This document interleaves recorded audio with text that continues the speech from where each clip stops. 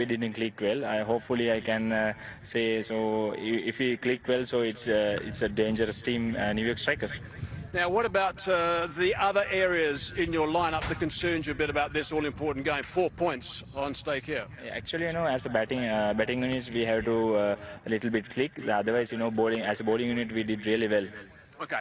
What about your team? We are going with the same team. Okay. Good luck. Thank you. Right, Dave. What happened with the coin there, for starters? It's too big for my fingers. Right, I had you won the toss. What are you going to do? We probably would have bowled as well. I just think, chasing and on this wicket, I think it was effective yesterday. And, you get to understand the wicket, especially in the morning games. We've felt that the morning games have been sort of a bit, tedious. But, look, we just know what we're going to do. We're to come out and try and score as many as we can in that power play and then keep it, a good shot each over and try and get, around 10, 11 and over. Just want to get a bit of a mindset from you as a captain when you come on the field with your team. How many plans do you come on the field with, and how often do they change during 10 overs? Yeah, look, bowling specifically, it changes quite a bit. You have sort of like your first 4 or 5 that are in your head, and then when you're out in the middle, if they lose a wicket, you bring a certain different bowler on. So there's actually more into it than, say, 2020 cricket. So, look, it's good, it's a good test, but it's always got you thinking. I guess you also want a couple of batsmen to support you. You've been superb so far. Yeah, look, it's the part and parcel of the game. If you lose wickets and you don't get that momentum, it's hard to score at the other end. So, yeah, look, it's been a hard wicket to actually get a lot of momentum on. I think everyone's seen that big boundary. People won't see it, but there's a lot of wind coming from there, and I think every team's really dominated that side of the field. So, just hopefully you get a couple of edges to that side and go fine. But yeah, look, we just got to come out and try and maximise with the wind. What have you done with your team? It's the exact same team again. Okay, good stuff. Good luck. Okay, the news in the middle. The Strikers have won the toss, and they're going to bowl first. Aim to actually have a bowl first, and Strikers will bowl first. And Joel Manning joins me. Take us to the Trailblazers. Well, those Trailblazers, I can tell you up front, those runs have come with the first 2 on that list. David Warner, 179 runs so far for him in this competition, and Bo Webster, 224 runs for him. So that's where the bulk of the runs have come. You probably tell yourself, if the Strikers are lucky to take one of them, they could probably restrict them. They're going to be hoping, though, that they can get some runs from the likes of Jack Wood, Colin de Granholm, Matthew Cross as well in there. But also, when you look at those wickets, Hatziglu, he's got 5, de Granholm has got 7. So all around, they've got a relatively balanced side, those Trailblazers, and results have been trending in the right direction for them. Strikers will look to have a bowl first, and with their bowling lineup, they've got to try and make inroads early on. Ansh Patel, Codner, McMullen, Mitchell Owen has taken wickets, and he'll need to be up on his best game today, taking on the likes of Warner, Webster and Wood. And at the top, he's been the run getter for the Strikers, Colin Munro. Beautiful scenes, as you saw before it on the beach. There's so many beaches here. You have a chance to come to the Cayman Islands, and especially Grand Cayman, get yourself here. It's a beautiful place, some wonderful people, great cuisine, and also you could come when we play MAX60 Caribbean tournaments in the future. Come and watch some of the legends of the game. Carlos Braithwaite will have to be on his A game today. New York Strikers, remember both these teams are trying to get points, also try and chase down the Jaguars at the moment, who are in that second position. Points are carried on from the group stage into today, and then the wins today are worth double. So 4 points for a win today, and an opportunity for both teams today with 2 games to get maximum points and put pressure on the Jaguars, who play in that second game and third game. They go back to back for coming second. You can see there, back to back for the Jaguars on the second and third game. Strikers go back to back. David Warner's side, they have a break in the middle.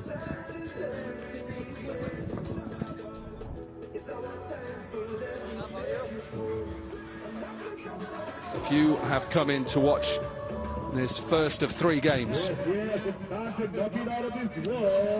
Chris Taylor and Jermaine Lindo are the 2 umpires who will officiate this first game, and he's been in excellent form, Joel. He's led the attack well. Yeah, it was Izzy Udana. He's got him off to fantastic starts in this competition. 7 wickets for him. A best of 3 for 6 so far. All the strikers with the blue white ball in hand. 179 runs for Warner so far, top score of 40. Missed out on 1 game, and after that fine 82 that he scored, times has just struggled at the top. Bo Webster, tall batter. Looks like we're all set to go then. Wherever you are in the world, Super Saturday is here from the Grand Cayman Islands. Trailblazers up against the Strikers, and a chance to go through to the final tomorrow.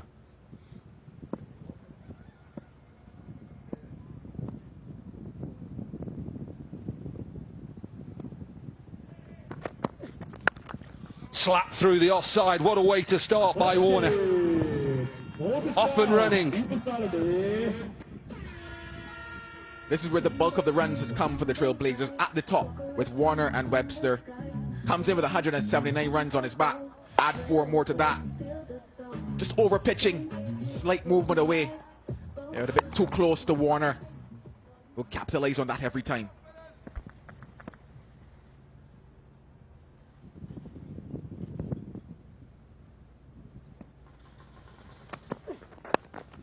This one a little bit tighter.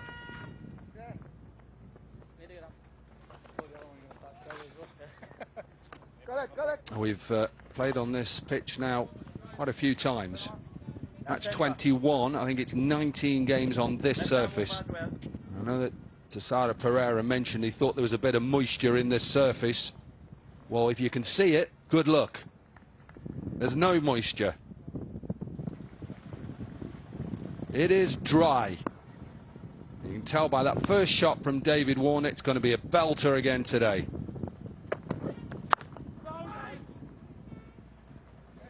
Got to think about that curator, Josh Hoffman, and the work he's put in here to get this surface to play as well as it has throughout the tournament. You could also probably tell how good a surface is just when you listen to the sound off the bat, when Bo Webster's hitting that bat on the ground. Leading score here for the Trailblazers, Webster, 224 coming into this match.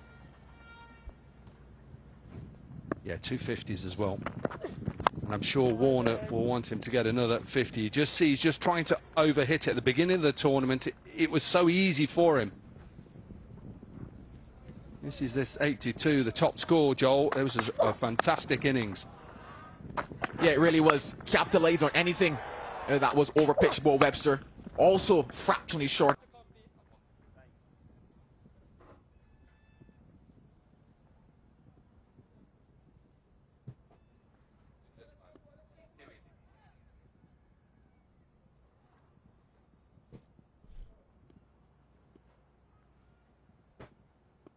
Peter Hatzoglu is in at number 3 once again. Pinch hitter that has come in, and guess what? He's gone. First ball. What a start this is for the Strikers, and what a start for Udana. He's on a hat-trick. The ideal start for the Strikers in pursuit of those 4 points on offer here on Super Saturday. Hatzoglu brought at number 3, looking to take advantage of the power play. Doesn't take advantage of this one. Probably not as full as he thought. Offers up the simplest of catches. Izzy Udana now on a hat-trick. 2 down. The glue gets him stuck. He's gone for a duck. It's 5 for 2.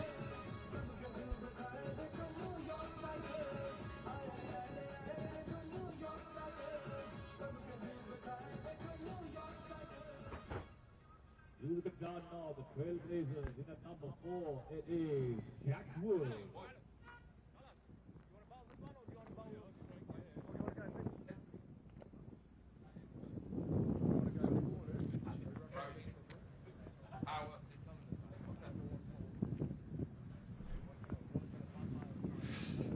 Jack Wood, who won't be in on a hat-trick because it was the end of the over, but back-to-back wickets.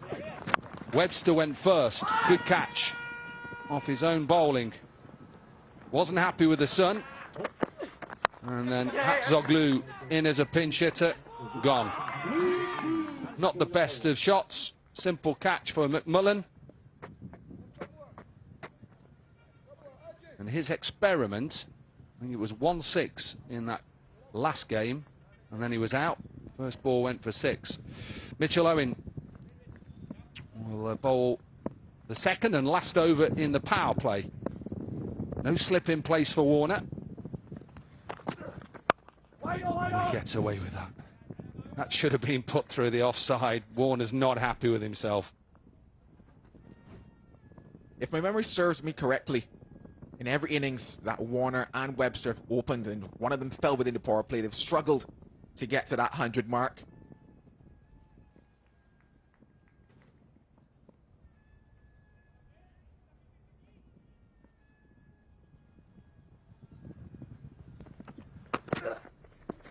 Oh, I don't mind that. That's a decent delivery. There is a man set back for that. Deep square leg. The breeze is going towards him. That's a well-directed bouncer. If you want a good example of how good this surface here at the Jimmy Powell Oval, 21 matches into it, this is a good example.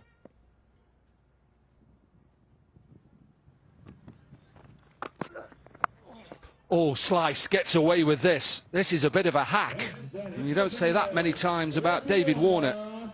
Hack across the line, top edge, and he gets a bit lucky. Not in control, unaware of where that one might have even gone, David Warner. Fortune favors him on this occasion. Yeah, just looking to target that leg side, probably looking to take advantage of the wind factor. Still within the power play. A thick edge. In fact, probably just comes off the face as well. When going from right to left on your screen. He's trying to hit towards it, and he gets all of this. Wind width, and into the baseball area. This time he gets the connection that he's looking for. A lot more in control as well. Yeah, that wind factor, they're targeting that leg side boundary. Just short of a length from Owen on that occasion. And Warner, yeah, he's waiting on it. You can just see it in the way he's setting up. He's waiting on that shot.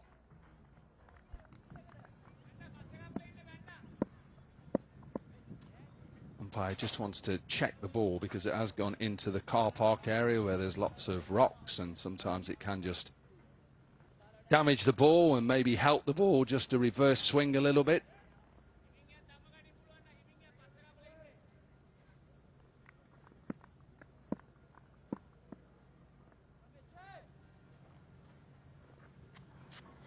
Just a little chat between bowler and captain. There's a couple of fielders now set out on that leg side with a deep mid-wicket and a deep square leg. Is he going to gamble and go short again? Takes pace off. Takes pace off. Good option.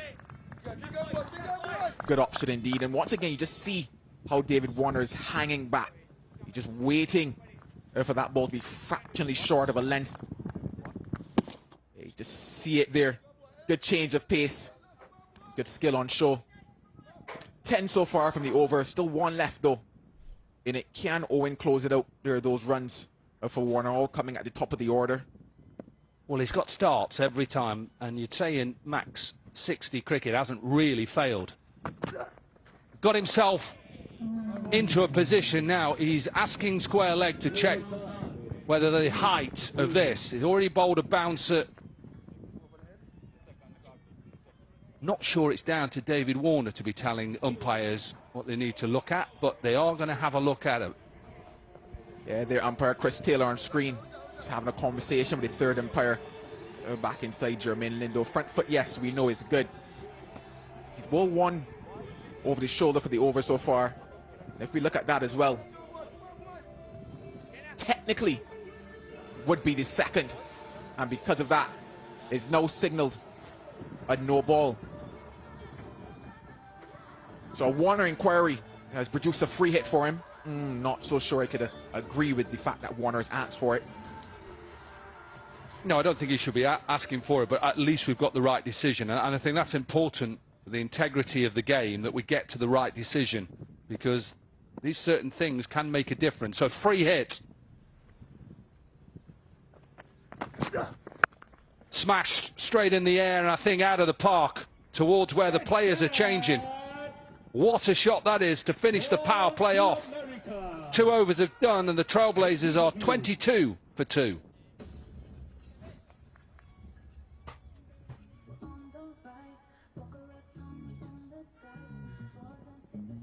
Well, an extra delivery has produced some extra runs for them. A license to go, and once again targeting that leg side David Warner. It is a feature that we're going to see across majority of this Super Saturday.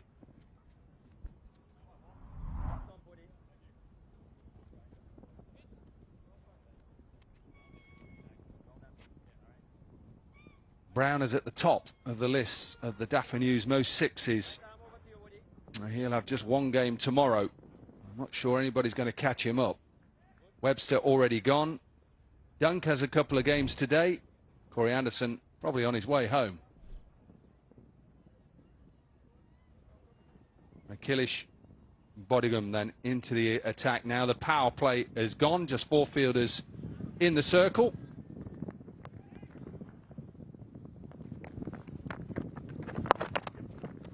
Now then, got to chase after it because Warner will look for 2. Just taking you back to David Warner after this bouncer, and straight away asking the square leg to check. Sure, he would have checked anyway.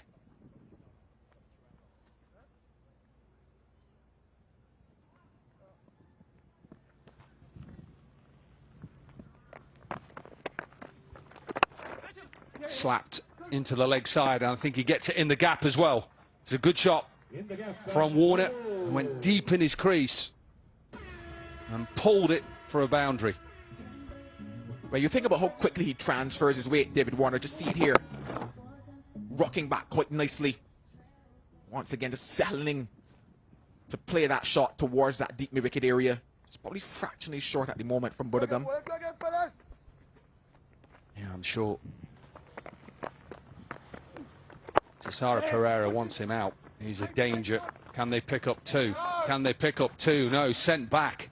For the first time I've seen in this competition, Warner didn't really hustle for that first run then. Keep going, boys. Keep going, fellas. You hear pushing, but yeah, if you see as it comes towards the end, just settled a bit, David Warner. Yeah, shouted push him and then really just decelerated halfway down.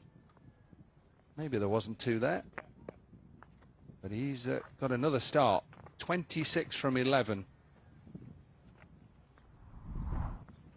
Top at the moment with 21 Daphnews most 4s. Definitely 2 this. Shorter form of the games, you'd probably see a lot more 6s and 4s because of the fact that sides are just looking to target hitting it out of the park.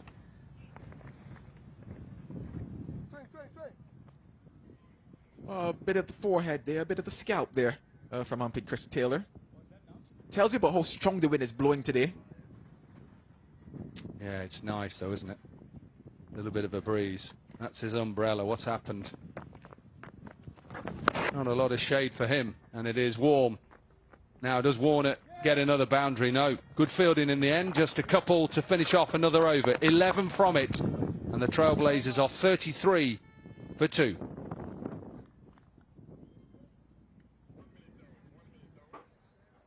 That's the end of over number 3. The Trailblazers 33 for 2.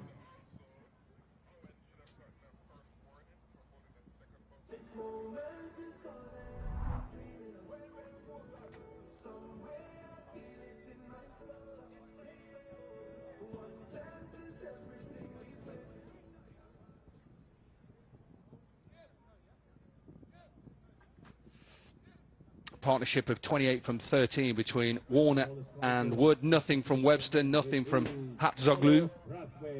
The Grandam due in next, then Cross and Jenner. But you think if the Trailblazers are going to set a target, it's down to that man on the top. 30 from 13.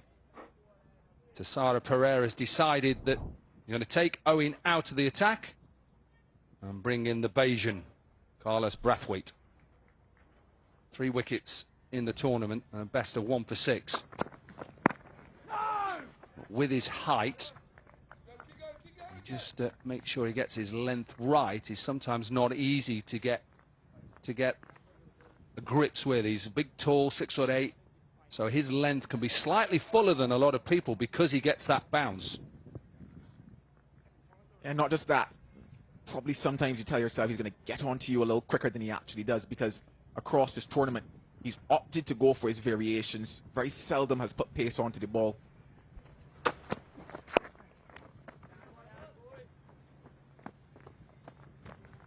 And I think he has to be slightly fuller to Warner, because Warner just wants to pull length. And with the breeze and with the pace, he may look to take pace off as well, Braithwaite. And there is the DJ booth. As you're seeing it now, the wind going from right to left. And you see he's got fine leg and third up in the circle, and third has gone a little bit finer. The 3 fielders out on the leg side, and there is 2 on the offside for the cut. That's okay, going wide to him. I quite like this as a plan. You probably expected that's what it was going to be, because it's going to be a harder hit going towards that offside. Keep it wide, ask Warner to reach for it. Can't necessarily generate the type of power that he wants to as well, going through that offside, having to reach for it. Watch to see whether or not he makes an adjustment in that stance, Warner. Yeah, what he's asking Warner to do is hit it over that man there who's just fielded it, Tessara Pereira, the captain, and also mid-off as well. And the difficulty with it is, we've talked about it, because of his height and his ability to get bounce, that's hard shot to hit him straight back over his head. You can pull it and pull it towards the leg side, but you've got then 3 fielders out on that leg side, and he can cut it, and hence why there's 2 men back there, and that fine short third nearly held one there. He's a tall lad, Akhilesh Budagam. He got up quite well also. I don't think he expected this one to come to him. He just squeezed that one, Warner, and he got up.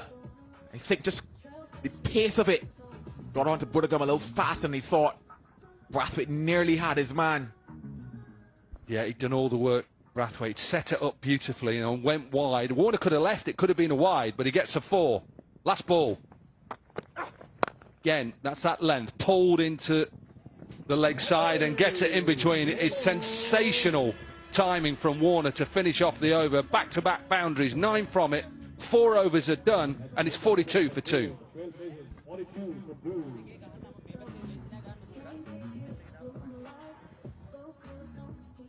Yeah, that one probably had nothing delivery from Braithwaite. Got the length all wrong on that occasion. And once again, just waiting and rocking back Warner. And he's picked that gap superbly all morning long.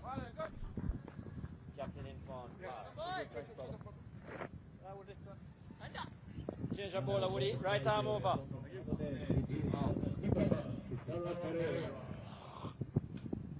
One of the many beautiful beaches on this island. There's lots of cockerels and chickens around.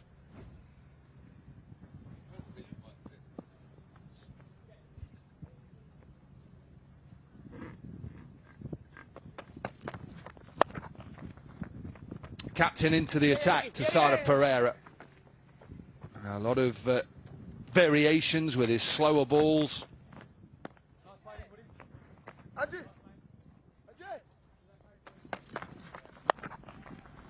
There's that running a little earlier. Takes a couple strides, Wood, to be very honest. Got some long legs.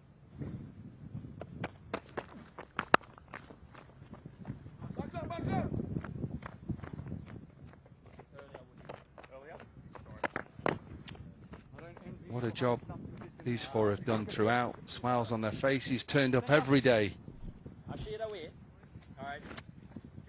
4 wickets so far for the strikers. Captain, look at that. Day out at the beach, watching cricket. Super Saturday.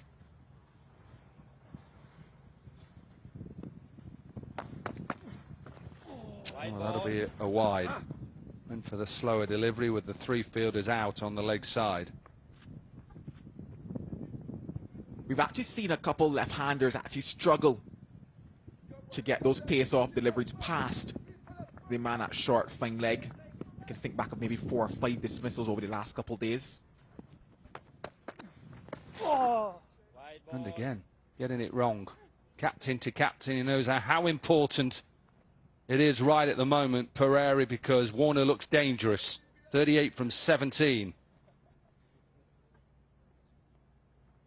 can see the clear plan at the moment from Pereira. Can he execute it properly, though? Watch the running. Keep your eye on the running. In and out. Brilliant. That is really good from both of them. Straight away. They knew that was 2. If there was a trophy for best running teams, these Trailblazers would get it, certainly. And David Warner will be up top of the table for it. Yeah, it's just how low. He's not obviously not a tall man, but how low he gets into those turns, and I think that is the key.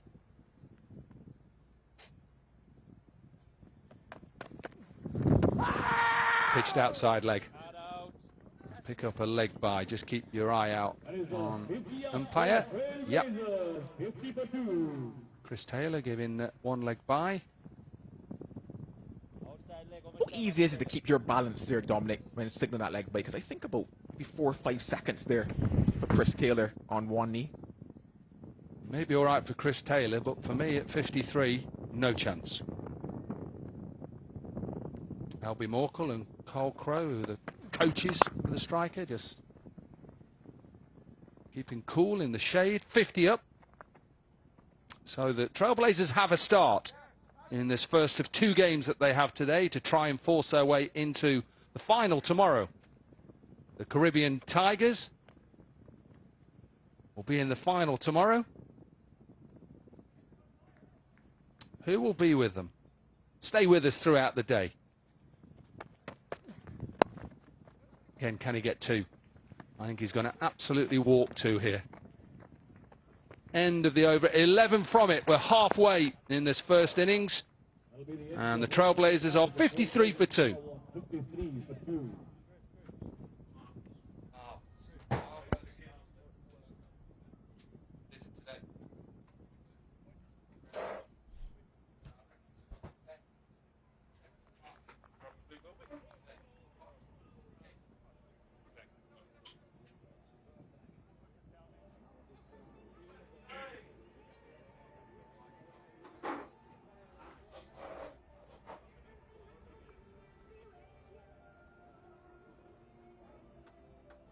Right, what can the Trailblazers do now?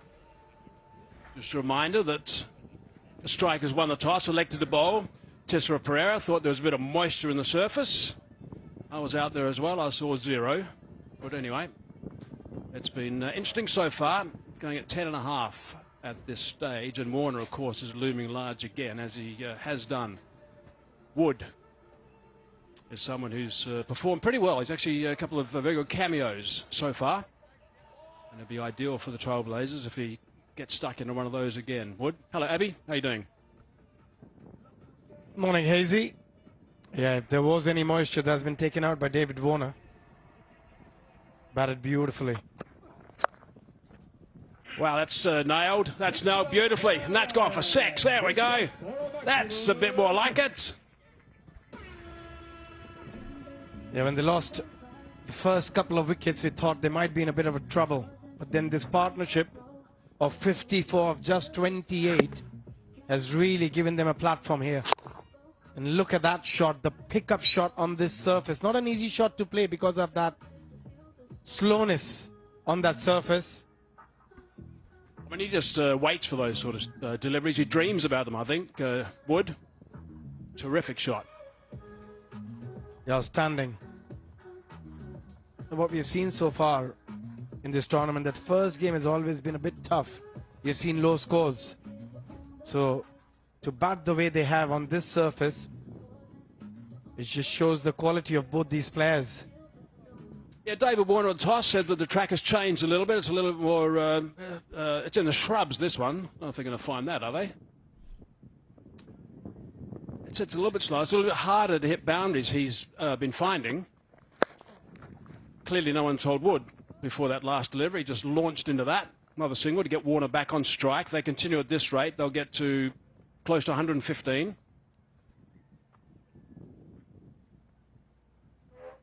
Yeah, Warner striking at 210, and look at that shot. It's just the way he opened his body. The foot position was brilliant, taking the left leg outside the line to create that room to be able to free the bat.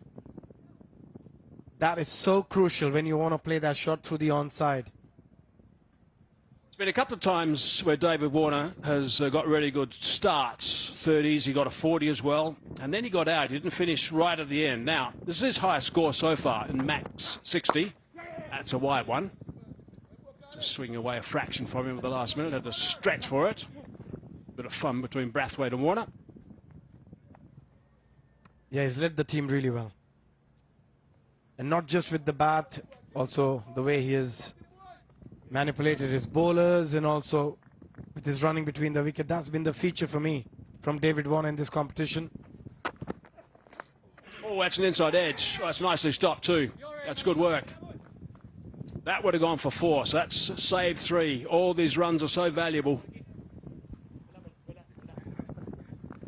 A bit under the pump here.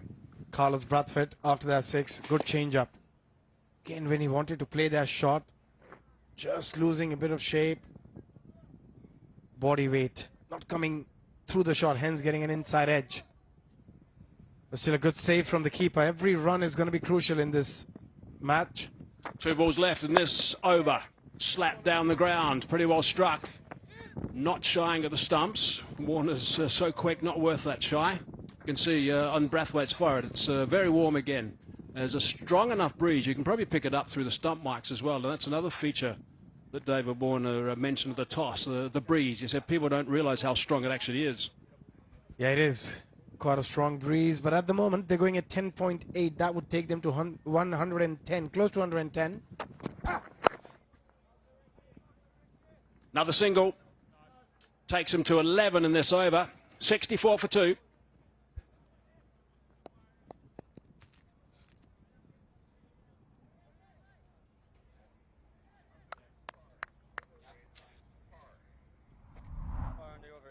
Keep it up.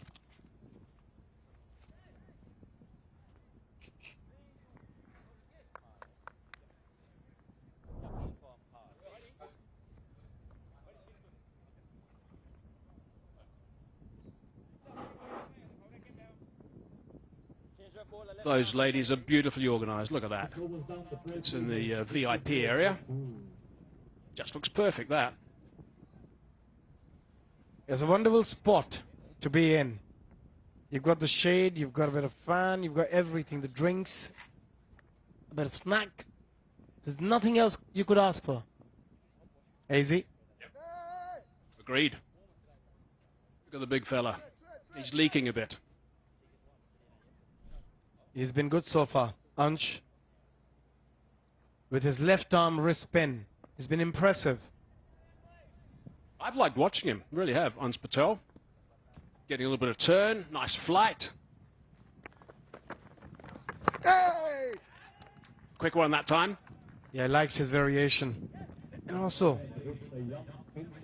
got a very matured head. Still very young, but to have those variation and to know when to use those variations against which individual is the key as a bowler.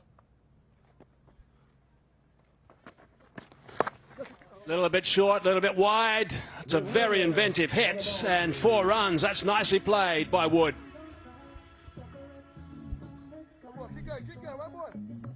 In the last 5 or 6 years, the amount of reverse sweep and the way the batters use this shot now really puts you off that length and line as a bowler.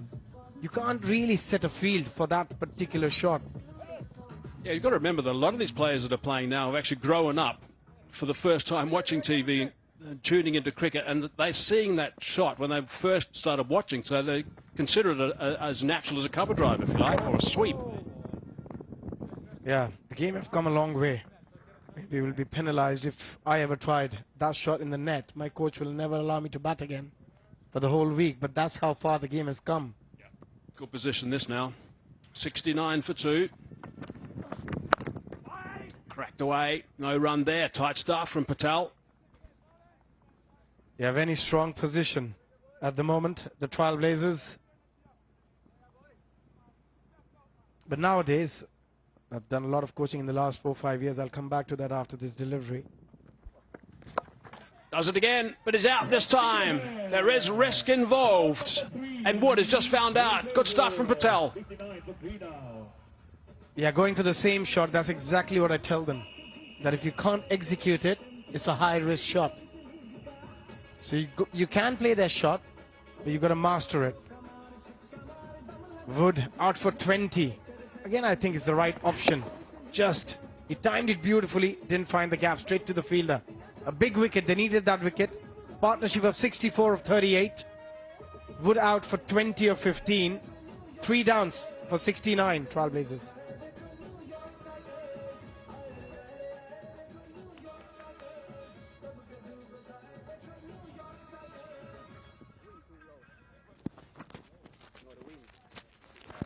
In at number 5 for the Trailblazers, it is the Kiwi. Give it up for Colin DeGrando. That's center. Let's go, boys. Let's go again, boys. Left arm over the wicket. 2 delivers to come. Right, de Gronholm. Look at his best. Just 8. He's picked up some wickets, but we've seen no runs from him. 22 runs in 7 digs. Sometimes he's coming at right at the end of an innings, only 10 overs. But he's got a bit of a chance here. He's slapped that one to the sweeper.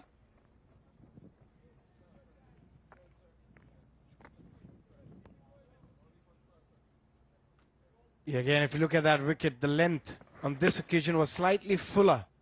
Well timed, but an easy catch for Akhilesh Bodhigam.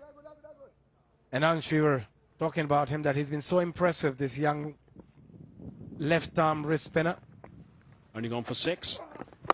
And it's a really good delivery. And that's where it stays. So he's picked up a wicket, just gone for 6 as well in the 7th over, 70 for 3. And a successful over for the strikers that never know was the Trailblazers. 70 for 3.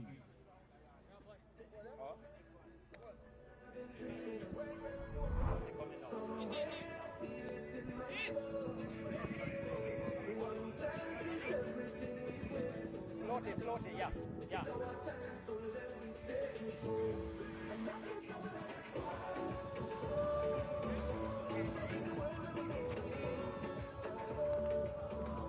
Duffer News most dot balls. Patrick Dooley's been leading the pack all the way, actually. 38 he's bowled. That's outstanding. And Curry for a left-arm seamer, superb 2 with 35. Owen at 32. They're the top 3. And now we have a batting power play. 6 balls. We're only 2 men outside the circle. Yeah, just talking about Ansh Patel earlier, 22-year-old, and to have that maturity and the control as a spinner. We often say about spinners, they mature a bit later as they progress in their career. They find out about their bowling a bit more. Same for the batters. A lot of batters mature a bit late. They have better understanding of their strong points. It's been really, really impressive so far. Owen getting some tap today. 1 over for 17. Bit unusual for that to happen. Udana. Slower delivery. Couldn't get after that to Gronholm. Yeah, standing. Just brilliant from Udana so far. Picked up a couple of wickets in his first over. And if you look at Colin de Grandhomme in this tournament, there's not been a single double-digit score. It shows that he has had a really tough time in the MAX60 Caribbean 2024. Well, he's got 3 overs now to have a good little partnership with Warner. He's a big hitter. He swung and missed at that one as well. That's 2 in a row. Goodness me, they're regulation hits for him. Yeah, back-to-back slower deliveries. 18 dot deliveries in this innings already. And look at that. The first one was front of the arm slower delivery. The second one, he went for a different variation, back of the hand. So he's got so many different tricks. Udana, and probably will go for a Yorker. He bowls a brilliant Yorker as well. 2 slower balls to start with. 3. Short delivery. He's got some bat on that. And it's gone for 4. It was due, I guess. Yeah, sometimes I just feel you've done it twice, you got away with 2 slower deliveries. Don't go for the third one again. As a batter, obviously you're expecting it. But this time going for a shorter one. The earlier 2 were fuller. Enough time calling the grand home. Played it nicely. The way he rolled his wrist to find that gap between fine leg and deep square leg. Very good. Yeah, with no fine leg, that didn't make much sense, actually, that last delivery. I guess he meant to bowl it quite a bit wider outside the off stump. He got the line wrong. He's clubbed that one. There we go. That's more like it. 6 runs over the viewing area, over the dugout. Yeah, this is what you expect from calling the grand home. He's such a powerful hitter of a cricket ball. Look at that. Strong base. Again, expecting a slower delivery. I think Udana did it way too many times in this over. And he can bowl such a good Yorker. Not to bowl a single Yorker surprises me at times, especially in the back end of the innings. So after those 2 dot balls, which were, I guess, a little bit fortunate that Izzy wasn't hit, at least for one of those, he's now under pressure. 10 off the next 2 balls, so he's got to try and shut this over down. Udana, it's going to be tough.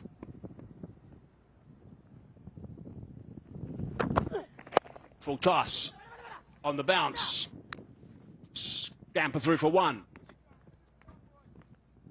Yeah, on this occasion, going for that Yorker, just couldn't execute it. And grand home. He missed out on another opportunity. Projected score, if they get 12 and over from here, 107, but they would be looking somewhere around 14, 107, and 14 takes him to 111. That would be a good score on this surface. It's not a winning score, though. It'll be, I would suggest, around about par, maybe just above par. They have to win this game. 4 points on offer.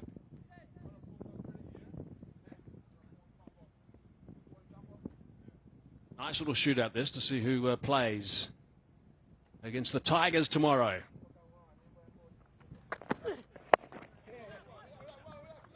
Dug that one out, retained the strike, which is a good thing. Don't want Warner off strike for long. 82 for 3. Really good over number 2 after losing 2 wickets in the first. 2 satellite dishes on that small little building. But then they didn't lose another wicket until the 7th. But the bowling pegged them. They didn't get away. That's why they're only going at just under 10.5. Patel again. Set that well, no run. Has to scamper back. I wonder, I think that might be worth a look upstairs, actually. Yeah, they're going to send it upstairs.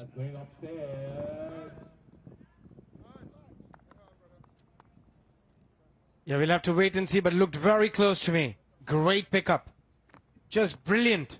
Look how low the ball was. One hand pickup and then that awareness. This is incredible stuff from young Ansh Patel. He'll have to go back, calling the grand home. That is nothing short of brilliant. The way that he grabbed that with his left hand, the stronger hand, was outstanding. That is magnificent work.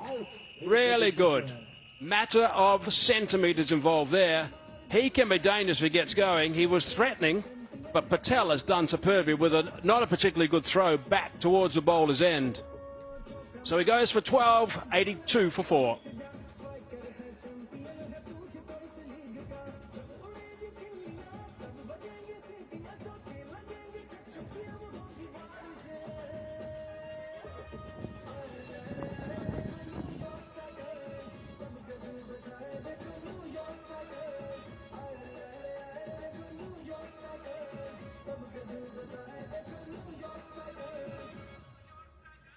Trailblazers now 4 down.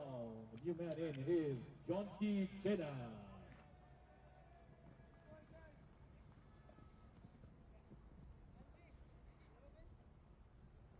Right. 5 balls left in this over.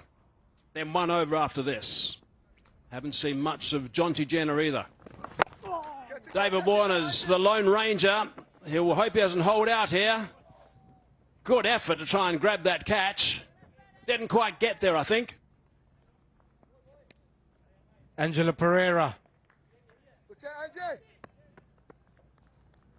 That was a very good effort from him.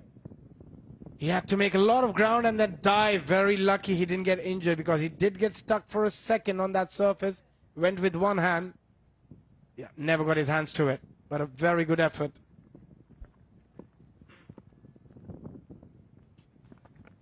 Down to Warner again. It's going to be a leg by. Imagine being a 22-year-old and being given the ball to bowl the 9th over to David Warner. A lot of young kids will struggle with that. And look at that. Run out again. His awareness and how quick he was. First of all, the ball dipped. He managed to get it with one hand and then quickly onto the stumps. Now, they're like that as well. I think that might be gone. It's getting quite messy for the Trailblazers. Blazing a trail back to the dugout at the moment. What a superb over this has been. Excellent bowling. The control he has shown in this tournament. Got a very lovely action again. Jenner going for that reverse. And he's gone.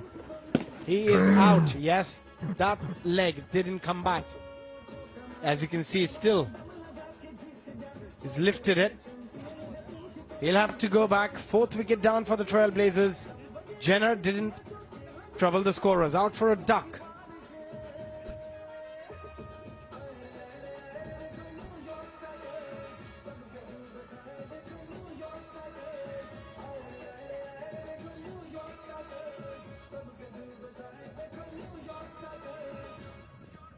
Trailblazers now 5 down. The new man in is Romero Edwards.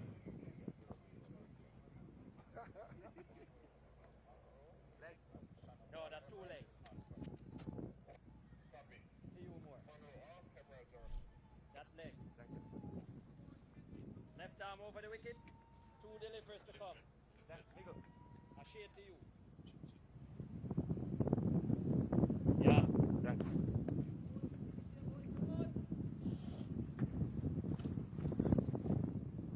Right, Ansh Patel now. 2 balls shy of completing his spell. He's got 2 for 9. Wonder if he can add to that. He's been terrific in this game. He's turned things around quite dramatically. And also had to come and bowl 2 pressure overs. Look at that delivery. A googly. Going for the reverse and foot not inside. The score was on 69 and then 3 went down on 69. That was messy. Then they didn't recover after that. That's picked up and that's a boundary. They can do with a few more of those. Only 8 off that over. He's finished 2 for 14. Patel 90 for 5. Number 9, the Trailblazers now 90 for 5.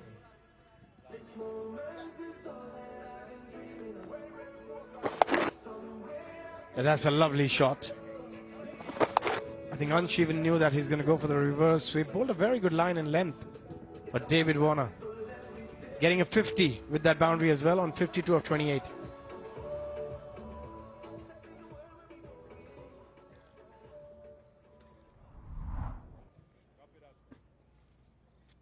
Well, if you want to know the story about Trailblazers, yet again, just look at David Warner. It's been the Lone Ranger for 3 games in a row, 4 games in a row, I think, actually. He's been the only bloke who's scored some runs. Webster, nothing today. He's missed out. Wood got 20, threatened, got out. De Gronholm run out with a real mix-up, but brilliant fielding. So last over now, 90 on the board. They need some big runs in this over, the Trailblazers. They need another 17. They got 17 of his first over. If they can get another 17, that'll really help. First job for Edwards, I think. If he can't hit a boundary, he's got to get Warner back on strike as quick as possible. It's going to be leg side. That's going to be a wide. Warner does brilliantly running between the wickets. I think he might be out, though. That's really good stuff from the bowler, Owen. It is sent upstairs. I think it's short.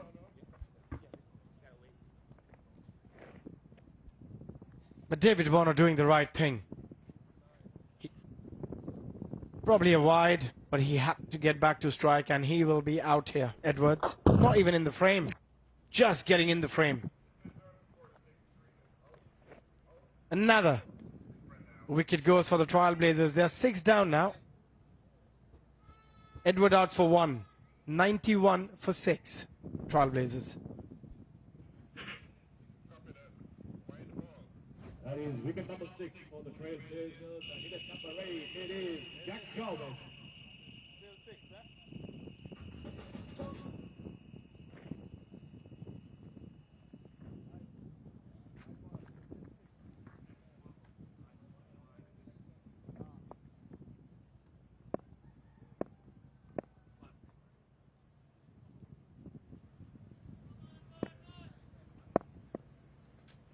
Six down. Warner on strike. That's key for the Trailblazers. Goes down the ground. He's timed that pretty well on the bounce. He's coming back for the second. Top running from Warner. Desperate running from Warner to get back on strike. Yeah, before that we'll see how Edward got out. David Warner, I think he's done the right thing. He had to get back to strike. Very well done from Owen as well. But now, with 5 deliveries left, David Warner has got to try and hit at least 2, if not 3 boundaries. He'll anticipate the length, I think. Stun that in the ground, hasn't got past the cover, so he's just going to trot down the other end. So now Jack Jarvis, who can hit a mean ball, is on strike. Yeah, this was quite brilliant to watch. Look at Carlos Braithwaite. Just losing the ball completely, trying to throw. Back to the non-striker end. Just a point of interest. As soon as that happened with Carlos, Warner spotted it and he then sprinted down the other end. So it was great awareness from Warner. Stealing another single, getting back on strike. 4 balls left in the over, in the innings. There's an edge. A cultured edge. 4 runs. They'll bank that. In this format, in the shorter format, in the MAX60, in the T20, I think edge is a great shot. You cannot set a field. You get more runs with an edge than sometimes middling the ball.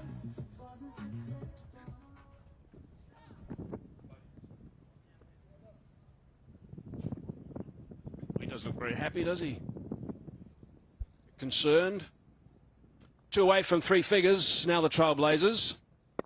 They can pick up another boundary here. Then they've only got 2 balls to go. They will need to keep scoring as freely as they can. Backing away. Slice that one. Just going to be...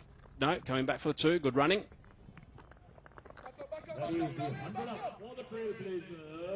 Yeah, I think you've got to take every run possible. Yes, it'll be good for David Warner to be on strike, but Jarvis has done a good job so far. 6 of 2. Just on the batting side of things, Munro has been the only batsman who's got runs actually in the last 3 or 4 games for the striker, so needs some help. Braithwaite, we haven't seen the best of him with the willow. He can bowl a mile with that frame. Yeah, I still feel it's a very good score. On this surface, batting first, the first game of the day, has been hard for the batters. Need a boundary out of one of these last 2 balls, I reckon. Try and get 106. It'll be a nice little score. I think, par, 106. But as you said, the Trailblazers, they batted well. Strikers are struggling with their bat. Apart from Colin Munro, as you said, in the last 3 or 4 games, no one has really contributed. So that's going to be a struggle for strikers when they come out to chase. It might be just above par, actually. That's clubbed. And has it gone for 6? It has. That's exactly what they needed. That's great stuff from Jack.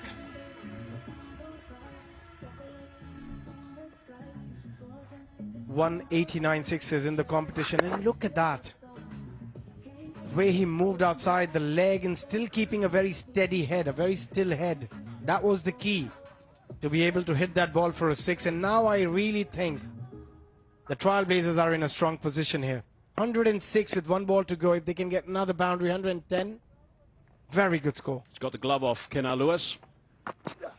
So you can have a shot at the stumps if they run through. Warner's run through superbly, but it's not going to count because he was too slow out of the blocks. Jack Jarvis. That wasn't the best game awareness from Jarvis, I don't think. It was so obvious what Warner was going to try and do if it went through to the keeper. Anyway, they're all done now, the Trailblazers. 106 it is. Yeah, he gave 17 and we said he might, if they get another 17, they'll do really well. They got 16, so they wouldn't complain. Trailblazers 106 at the end. It's a very good score on this surface. And I think David Warner, after being put into bat, if you ask him, he'd be quite happy with that total. Yeah, 106 isn't a bad score. I think it is actually just above par. David Warner, brilliant. 55 off 30. Strike rate of 183. 6 fours and 2 sixes. You can see how much he's been leaking throughout that innings. Yeah, phenomenal cricketer. Phenomenal cricketer. Not just what he brings to the table as a player, his commitment. And a lot to learn for the youngsters. They've got a great opportunity to have him in the dressing room. Ansh Patel did a terrific job. A couple of wickets, affected a run out as well. Just one thing about David Warner as we just look at these cards. I think David Warner is going to set a new tone for people to come play franchise cricket. I haven't seen anyone actually come from franchise cricket and be as committed to what he has been out in the middle. And also after playing so much cricket, he's been playing cricket all over the world, for Australia for a long time, IPL for the last 15 years.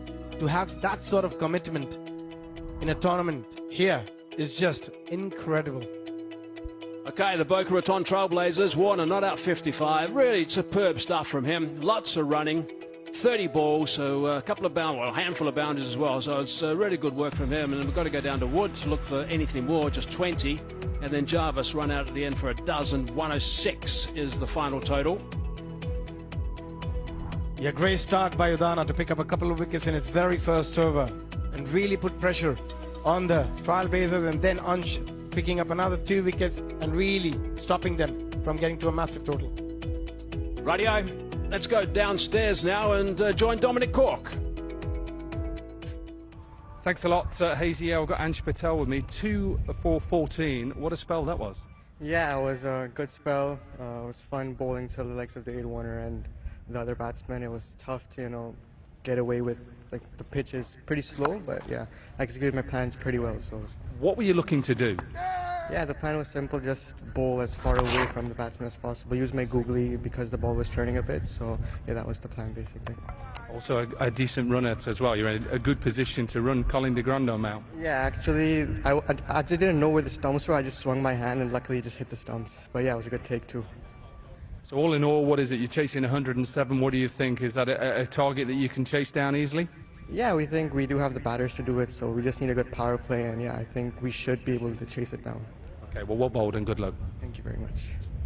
Thanks, Dom. Nice, Ansh Patel. Terrific stuff. Nice to hear him talk about his plan. It was so clear, he knew what he had to do, and the fact that he didn't know where the stumps were. What a great grab it was to get the run out. That's the target, the strikers. They need 107. They got 60 balls. We've got a beautiful day in Grand Cayman. We'll be back shortly for the chase.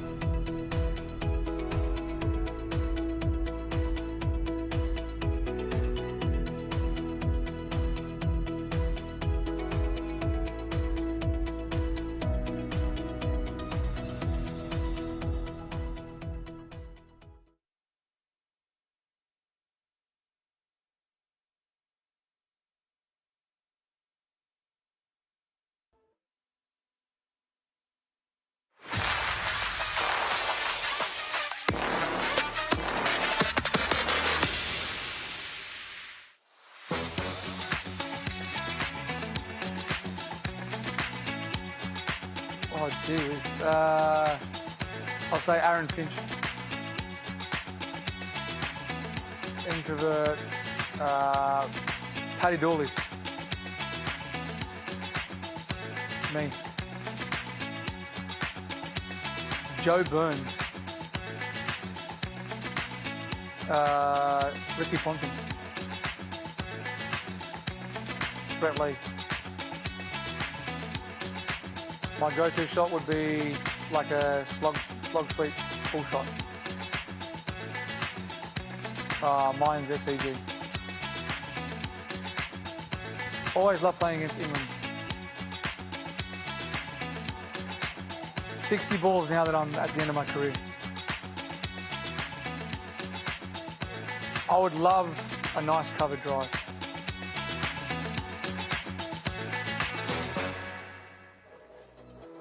Like those power plays, a little bit of insight from the various stars we've got playing in the MAX60. That's the story so far. Guy we just saw not out 55 off 30, 20 to Wood, a dozen to Jarvis, a dozen to Gronholm. In the end, it's 106. I think it's above par, but only just. Right, let's have a look at the highlights. Fortunately for the Trailblazers, they lost a wicket early, which is not an ideal situation. And again, it's Bo Webster, who has been absolutely brilliant at the start of the tournament. That's a good catch from Izzy. Really good catch. And he's really missed out in the last 3 or 4 knocks, so he needs to really capitalise, I'm afraid. 2 down early. Warner was still there. You'll see that Warner is the constant throughout this entire innings, actually. Just watch the way he plays. I think that's something that's quite important. He's just thumping the ball all over the place and really playing some nice shots. So it's good stuff from Warner. Yeah, it's been exemplary again from David Warner.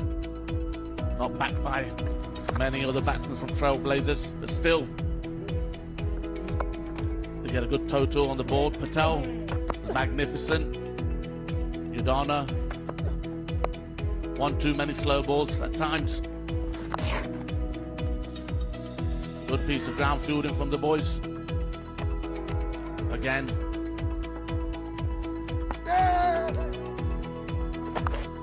They get themselves down to 106.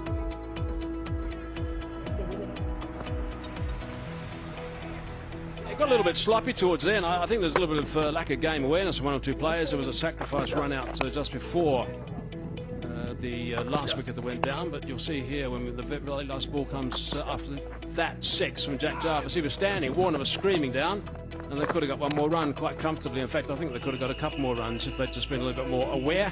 Who knows if that's going to make a difference. Warner not out 55. He played very nicely, was he? Yeah, Hazy, good morning. And good morning to the viewers. Monroe has been brilliant. He does require some of his teammates to join the party if they're going to get over their score.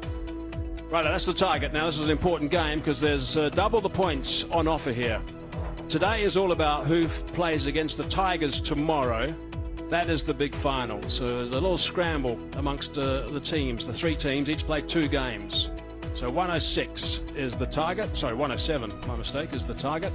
And here's the Lone Ranger for the Strikers. 201 runs. That's really top stuff in MAX60. And his strike rate was extremely high. He's got that unorthodox stance, which is nice to watch as well. McMullen is at the non-striker's end at the moment. Righto. Munro. Didn't hit that very well, but he's going to get off the mark with a single. Well, we just talked about his unorthodox technique when he's back on strike again. How he's worked it out over the years. He's done a fine job for the Strikers. He'll be hoping to do the same again today, Munro. We want center, to you a bit. Yeah, that's it.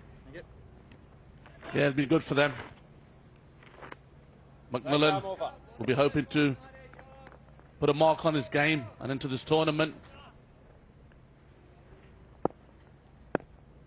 I actually noticed he was doing this in the last game, holding his left elbow. Oh, it's very wide. Jarvis lost his radar the game before the last. You might remember he was bowling with the same breeze, bowling from the same end. He was trying to get the ball to swing into the right-handers, and a couple of deliveries were going way down the leg side. Yeah, Jarvis has a tendency of just sometimes falling away, hence why he loses his wrist position quite a lot. But the Trailblazers will be expecting him to rock up to the party. Yeah, captain wants to rely on a couple of bowlers here. He's one. Oh, quick single.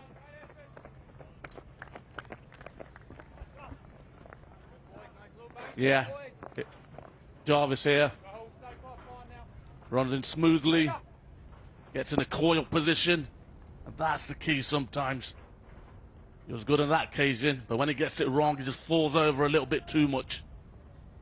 One thing he does is he has that seam nice and bulked upright, which allows him to get that swing in towards the right-handers and away from Munro, the left-hander, with that open stance. It'll be even more open, that stance now.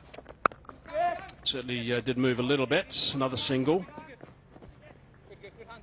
Yeah, Hazy, you talked earlier about Munro's technique and stance. I feel it's a bit similar to Warner, where these guys are looking to open the hips in this stance, which allows them to go 360 already instead of moving afterwards once the bowler delivers it. Tell you what, he's not comfortable. Look at him, he's not comfortable at all. He's obviously got pins and needles, I think, somewhere. He keeps clenching his fist. He's taking his glove off. Working with the movements, and he's got that away. Work to be done. It is nicely done. Had to glue down there. Good stuff. Yeah, good piece of fielding from Hatzaglue. Put his knees on the line. Yeah. He ran after hitting that and straight away he went to his elbow. Right at the base of the bat. Would have been jarring. He's obviously coming to the game with something. The first ball, he's upset it a bit. Well, that's clubbed. There's no sweeper out there on the offside. Only 2 allowed outside in the power play, so that's 4 for McMullen. That's just gift on the offside. Wide. McMullen comes down the track. More on leg stump. Opens the offside area. Top shot. The line was a bit too wide for Jarvis. Needs to get it straight if he's going to bowl to this field. So this is an expensive over. Now this sets a tone for the batsman. If Munro stays okay, that's going to be a real problem if he's not. Oh, he's just got tail in the bat on that. Right off the cue end for 4. If he hadn't made contact, that would have been bowled. It was a ball. Right, so this is Munro, of course, getting a little bit of treatment from the medics.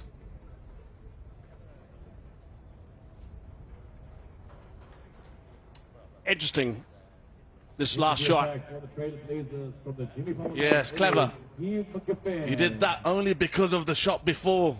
He knew Jarvis bowled it wide of off stump, and he hit that for 4. He knew he was going to come straighter, so he just pierced the short fine leg, trying to just get a tickle on that. And he did it quite well. It did look messy, but it was planned from McMullen. Same stage, the Trailblazers had already lost 2 wickets. 2 for 5 they were in the first over. 14 for none now for the strikers. McGiffin, best of 2 for 15. Coronary rate, I guess, is okay, just a shade under the 10 mark in this format. Down the ground, straight. He likes to get 1 or 2 of those out of the way nice and early.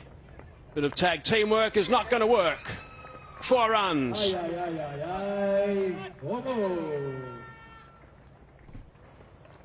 Great effort from the fielder.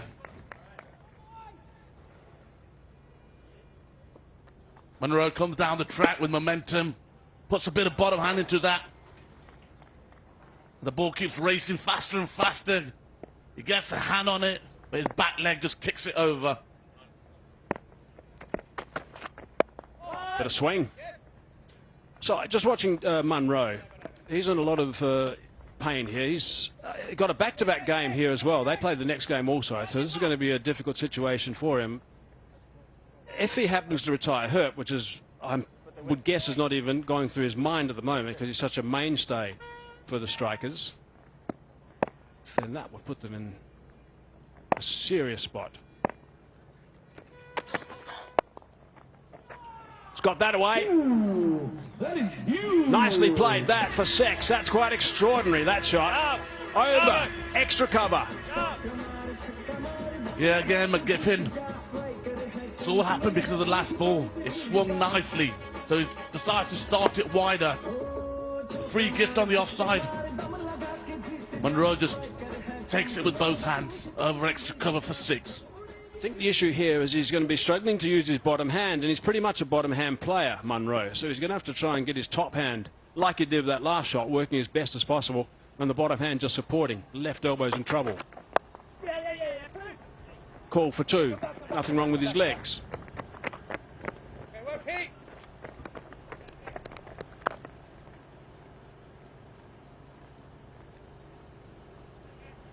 Good intent from ball 1 from these two pair.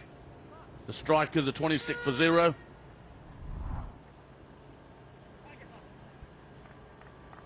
Duff and Usmo 6s. Josh Brown, 22. It's a big break. Bo Webster, who's captain at the moment, actually, Webster. Warner's out there, not out there at the moment. Trailblazers are going to be playing the final game today. Clearly they're hoping they get the 4 points in this first game and then fire up again in the last game of the day. The way they've started, the strikers just need 80 to get from here and 49 balls.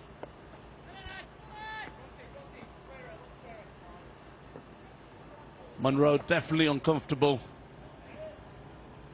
Not totally happy. Yeah, I reckon he's probably just catching his breath. It's pretty warm. He was saturated when he came out after batting. With that superb 55. Probably come on shortly. Short delivery, bottom edge, almost onto the stumps, but survives. 27 for none. Just above par for the Trailblazers. However, the strikers are away. 2 overs to 27 now. There's a live beach cam shot. We've got 5 of them out there today that I'm aware of. There might be more. Chris Taylor's signalling the batting power play. Warner's back on as well. It's all happening. And had to glue into the attack. Who is a key bowler for the Trailblazers.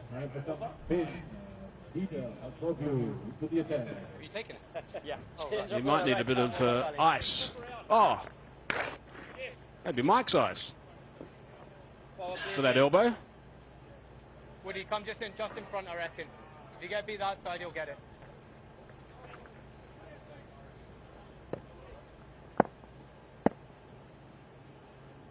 Right, let's see how he progresses.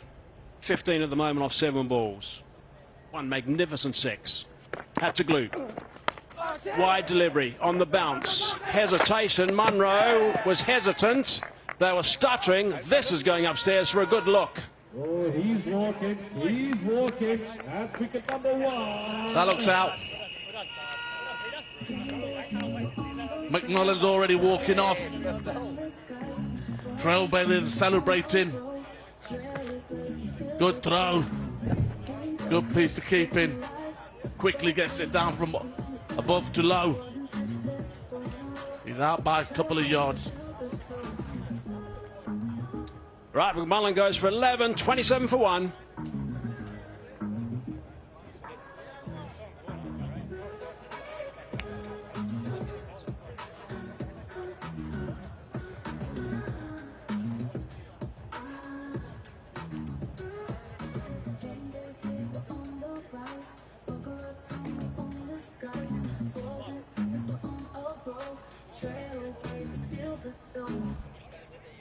Strikers now 1 down, and here's number 3. He hits them big, he hits them long. Give it up for Kennard Lewis. There's James Pipe now out there. He's the event physiotherapist. Extremely knowledgeable, does a fine job. He's involved in many events as well, not just cricket, and he's working on this. He's concerned, obviously Munro's a little concerned. They will need him later today. They will need him hopefully tomorrow as well. But if he can't actually bat properly, mind you, they might have to drag him off.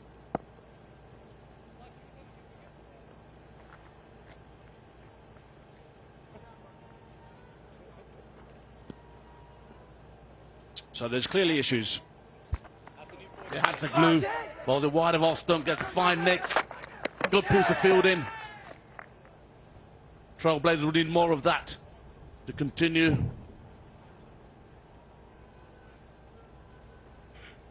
Such a hesitation period in the middle of that roam to the wickets. Munro was surprised. McMullen was halfway down. Then he just stopped dead, and that cost him in the end.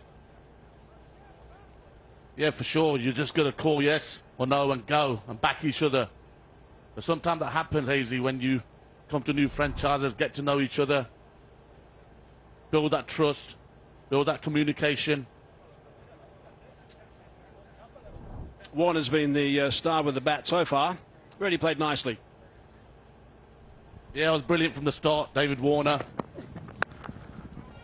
Hit well through the offside. Pulled well. Over mid-on for 6. He was just fantastic. From ball 1, he was brilliant. Ran between the wickets incredibly well. Hence why he had to take a few overs off. Batted through the first 10. Great intensity, and today, rather than the last 3 knocks we've seen from him, today he hit boundaries, 6 4s and 2 6s. He was struggling with boundaries and was just running flat out all the time. Right, Kennar Lewis now. Not too many runs from him, but he can hit a mean ball. Maybe today's the day. Munro might need some assistance. He is at the non-strikers end, so the good news for the strikers is that he's still there. Oh, that's so good. Beautifully bowled. Yeah, Hatzeglu's right on the money. That ball, like I said earlier, just a top ball, attacking the off stump. If he misses, you hit. If he misses, hits the pad, LBW. That's the line. Keep it there. Don't try much more. Lewis will be looking to take him on. That's it! He's got that off the stumps. He's got it away back to the square on the leg side, and he's picked up a boundary. So that boundary is handy for Lewis. It'll just settle the butterflies down a little bit. Yeah, I don't mind that. Because like I said earlier, if he misses, that's LBW. A good intent from Lewis. He's got to play more of that. Be more aggressive. Forget the occasion.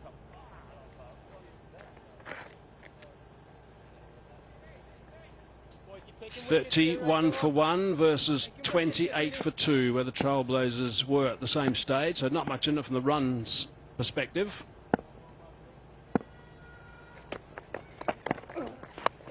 Going again. Thick outside edge. Outfielder's nice and fast. That's going to run away for a boundary. Back-to-back boundaries. Not exactly where Lewis wanted it, but he'll be fine with it. Fortune favours the brave. Good intent from Lewis again. Go, Petey, come boy. Sliced it. Didn't mean to hit it there. Meant to go over extra cover, but still 4 runs. Good start to this over. 8 from it. 2 balls remaining. No! Good bounce from Hatzeglu. Good bounce. Good pace as well. Yeah, hats off to Hatzeglu. Good line. Good areas. Peter, win this over here, Pete. Win this over, Pete. Name's on it, boys. Right, I feel that Lewis might be thinking this last ball's got to go. 2 4s already off this over. Munro says, I want to have some strike. End of the over. Interesting one. 35 for 1.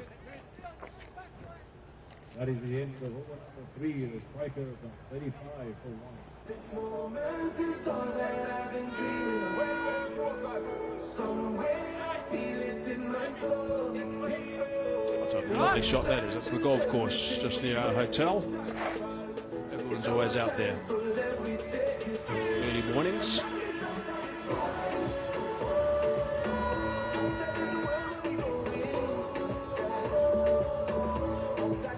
Two runs in at the moment between the Trailblazers and the Strikers. It's a very interesting situation. That horse has been very patient. He's out there again this morning. They tend to do with the horses. They walk them along the sand and they have a bit of a dip in the water. Beautiful. Yo! Bottom edge. Going underground, boys. Hitting that deck hard here, go.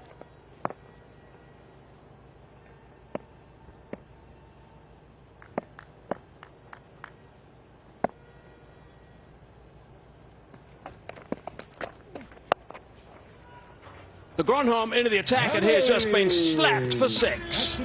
Effortless shot. Great timing. That's a top shot. Whatever the physios have done to Monroe, it's worked. Because that has been disrespected and smashed over mid-wicket for 6. 2 fine 6s from him in this innings. They've both been marvellous shots. One over extra cover and that one over cow corner. Next one, Cole. There he is.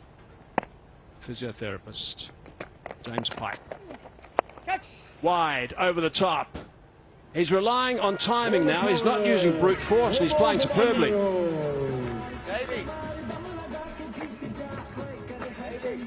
That's even a better shot. Just wait for it. Understand Monroe's only got slow balls. Understands the script, Monroe there. Gundom, off spin, smashing it over extra. And he smashed that also. That's another beauty. This is a big one. And this is a massive over as well. Set up nicely now. 16 or 4. He is crushing him, Monroe. Yeah, it's getting better and better and better. The potion from the physios has worked.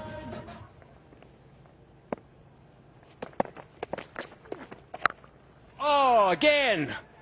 That is outstanding batting. For a bloke who's got a bad elbow, that is quite magnificent. This is right out of the top drawer, Monroe. Give me some of that potion, physio. Not only that it's good batting, it's clever batting. Similar to Ravi Bopara. Monroe understands Grandon only bowls slower balls. He's not got a quicker one in him. He's just waiting on the back foot and disrespecting what's coming to him. Righto, we want another 6. We want 4 6s. Come on, Colin. 4 6s in this over.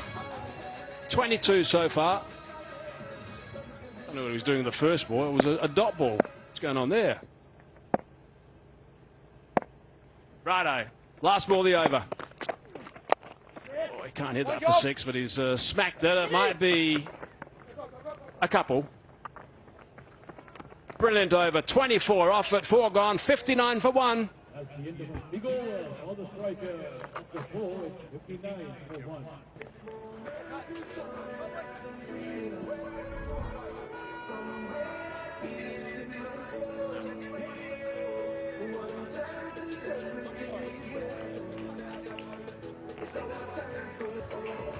Top over that, 24 runs.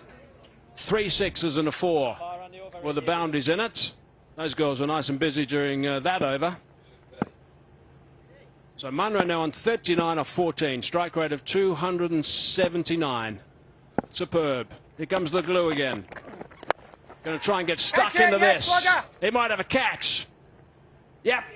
There it is. Webster won't drop that. So the glue has picked up a wicket.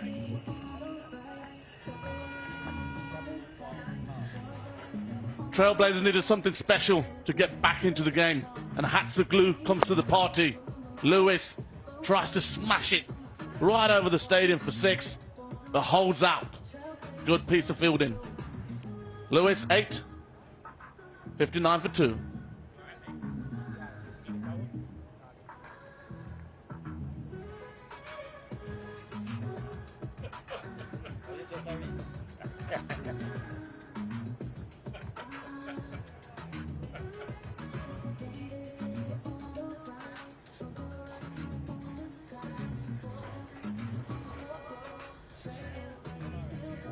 Now, through the down in that number 4, it's the keeper. He's better. Lost their second. This is a perfect situation for Tisra Pereira. In his heyday, he'd be doing exactly what Munro has been doing. He's a terrific hitter of the ball, and that will be his aim. Strike rate is very low for him. He would normally go about double that. 65 for 4, boys. Trailblazers are calling for 65 for 4. That's what they want. Well, they were close to get to that. That'll be a bit of a collapse. Oh, there's a slip in place as well. The captain's gone in. 5 balls left in this over from Hatzaglue. Oh, bit of bounce. Nicely bowled. Good captains from Warner. Here goes Lewis. Pure power, but just leaned back. That's why it goes straight up in the air.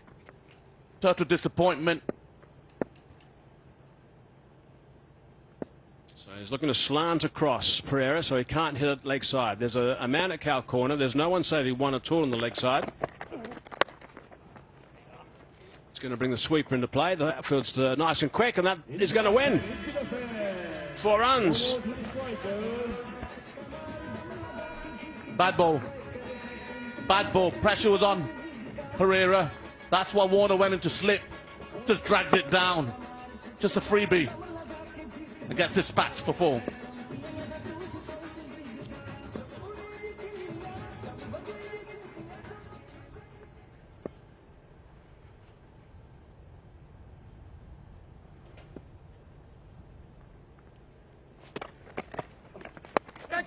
Cries of catcher, but it's going to be collision. No.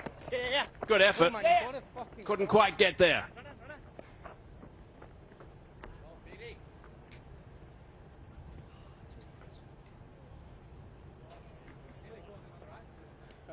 Yeah, goes right up in the air.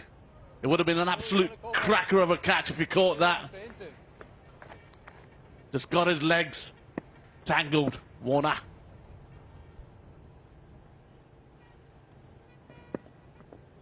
Well, he's not going to mess around, Pereira. He's obviously going to be slapping as much as he possibly can. That's again to the sweeper. This time, not a boundary.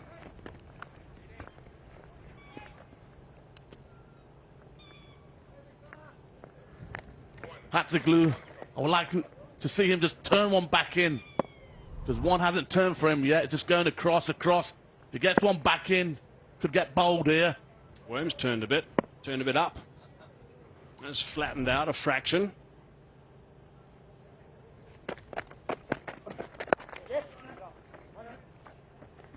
Just trotting through for a single. 5 done, 67 for 2. And the number 5 for striker now, 67 for 2.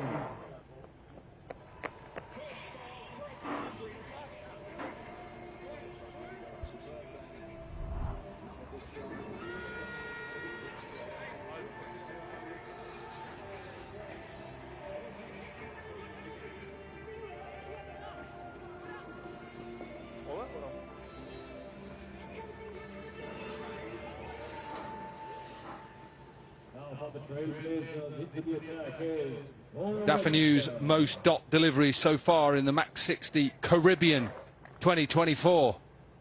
The glue with 36. Dooley will see tomorrow with 38. Webster into the attack with the ball. And they are desperate for wickets. And especially Colin Munro. At the moment, Abhishek, this is turning out to be quite comfortable for the strikers.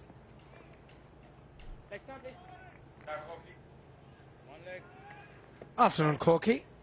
It seems pretty easy at the moment. It's all been done in the first 4 overs. They batted beautifully. Powered towards that big side and up and over, long gone. They're powering themselves to 4 points, remember, for a win and getting up that league. Yeah, and the captain turning up at the right time. He hasn't really scored a lot of runs in this competition, but the power he has, just playing perfectly on a big occasion here, Tisara Pereira, and making life a bit easier for Colin Munro on the other side as well.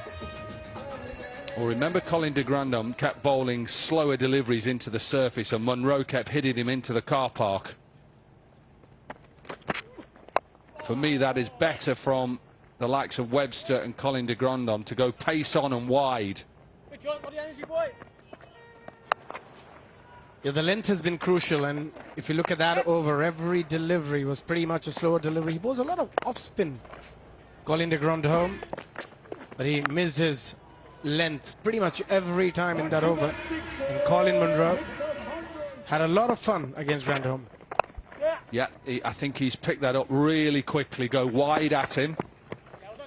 Just happy just to jog through the Grandum. He knows now this is the time. Warner knows he's got to try and get both of these out.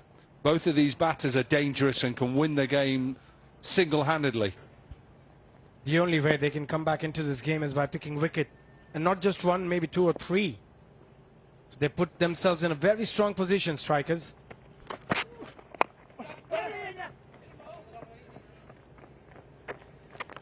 Well, look at the position they're in now. The strikers should not lose this game. It would take something remarkable from the Trailblazers bowlers to turn this around. You're also a bit remarkable from the batters if they mess this one up. 30 of 25 with 8 wickets in hand. He doesn't get all of this. Warner will just run in and clear it up. 11 from the over. Simple for the strikers. 78 for 2.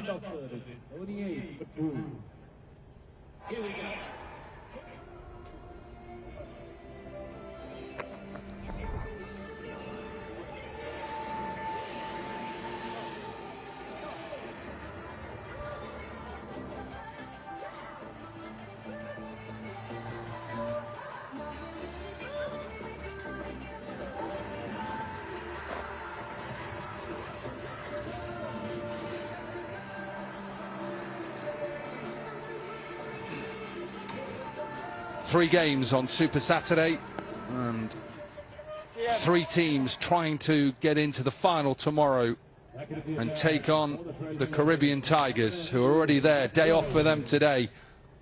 Those lucky squad who are probably just sunning themselves on one of them beautiful beaches in Grand Cayman. Jarvis back into the attack. Well, they go up for half an appeal. I think it comes off his pad, and he actually points to his pad. I think he's quite an honest character, Colin Munro. It does pitch outside leg stump, so it can't be LBW either. I think going for the right option there, just trying to scoop it. Pick the right length, just couldn't get any bat. A good decision by the umpires, clearly off the pads. No problem there. 43 from 19. Now then, chance it, can't get back. Thought he was just going to get himself into a position to take that. You see that Munro is slightly struggling with that left arm, and remember they go back-to-back games, the strikers, and he's trying to use more of that right arm, try and power it with it, and use the forearm a little bit more. You see that's what he's trying to practice now, because that left arm is just impinging him, whether it's tendon or tendinitis type pain. Power to the leg side. There was a shout of 2. No, sent back. Sent back. It was the captain who sent him back. Munro was keen to come. Yeah, I think there was a clear 2. Cesaro Pereira called it a bit too early, and there was a misfield as well. If they went for it, would have made it easily. And I don't mind that, Abby, because there was a clear no from Pereira and Loud to send Munro back. Brilliant from Jarvis. They needed a wicket. You just sense that Munro and that arm was just starting to bother him a little bit more. Warner has gambled and gone with Jarvis a little bit earlier than probably he would have liked. And they're back in this game. That's what you want from your fast bowlers. Go out there and execute your plans. You wouldn't see a better Yorker than that. Colin Munro out for 44 of 21. 80 for 3 strikers.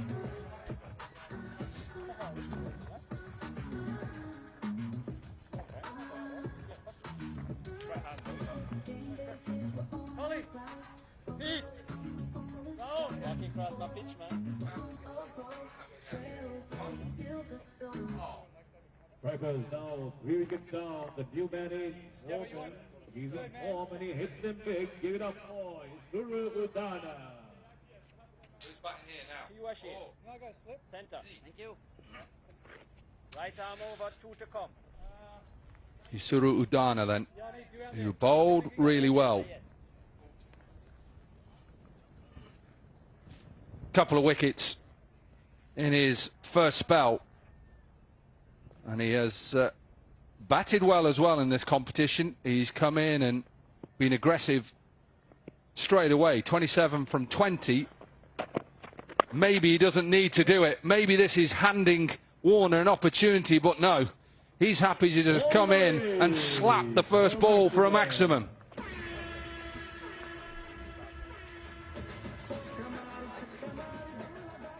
He has been mighty impressive. The ability to hit sixes. Just magnificent again. Giving himself a bit of room, and he's such a clean striker. You see him, you don't really think he's such a powerful hitter of a cricket ball.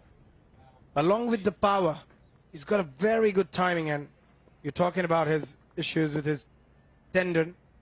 Yeah, just getting it iced. And they'll want him to be back for that next game that's coming your way at 1:30. 86 for 3.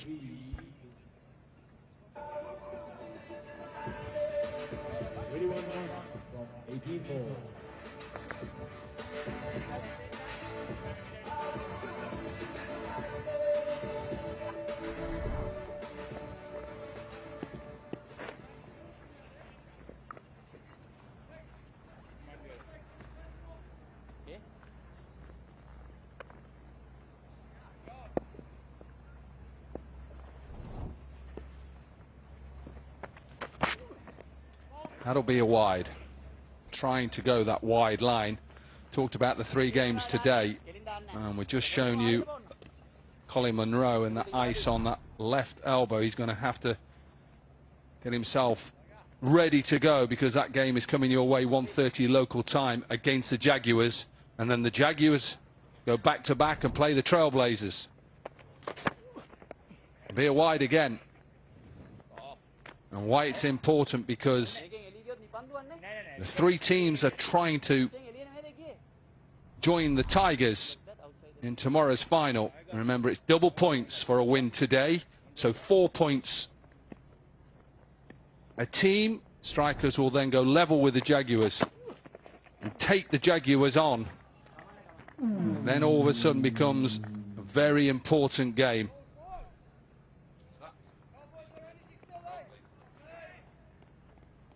Yeah, if you look at the point table, if they win today, the Strikers, they go to 10, and then the game against the Jaguars could be very crucial alongside the net run rate, I guess.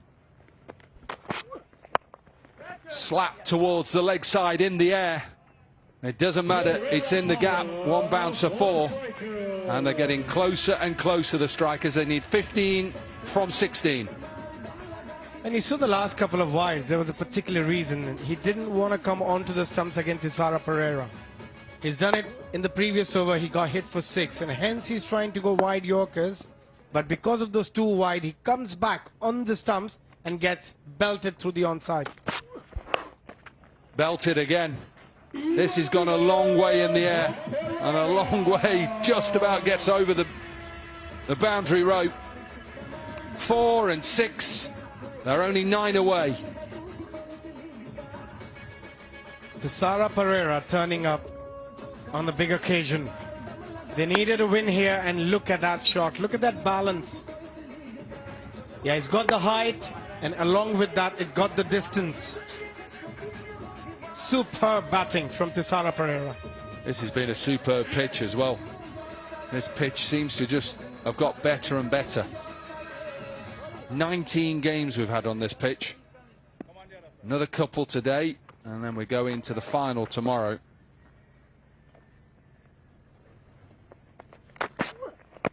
Change of angle. It'll be a dot delivery. Yeah, don't recall a pitch playing so well for 19 matches. This is the 20th match being played on this surface, and it still looks the way it looked on the first day. apart from a few wear and tear, this pitch has hardly changed.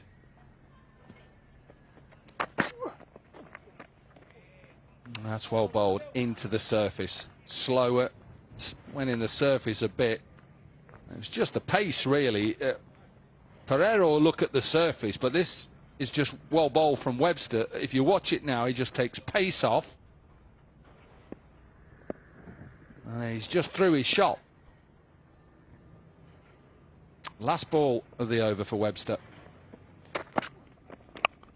Last ball in the air. I'm sure it should be caught. No, down. Colin de Grandon puts it down, and I'm sure we may have to check the height as well. Hopefully Webster's okay. He went down in a heap. You can see he's holding it as an off spinner. Now, is it underneath waist height? I think that could be a no ball.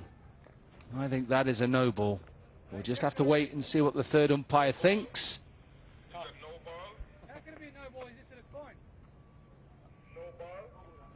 Given a no ball. I think he's going to be given a no ball. It brings 100 up for the strikers as well.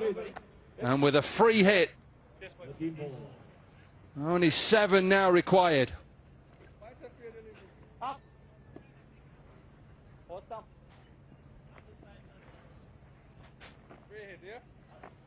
Udana on strike. The 6th hitter is Udana. Can he launch this one? It's a slower ball. Warner will try and get underneath it, and he can't stop it. Scores are level then. Udana with his second 6. 106 for 3.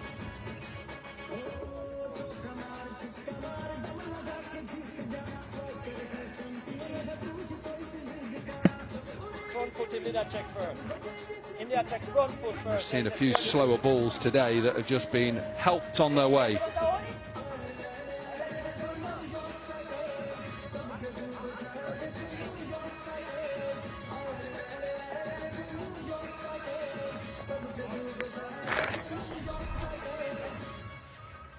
And why this game is important, because 4 points a win and the strikers take on the Jaguars in the next game. So strikers will be 10 points, Jaguars will be 10 points, and then the winner of that will send the Trailblazers out of the competition. So scores level. Wood has got the ball in hand and finished in style. Tessara Pereira with a maximum down over the umpire's head. And it is the strikers who take the 4 points. They go up the league and go equal with the Jaguars. They win this first game of Super Saturday by 7 wickets. Yeah, we thought 107 could be quite a difficult chase on the surface, but they made it look so very easy. They did it in style with 11 deliveries to spare. Outstanding cricket from Colin Munro. And Tessara Pereira, the skipper, turning up on the big occasion with his 33 of just 15. Udana got 12 of 3. He's done it throughout this competition. What he has done well, he's hit 6s. 2 6s for his 13, and look at that shot. Again, an easy picking. Full toss, knee height, no trouble for Tessara Pereira. Yeah, and they're going to have to do it again straight away. There's a little bit of time before the next game. They've got an hour before the next game is due to start, so they can get a little bit of liquid and rehydrate. For the Trailblazers, well, I think it means that their tournament is over. Disappointment for David Warner and the Trailblazers. They were set 107, the New York Strikers. Munro 44 from 21. McMullen 11 from 5. Pereira, the captain, saw them home with 33 from 15. And it is the partnership of 32 from 12 that got them there with 11 balls to spare. Yeah, look at that economy. 36, 15, 24, 13 and 11. You're not going to win many matches with that. Hatzuglu, the only bowler who bowled really well, 16 of his 2 overs, and he gets a wicket as well. So, match summary, Super Saturday. It's match 21. Trailblazers, who were put into bat by the strikers, got to 106 for 7 thanks to a half century from David Warner. It wasn't enough. They got there with 11 balls to spare, and they win the game by 7 wickets. We're going to take a quick break. On the other side will be the post-match presentation.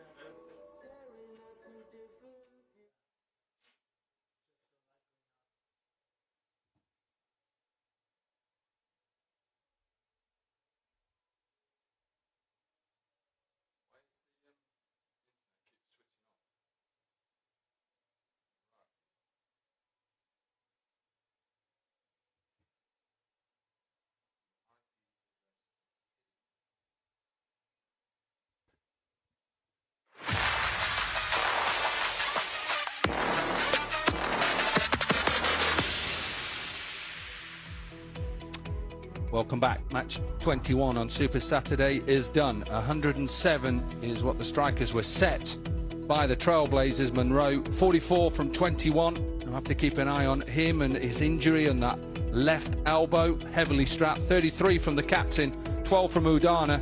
Abhishek, we thought this was going to be a tricky chase. It proved quite simple and easy. Yeah, they batted really well. The intent they came out with, they knew they have to use the first couple of overs, the power play. They batted beautifully, played some incredible shots. And to be honest, we know that as the game progresses, this pitch gets easier and easier. But it didn't. I mean, they made it look a lot easier than it was. And every batter came with the right intent. They knew that they had to get runs quickly and call in Munro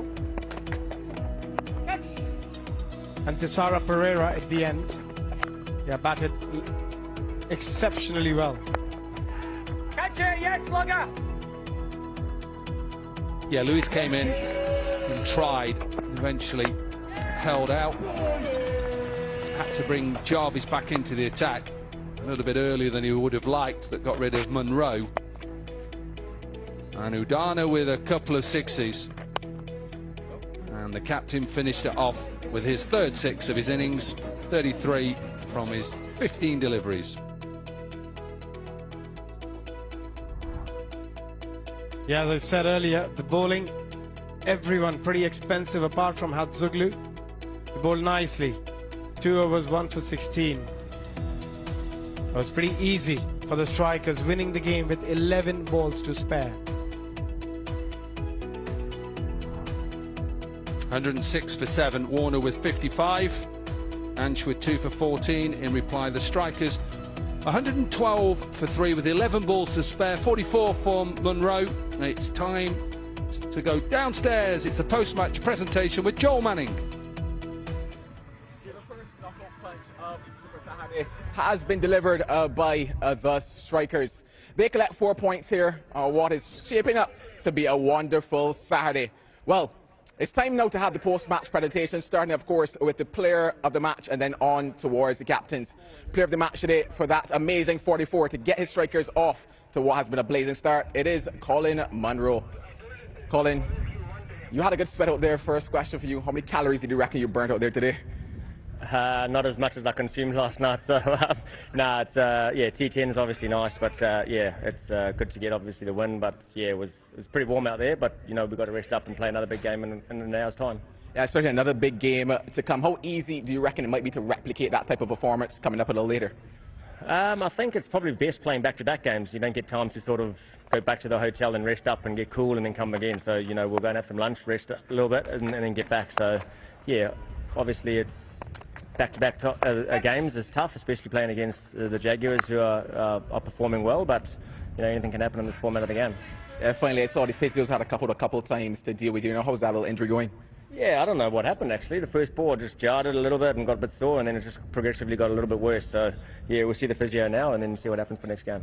Well, get yourself some liquids and we'll see you back here in a couple minutes. It's time now to invite the losing captain into the conversation, David Warner. Davey, at that halfway stage, how easy do you think, or, you know, did you actually think you could actually defend that 106 out there? Yeah, look, it was just about starting well with the ball and executing the first 3 overs. I think, you know, when you're giving 40 to 50 runs and they're sort of like 2 overs ahead, it's hard to bring it back. Now this boundary out here is very difficult to try and contain, especially when they've got a couple of left-handers in their lineup. So, yeah, for us it was just, you know, probably a little bit of mis-execution, but I still felt probably 10 runs, 15 runs a little bit short. Yeah, when you look at that batting order, I know I've used Bo Webster sometimes a little later down in the order as well. Still another game to come. Any considerations for maybe changing things at the top? Yeah, look, we'll just see how this game goes here, and we wouldn't mind ruining some parties. So, yeah, we'll watch this game closely, and then from there. On Super Saturday, it's the Jaguars against the Strikers, and that's coming your way in about 50 minutes. While we've got no live cricket, we're going to take you back to some highlights. It'll be match 17, Trailblazers versus Jaguars, match 18, Tigers versus Trailblazers, and they'll come right after the break.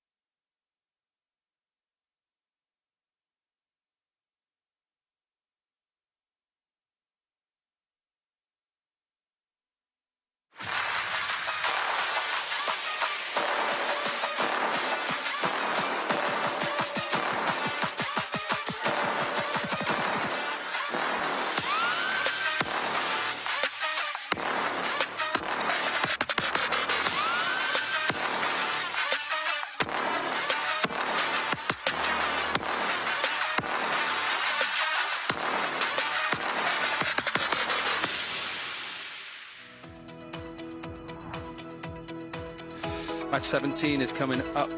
Trailblazers versus the Jaguars. Warner is back and raring. Same team for them. Looks like Josh Little, who was supposed to play in their morning game, that was abandoned. He's back in the side. So Warner wins the toss, has a bat first. So we're all set for match 17. Trailblazers, bottom of the table. Jaguars, who are second.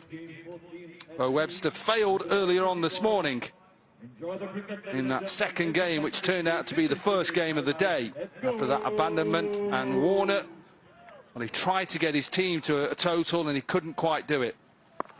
Mitch McClenaghan then in the side. A little bit of swing. One thing that the big lad does do, he hits a nice length and gets a little bit out of the surface. Slower deliveries, and it was dealt with by Webster down the ground. So the first boundary of the innings.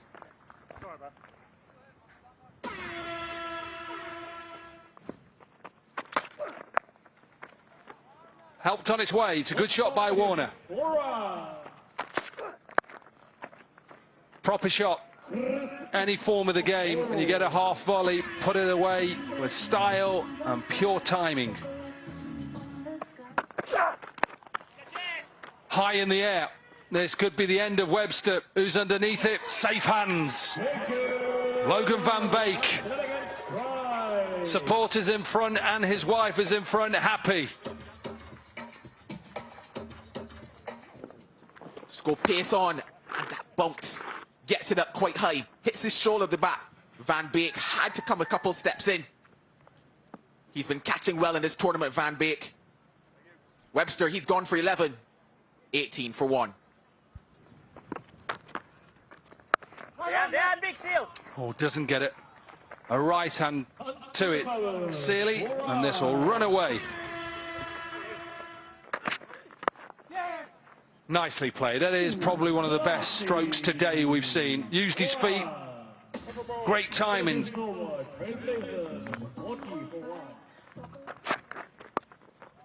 A little ramp, nicely played, over the top, and that goes for 4.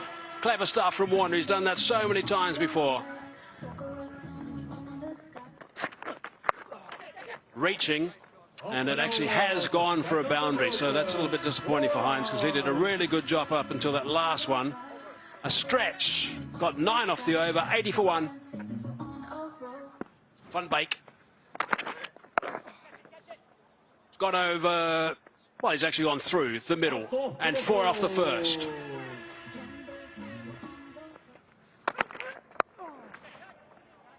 It's gone up in the air, and he's going to be caught. So that's the end of David Warner. Van Beek has picked him up. Was looking to go for the big pull shot, I think, was the idea from David Warner, but that might just peg them back a little bit. Nicely bowled. Into the surface. David Warner was struggled a bit in the last couple of overs to get the timing going, getting a thick outside edge, an easy catch to Sealy, but well bowled. Good variation from Van Beek. Out for 36 of 23, 84 for 2, Trailblazers. That might have been glove. I think it was glove. Another one. So 2 and 2. Good stuff from Van Beek. Good fiery stuff. Yeah, just terrific.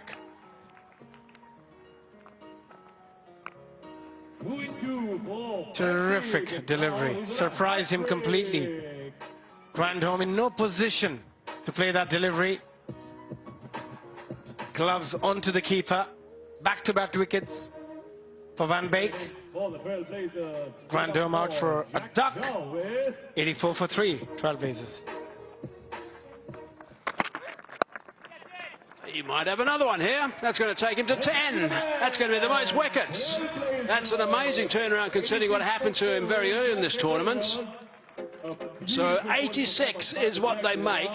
He ends up with terrific figures of 3 for 16. Does Logan Funbake. So that's really good work from him off his 2 overs. Trailblazers are going to be disappointed. Yeah, again, a good delivery into the surface, which has been the hardest ball for the batters to hit. Learning very quickly as well. After that first match where he got hit for 60, a lot of credit goes to him, the way he came back so strongly. Jarvis out for 1, finishing with 3 wickets in this game. Van Beek, 3 for 16 of 2 overs. That's the target. The Jaguars need 87 runs in 60 balls to pick up 2 points. Jack Jarvis will be hoping to make an impact here at the start of things. Jaguars, though, looking to keep that momentum going. Winning momentum is what they're after. Ben Dunk, he's got bat in hand. His batting partner, Alex Hales. 20 seconds.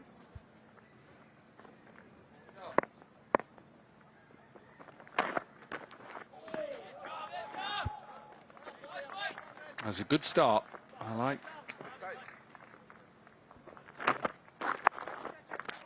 Well, he doesn't get a maiden. What he gets is a boundary to close out the over. They're up and running. 1 gone, 4 without loss.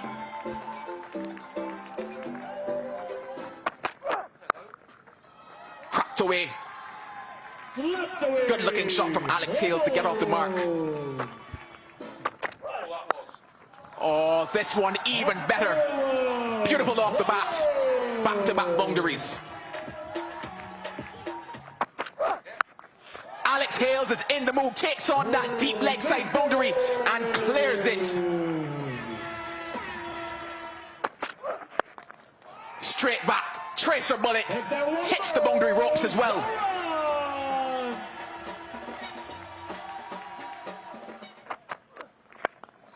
Oh, this is a hailstorm at the moment.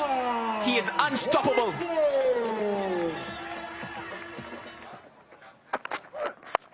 It does not matter where you place the fielders because he finds the boundary every time. 26 runs off that over, 2 gone, 30 without loss.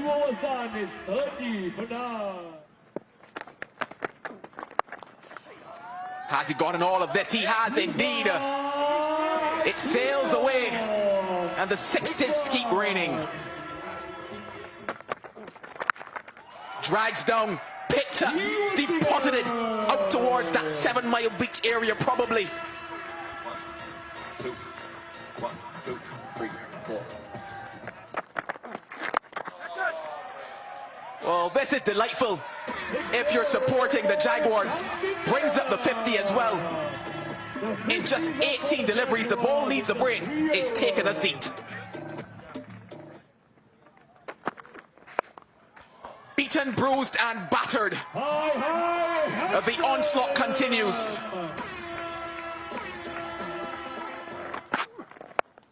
They have no answer for the Jaguars.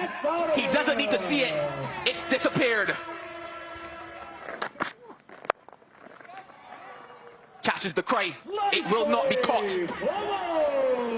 Another one makes his way to the boundary.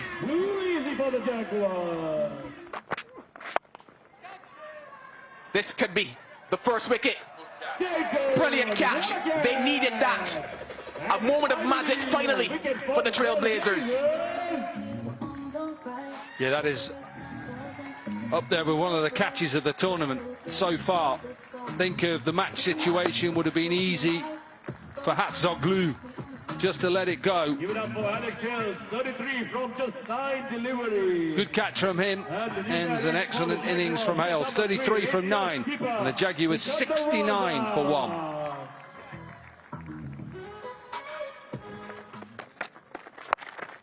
Drops down, hit into the wind. And it's held up. So it makes for an easy catch. That's 2 wickets down now. And just a bit of reprieve from the pain. Yeah, it's not going to do anything for the result of the match. Dunk and Hales have taken the game away from the Trailblazers. The Grandhomme with pace on here. Tried to hit it to that big side. Hatzoglu with his second catch. 69 for 1. Oh, Raza-tastic that. That too has gone miles.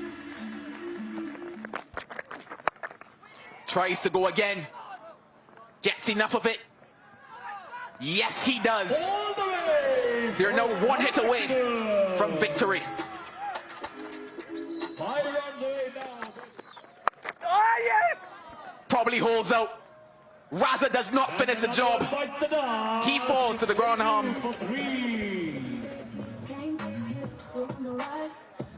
Dragged down there by Colin de Grandhomme. Thought this could be the moment.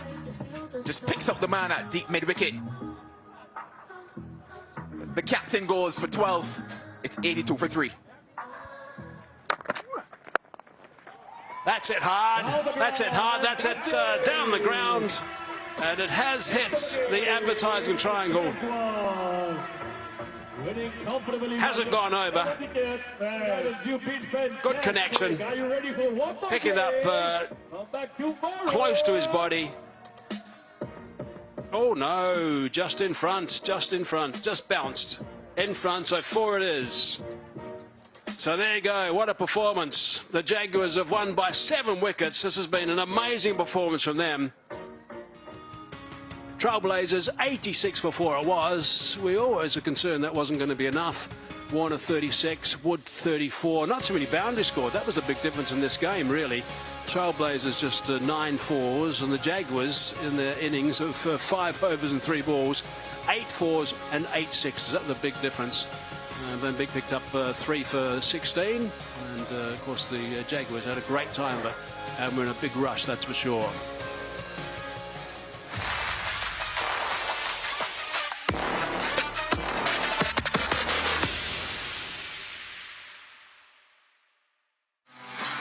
The Cayman Islands, a population of 70,000 in high season. It actually balloons to about 2 million because all tourists come in. It's so magnificent here, and we're in West Bay. Looking forward to this one. We have a terrific day at the Jimmy Powell Oval today. We've got our beach cams alive and ready. What a beautiful shot that is. But what about this for a lineup? Match 18 is the Caribbean Tigers versus the Trailblazers. Really important for the Trailblazers. Caribbean Tigers, they've been playing well and they've kept the majority of their side. You heard a little earlier, 2 changes for them. In fact, just that change, in fact, with Saranga Lakmal, he is in, and AJ Tai, he is out. But when you look at the base of that team, they've switched around the batting order a bit. What do they go with here? Trailblazers, let's get into that. David Warner's been their rock so far. He needs to play well again. Bo Webster's missed out. He was terrific at the start, missed out in the last couple. Jack Wood in the same boat. So they need runs from other guys. If Warner doesn't get runs today, there's other guys, Webster, Wood, Jenner, de Grandhomme. They've got to actually fire up with the bat and make sure they get some good runs. Pete Hatzoglu is there, and he's done a fine job. A little bit inconsistent at times, but Jasper Davidson's there as well. Righto, Josh Brown. Plenty of Joshes around the place. No joshing in this game. Trailblazers have got to play and play really well. Oh, got him. That's come in a fraction. That has knocked back that stump.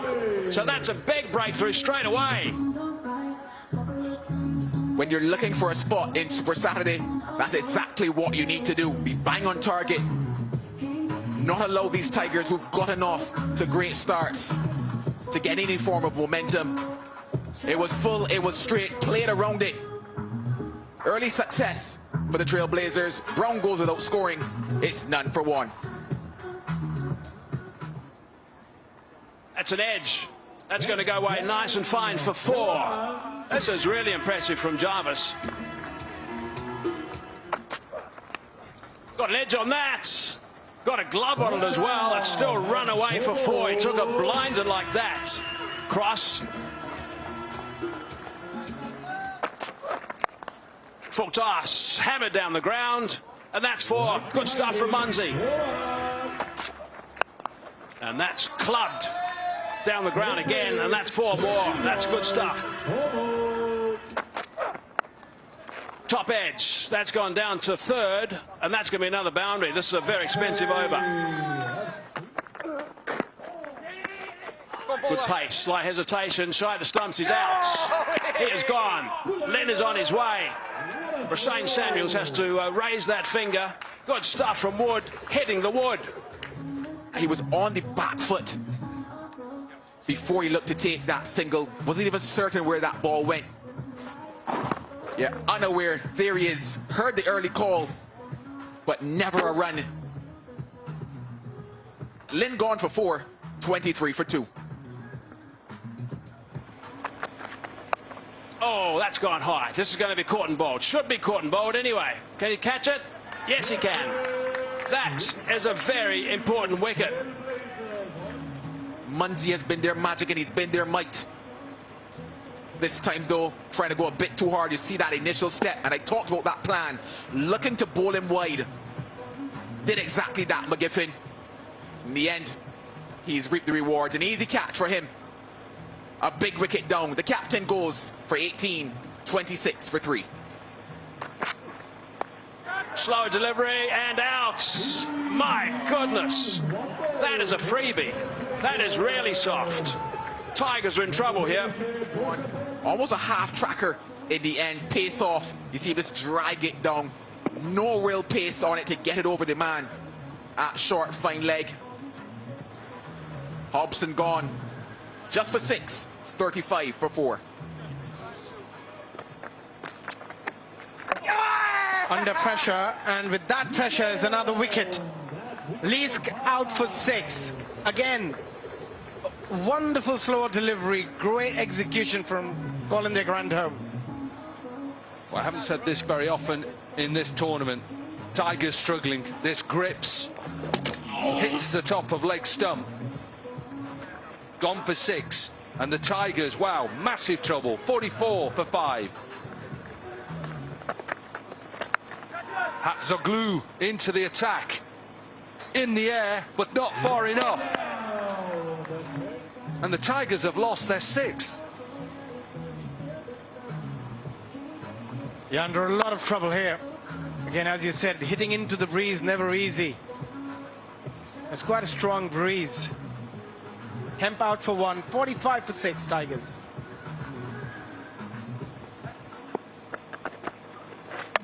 Brilliant. Hatzoglu with that googly again. Herft had no answer. Yeah, he's had a very tough time in this tournament so far. Kobe Herft again, look at that. No way in line to play that delivery. Wonderful delivery. 7 down for 45, Tigers.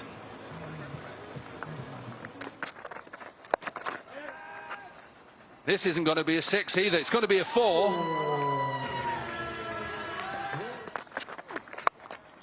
Now, is this the first 6? You bet it's the first 6. David Warner is just watching that go miles over his head. Now, has he got it in the gap? Warner is chasing it. Does get it in the gap, so finishes it off positively. An expensive over in the context of the game. 18 from it. 75 for 7 is where they got to. The Trailblazers need 76 to win from their 60. New ball in hand. Webster on strike. Oh, that's a good start. Good lad. Brilliant, hold on.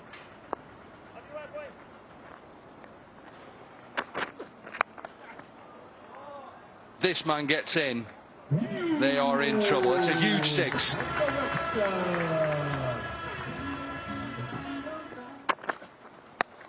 See, that's going to be sliced away. That's not a bad delivery, really.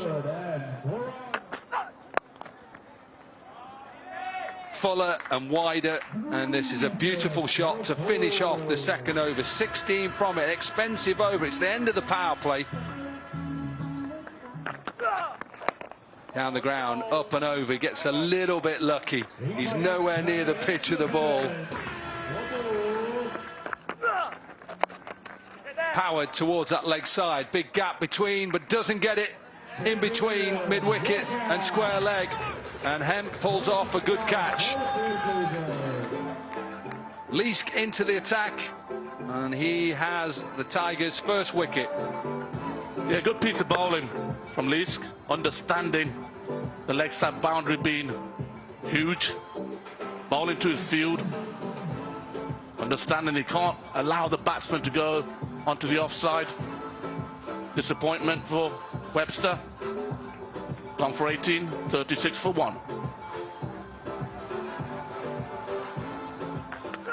Want to get it done straight away. Absolutely, that's why this man has come in.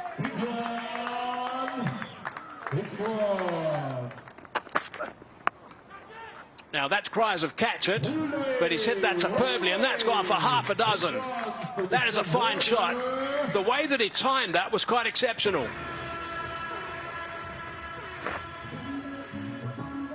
Yeah, we have spoken about this earlier as well. As the day progresses, this pitch keeps getting better and better. And David Warner, an absolute champion. Oh, he's put him to sleep there. Love that from David Warner. That's gone very high. Who wants this?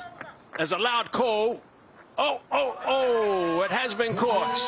Second grab. Good stuff in the end. Dunker's taken that. He's taken some good catches so far in MAX60. That is a big wicket. Now, Curry, I reckon, will be having a bit of a celebration or two about that one. He must. That was a tough length to play that shot. We just wait for the reaction. Dunker, little fumble, and now Hatzuglu.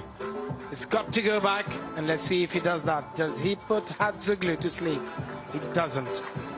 Out for 6. 2 down for 59, Trailblazers. Leg side. He's got that away quickly, and he's got it away for 4. That's more like it. Looks to drill that one as far as he can, but he's got too much height on that. I think it should be out. It is out. Hobson's taken that catch. So that's the end of David Warner. He'll be disappointed with that. Yeah, he's livid with himself. Just extra bounce on that delivery. Nicely taken by Nick Hobson. Good technique. David Warner wanted to be out there and finish it as quickly as possible. He'll have to walk back to the dugout for 34 of 20. 66 for 3, Trailblazers. Got that away, and that's it. They have now won this. The Tigers, I think, were pretty ordinary with their batting. The Boca Raton Trailblazers will be delighted with this victory. This 2 points is important as they get up by 7 wickets.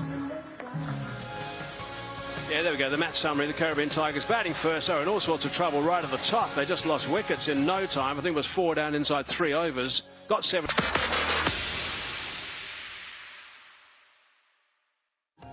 The big match coming up for the Miami Lions. A must-win game against the Grand Cayman Jaguars from the Jimmy Powell Oval. Let's take a look at these two teams here. Miami Lions. They've had a couple changes. Rapid Pavara certainly out because of that finger. Corey Anderson steps up to take the mantle, and a couple other guys will have to step it as well, and that's what Corey Anderson said. Just need 1 or 2 guys to step up, and if they do that, they can get themselves over the line. It's a must-win game for them. Mike Hazeman alongside of me. Mike, let's talk about those Grand Cayman Jaguars. I know what I start at the bottom. Chris Wood is there, so that's good news. He seems to have recovered, so that's positive for them. Lintott has been good. I think he's been quite impressive. McClenaghan's been impressive right at the top with a couple of overs. Little also left arm quick. Logan as well. I've got Ben Dunk at the top, but obviously they want to try and pick up wickets. That's an area where the Lions have had a few issues so far throughout this tournament, is losing wickets right at the top. Friendly full toss, slower delivery, hoiked away, 4 runs.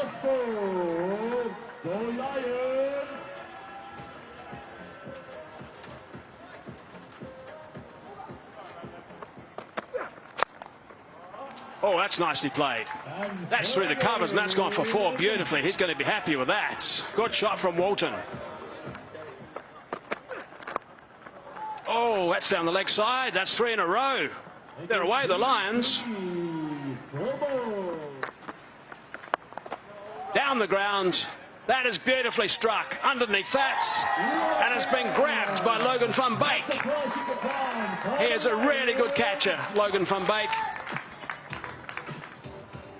Maybe just hit a bit lower onto the bat of Jonathan Carter as well. Not out that sweet spot probably, but the work of Van Beek was amazing. Maybe about 8 steps to his left to get around to that one. Carter is the first one gone. He goes for 4, 27 for 1. Spinner's delivery. Drilled down the ground. Might be 4. Good shot. Really well timed.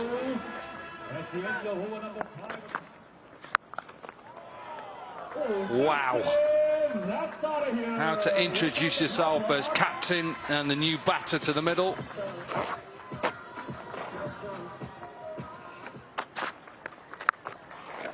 Oh, that is going to go. And that is going to go miles. 2 sixes in this over.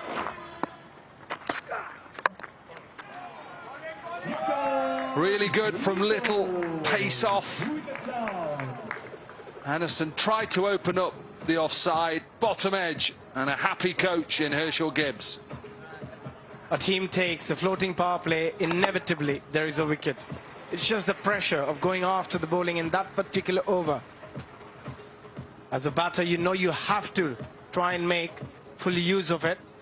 The Lions captain will go back for 8, 54 for 2. Lions. And he started well here. Full and straight. Erasmus tries to go 2 square. Yeah, he's been terrific in the last 3 games. First game was a tough one for him, but since then he has been just magnificent with the ball, and that ball again, the right length.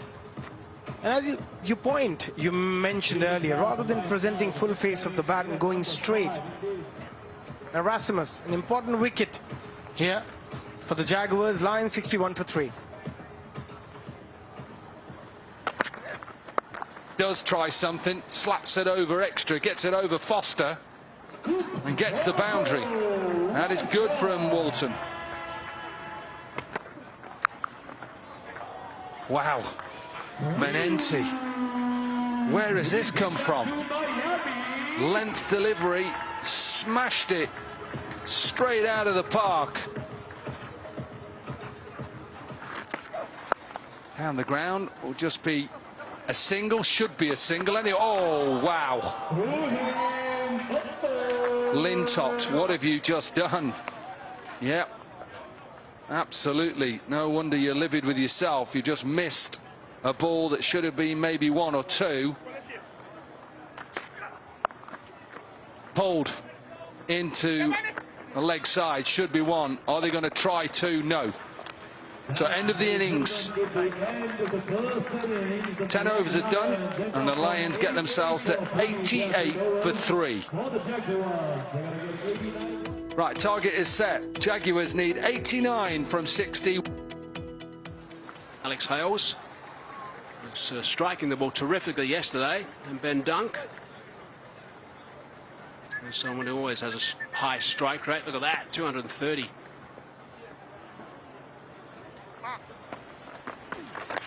And that might be out first up. Oh, it's hit him on the head as well, through the hands, hit him on the head.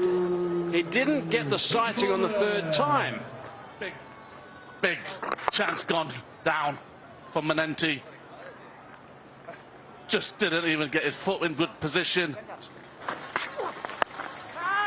Cries of catch it. He's hit it pretty well, but not well enough. Now the catch is taken. Good stuff, Ben Menenti. He's pounced that one. That's what that is. Understanding his field positions. Rolls his wrist over it. Balls into the wicket. High catch this time.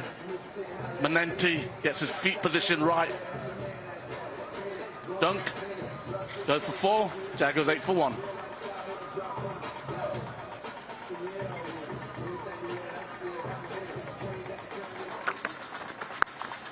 Oh, that's been clubbed. Is that over the top? Into the bar.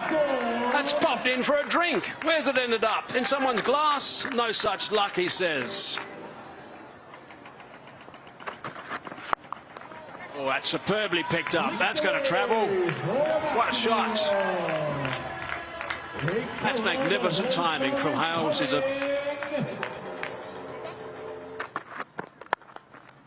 over the top. Smashed away through the covers for 4. He's picked that up straight away. Short, leg side-ish, and he's smashed that for 4. That's nice and fine. Has that gone? Oh, just inside the advertising triangle. Oh, that's cracked away beautifully. That's going to go for 4. Really nice shot. It's got that away easily. Controlled it superbly for 4. So that's a clever shot. Hit towards that leg side in the air. Taken. The Lions are just starting to roar a little bit. Can they roar themselves back into this game? Yeah, from the Jaguars' point of view, they need to play smart cricket. They're in complete control of this game. 41 required of 28.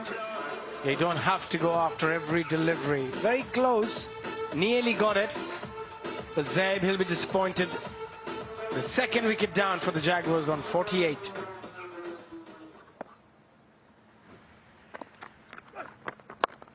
Started like this yesterday. Went straight after the bowling. He's done exactly the same today. A maximum to start. He wants this game done and dusted.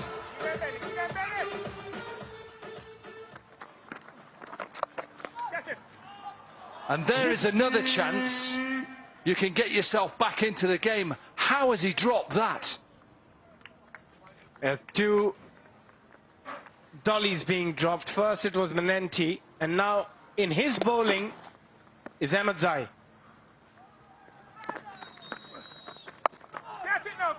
Surely now. Surely now. No. Taken. Nearly collision. I went no because I thought it was going to be a collision, but at least they have taken the catch. A strange innings comes to the end from Sikandar Raza, 12 from 4, but at least they've got another wicket. You have no idea what he was trying to do, Sikandar Raza. He got 12 of 3 yesterday and 12 of 4 today. Sikandar Raza out for 12 of 4, 60 for 3 Jaguars.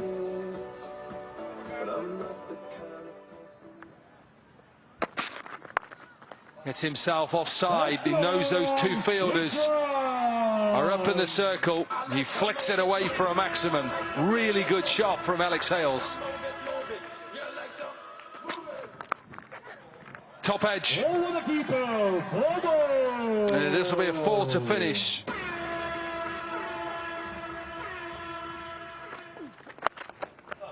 Flicked. Flicked out of the ground as well, so scores a level. Jaguars know that the job is done. Finished off in style then by Alex Hales. It will be just a single to finish. It just pulls up. Hales won't mind that. 44 from 23. Sikandar Raza, happy captain. They knew they were always in second position. Always good to go into tomorrow's knockout with a win. Good performance to finish off for the Jaguars in the group stage, chasing 88. They got there with 8 balls to spare and beat the Lions, who exit MAX60 Caribbean 2024. Jaguars, they win by 7 wickets.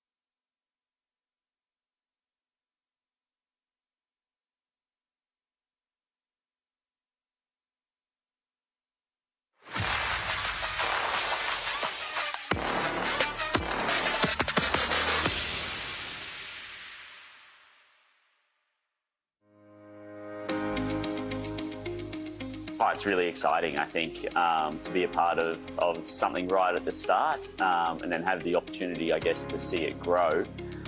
Is really exciting from a player's point of view, and to be here in Cayman Islands.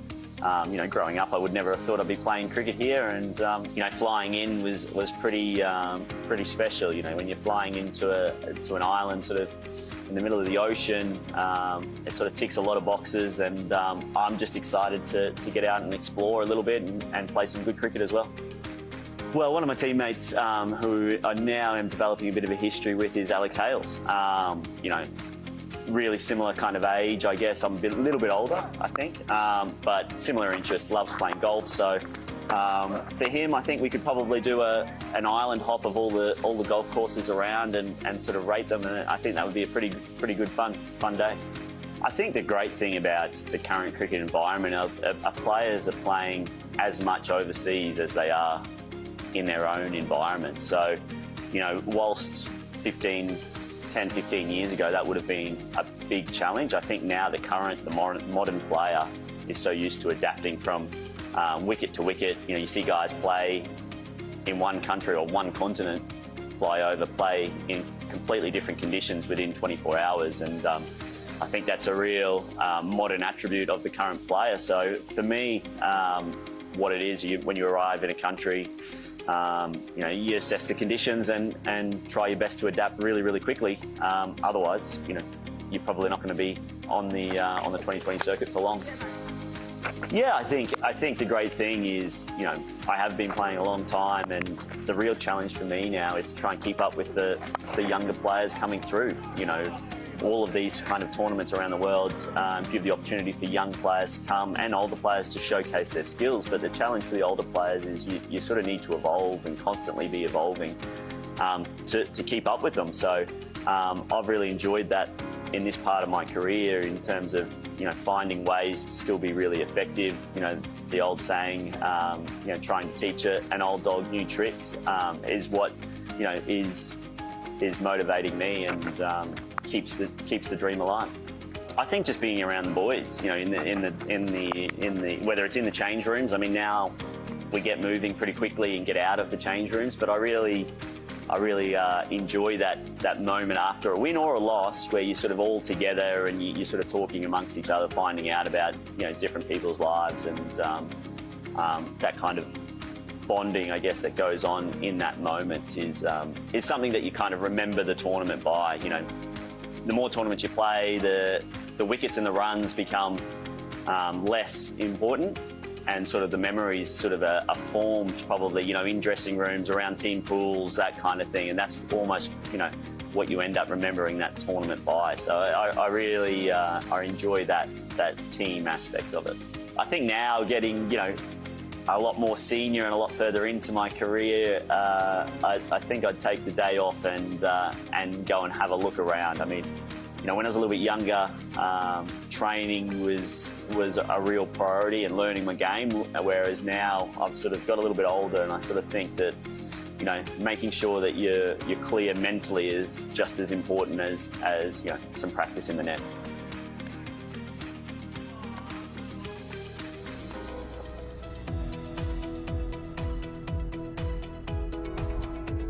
Welcome back to beautiful Grand Cayman, the land of stunning sunsets, crystal caves, and entertaining cricket. We get ready for match number 22. It's the second matchup of Super Saturday. Grand Cayman Jaguars taking on the New York Strikers.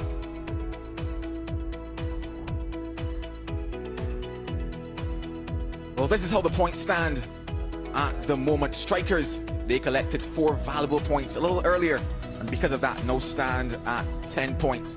Even with the Grand Cayman Jaguars, you have to think whoever takes points here might find themselves coming back tomorrow to face the Caribbean Tigers. A lovely atmosphere brewing. It's time though to head down to the toss. Happened a couple minutes ago. We go now to Dominic Cork. Match 22, and it's Super Saturday. We have the Jags captain is Sikandar Raza. We have the Strikers captain, who is Tisara Pereira, and Roshan Mahanama is the match referee. Sikandar, you have the coin. Give it a flick. That special coin as well. And it has come down a It has come down a tail. Sikander, you've won the toss. What are you going to do first? Yeah, we're going to have a ball first. It's a formula that's worked pretty well for us, so we're going to stick with that. In some ways, win this game and you're through to the final, and the pressure then is off. Every game is a pressure situation anyway, but we would still like to do all the right things because we have if we win this game, we have a final to look forward to. So there's no room for complacency, yes, but ideally we would like to get the job done in the first game. What have you made of this surface? It's been excellent throughout. What have you made of it? Yeah, looking day one, we never thought the surface will last this many games, but the curator has done a fantastic job. I mean, you can see we're in day 6 or 7 now, and we're still posting 120 runs. So, yeah, the boys have done really well. Hats off to the curator who's done a marvellous job. Team news? We got one change. Mitch McClenaghan felt his groin in the last game. So we've got Terrace Hides back for him. Good luck. Thank you very much, Dan. Sorry, you've had to turn it around a little bit quick, coming off a good win. What would you have done first? Actually, be honest, when we won the toss, definitely we will bowl first. When you come out of a win like that, how easy is it to turn around? Actually, I'm really happy to play straight away because of, when we play morning and evening, it's really difficult as a fast bowlers. I'm really happy to go straight away, and because we have done really well last match. So looking forward to give our best. Colin Munro was excellent in that last game. Is he okay for this game? Yes, of course, he's okay. So no team changes? No team changes. Good luck. Thank you. So the news from the middle is that the Jaguars win the toss and they're going to have a bowl. We get ready for what is going to be the second matchup of this Super Saturday. They've been here with us all throughout the day, and we look forward to more joining us. It's time to talk about the teams. And I've got Mike Hazeman alongside of me. Mikey, let's talk about those strikers. They'll be batting first. Yeah, the strikers, Hemraj and Kenar Lewis, a couple of blokes who are got to get going right at the top. That's going to be important, of course. Marlon, we haven't seen the best of him. I was good to see Tessera Pereira in that last game doing quite nicely. Odana is consistent, but he got smacked in the last. So it's quite interesting with this side. I was fascinated to hear what Tessera Pereira said about quite happy to go the back-to-back games. He said earlier today the guys are finding it quite tough. They played 7 games in 3 days before the game earlier today. So that's 7 plus 1, and then obviously this one as well. So they were feeling it this morning. So clearly after the last game, the victory, they're buoyed a little bit and they'll be okay. Sikander Raza, he'll be hoping that he can lead his troops right through to that final on Sunday. Colin Munro played a little earlier, caught a slight little injury because of that, and they've opted to just leave him on the sidelines for this second matchup. Tessera Pereira actually said at the toss that he was playing, so that's maybe a late change. I don't know. The toss is half hour before they get underway here, so maybe they decide the last minute it's best for him not to be in the lineup. They have to obviously change some sheets. The other thing, of course, is that he may be coming as an impact player if he's going to be okay, so maybe a bit more treatment. I think he's the sort of guy that you're going to have to get a truck of rhinos to drag him off the pitch, because he wants to play in every game. Munro. It's interesting you mentioned that impact player as well, because I didn't see Alex Hale's name there down. So I just wonder if maybe he too, when it's time to bat, might come in as the impact player for the Jaguars. He's leading run scorer for them at the moment with 149 runs. Ben Dunk is there alongside him as well with 126. But they've got ball in hand now. And they're going to have to bowl to the likes of Brandon McMullen to get things started with 41 runs so far in this tournament. And alongside of him, they've got Mitchell Owen. Hoping to get off to a good start here with the strikers. Yeah, it's going to be really important. Chris Wood's going to be starting proceedings with a left arm, so he's someone who's really boosted this thing, I think, because the captain can rely on him. He's not someone who's going to get some serious tap and upset plans dramatically. He's played a lot of white ball cricket over the years, played a lot of the 20-over stuff. Yes, MAX60 is a different deal totally, but if he sets a nice little tone at the top, that is very worthwhile. So we're all underway for the second matchup of Super Saturday.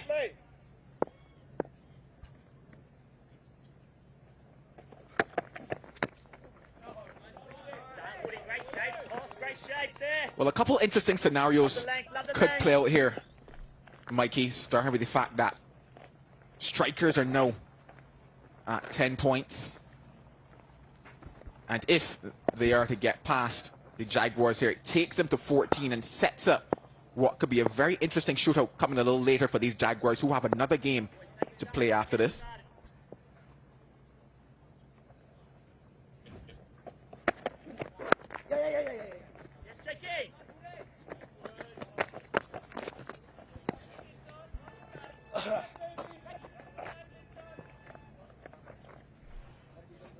Those point standings just to the bottom left of your screen paint a very interesting picture. Jaguars sitting with a very healthy net run rate as well, and that could possibly come into play a little later if the strikers are to get past them here. Strikers need to win this one. Just to explain, sometimes in these tournaments it goes to the most wins when they played in the tournament, and most wins also against each other. It's not. If they're the same points, it's straight to net run rate.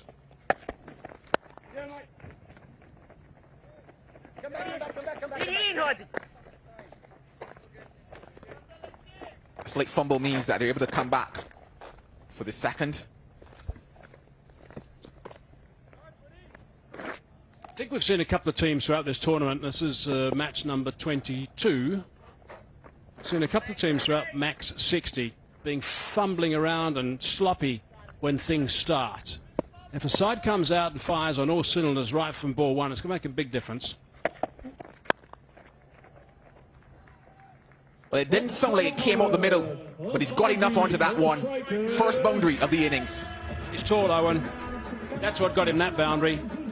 He's powerful. That was a short delivery, a little bit wide, but because he's so tall, he could just wait for that at the last minute and slap it over the top, importantly, of cover.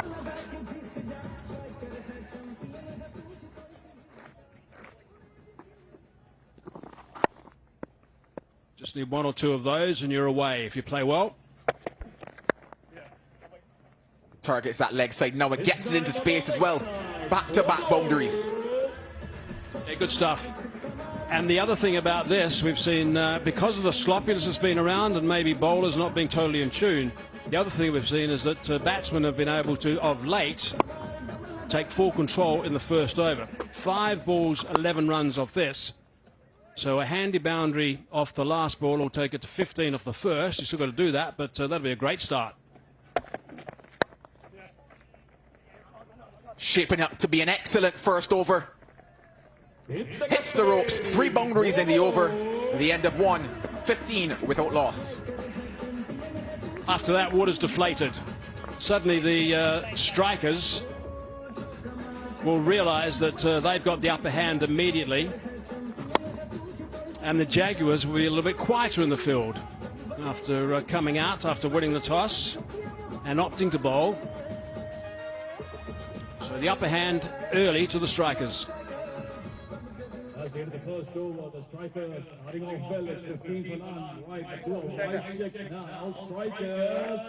During this over, Mikey, I'm going to take you back to that 2 that should have been 1. Because of that, how we ended up with somebody new on strike. David Warner, top of those Daffanoos most scores. A matter of moments. Every moment will matter. Van Beek will be hoping that he can make this moment matter. He's done well since match 2 for him.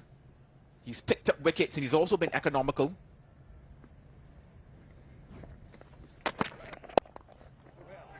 Targets him straight away.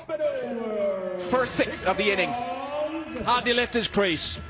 Knew straight away. Nice little swing of the bat. This time it's McMullen, so it's really good stuff from him. He wants to match Owen here. And that is such a clean hit.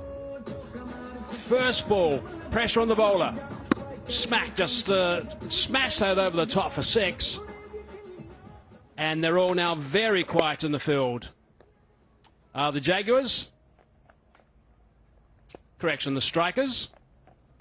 What's interesting is that Van Beek has actually bowled quite later in the innings. I'm trying to think back if there was an innings where he bowled in the power play. I don't think so, if my memory serves me correctly.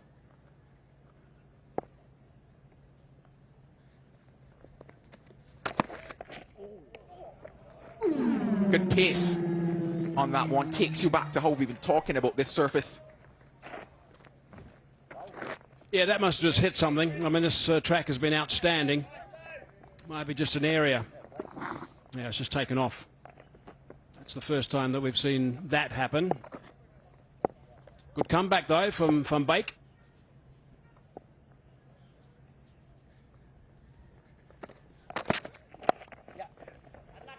Finds another gap. And should also find the boundary. Well, there's certainly not too much running between the wickets at the moment. 4 4s and a 6. There's innings from the strikers. Seems to be quite a bit hitting the middle of the bat. And also finding the gaps in the field. You just wonder what might have prompted this change. So bowl Van Beek in the power play, as I mentioned, you know, he's bowled much later in the innings. I also talked about the fact that he's been economical, but I want to balance that with the fact that his first match, figures of none for 60, I believe it was. And since then, he's come back well.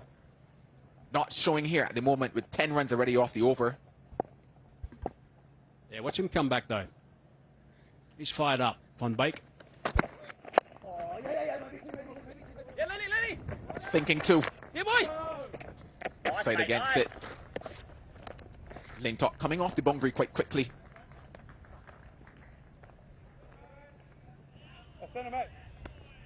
Centre, yeah. No.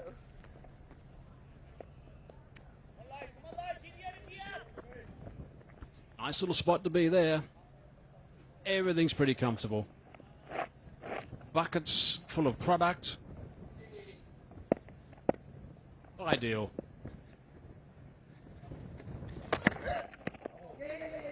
You talked about him coming back, Mikey, and he's done that in his last 2 balls. Found a better length, you probably might say.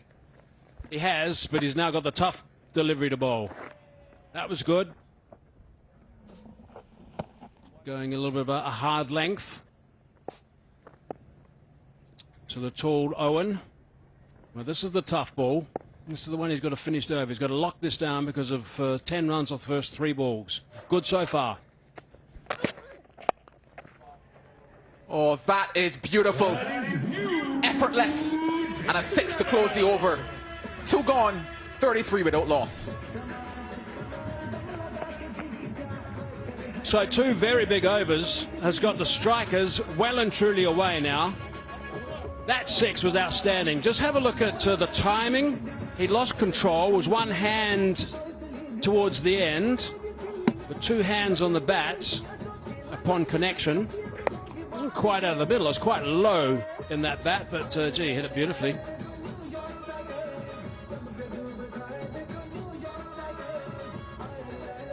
Yeah, the fact that that one came actually from about the toe of the bat. He also thought the bat twist in the hand. Tells you how good a willow he has there. Well, the momentum that they have at the moment means that they're going to take that floating power play. Even more pressure on to the Jaguars now.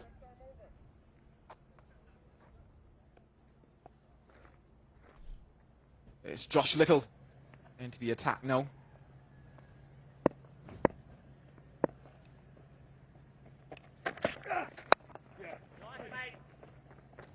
Should just be 1. Good work, low. Now, left armour replacing Wood, who's a lot taller, but Little's someone who can get it through quite quickly. Still very active, of course, when he's playing for Ireland.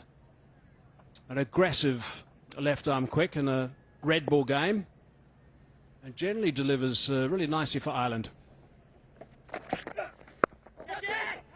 Catches the cry.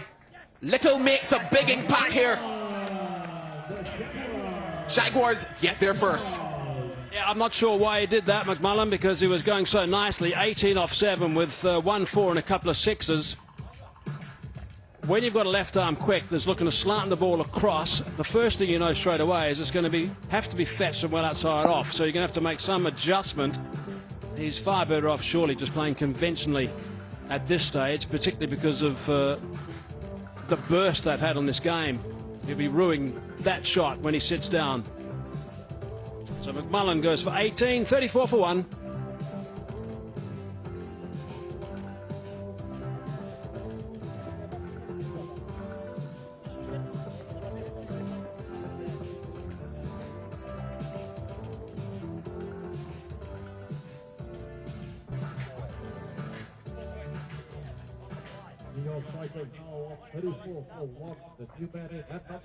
The big figure of Keenar Lewis makes his way to the crease. Just got 8 in that previous match from 6 deliveries. He comes in with 5 deliveries left now in the floating power play. Yeah, that's what he's thinking. Why did I play that shot?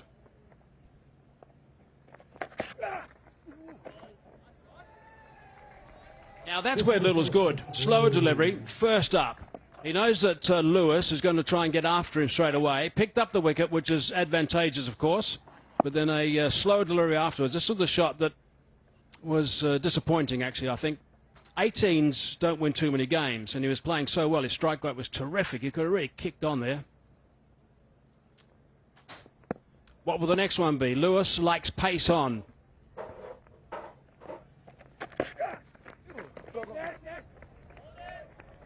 Short and into the body of Keenar Lewis. And again, not pace on. Lewis was actually through the shot by the time he played that. He was undone by the first ball that he faced, which is the slow ball when he first arrived. There we go. Clever stuff. And he backed the next one up with the short ball as well, and he was through that very early and almost hit on his back. That's how far he was through the shot. Catches the cry again, but he just goes over. Fine leg and crosses that rope. I think there's a lot of responsibility on Owen here. Mitchell Owen's got to make sure that he bats for a lot of these overs. No Munro. They need someone to be a mainstay, and he's out of the blocks quickly with 19 off 7 with a strike rate of 270. He's got to really make this count. No point getting little 20s and then getting out.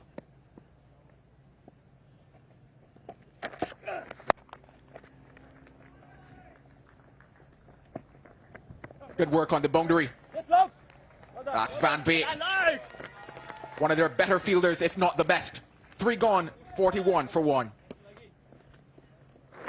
100% Van Beek. Tries all the time. Sent out there to do a bit of sweeping. Did the hard work. Thought about releasing that ball at the last minute because he's worried about the advertising triangle next to him. Now he's got to trot and do a bit of bowling as well. No, he's not.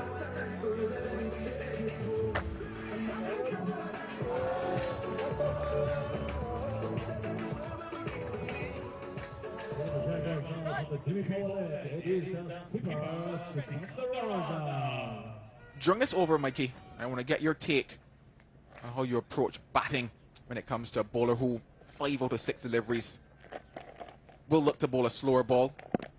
Captain into the attack now.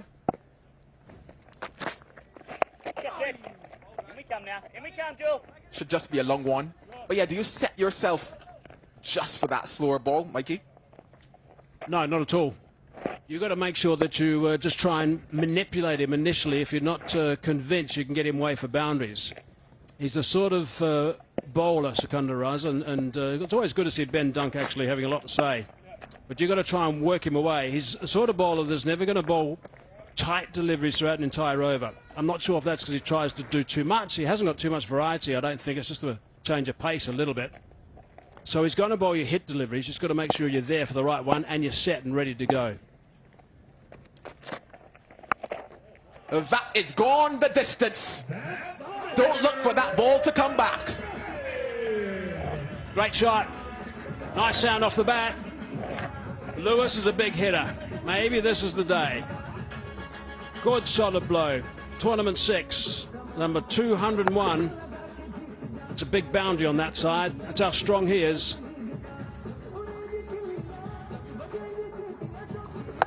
When he hits it, it stays hit Keenar Lewis. You always know that bottom hand will come into play. And a search party now at the moment. Oh, they've got it. Thank you very much, lads. Whenever I lose my keys, I'm coming for you. He was worrying himself there, Secunda Raza. He didn't come down hard on the top of that ball in his delivery stride. In the end, it was just a bit of a floater that Lewis got hold of. Often used most sixes. Brown, head and shoulders above the rest. Oh, yeah. Raz, get it. Oh. Much flatter. But that single brings up the 50 now for the New York Strikers. A good start to this second game for them.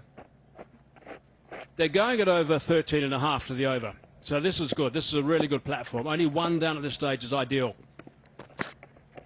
Yes! Well, they're asking for the slumping. Does he go upstairs? Yep, that signal now. How close was that one? Well, Ben Dunk is celebrating. He was totally confident, so I reckon this is gone. Rashane Samuels was smiling. That's rare. Nice to see, Rashane. I reckon he's out because Dunk doesn't celebrate like that unless that heel has been raised. It's a weird delivery stride and round arm action. That back foot just dragging out. Planted, yep. Ben Dunk knew it from the moment he hit those stumps. Never getting that back foot back.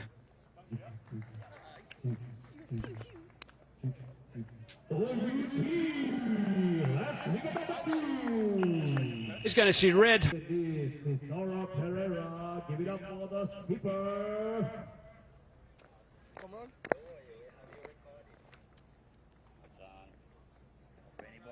That's the hero of the moment there, Ben Dunk.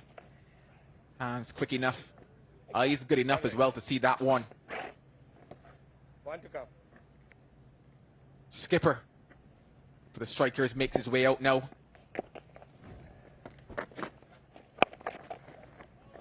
Well, nice, Raz. Good length. I like the length, Raz. 10 runs from the over and a wicket. 51 for 2. Most interesting about the wicket was actually the delivery from Secunda Raza. The way that he bowled a real round arm delivery from a low base.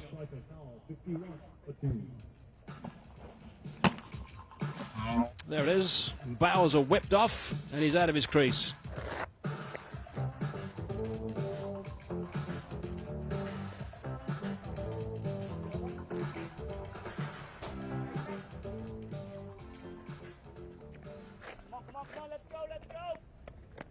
Let's get another one, let's get another one.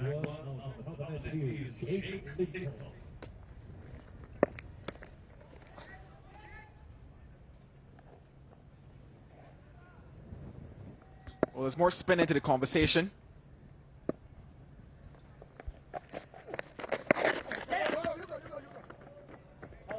Left arm of Jake Lintott joins the party.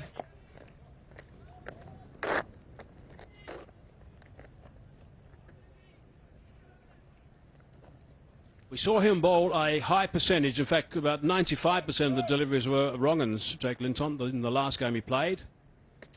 Trying to stay away from the leg side. He'll do the same, I'm sure, for Lewis, because that's all Lewis will be looking at, is that shot on the leg side. Well, you know he would target that leg side. Ball one goes to Lintott. So I'm going to have a quick look at the delivery from Secunda Raza. This is the wicket ball. Look how low he gets and how round arm he is.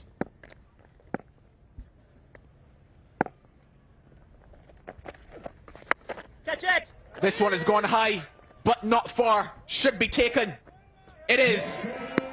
Catch gleefully accepted. And there's quite a big celebration there from Jake Lintott. And quite rightly so, because he's outthought the batsman with that wrong-un. Lewis should have realised that's exactly what's going to be happening. Spinning the ball away from him, staying away from the leg side. There you go, out of his hand actually. The back of the hand was facing the batsman as it was released. And getting hold of that was always going to be troubling because he had to drag it from a long way across from outside off. So he strikes in his first over. Lewis has gone for 8. They're getting in a bit of a spot here, 52 for 3.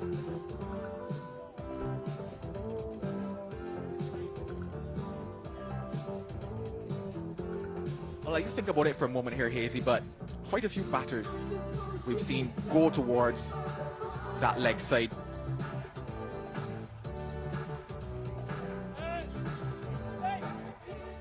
Strikers now, 3 wickets down. In at number 5, joining his fellow Sri Lankan is Angelo Pereira. It is the Pereira show out there. Pereira joins Pereira. Angelo Pereira now at the crease.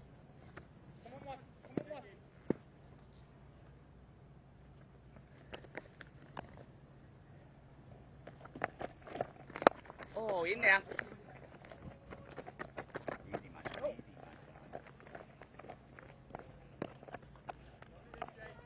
Right, another look at that wicket. So far he has to reach it from. Wrong and spinning away from him. Almost impossible to hit on the leg side safely. Bit of a juggle there from Hines. Top edge, yeah, but better off looking towards the offside because of the reading of what he's bowling.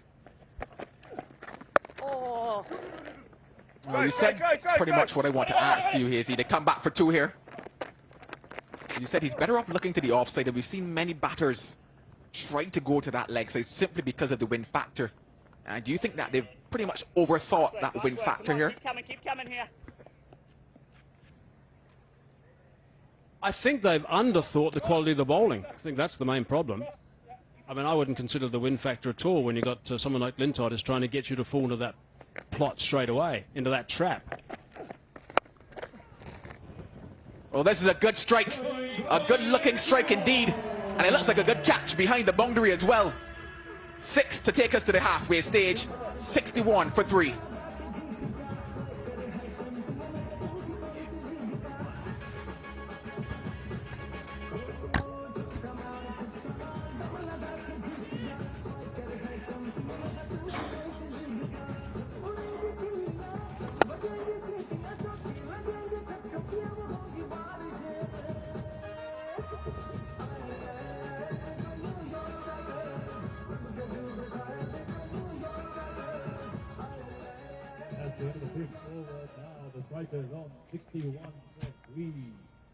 Was a good shot to finish that over off Lintott, a wicket. Good catch in the crowd as well. Sakandaraza 10 off his first over. And that wicket. Mike Hazeman has been showing you how low he is getting. And that round arm action that he has. Showed you a couple of angles.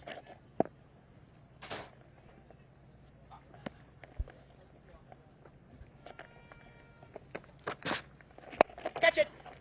Simple, absolutely simple, into the surface. Pereira, well, he tries to smash it and just scoots a simple chance back.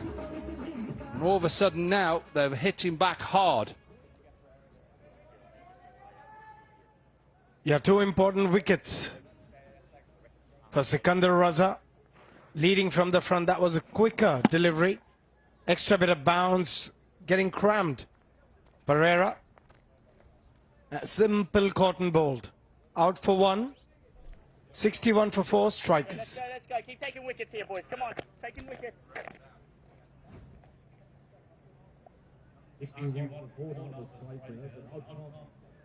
Big hitter is Raton, aka Innings.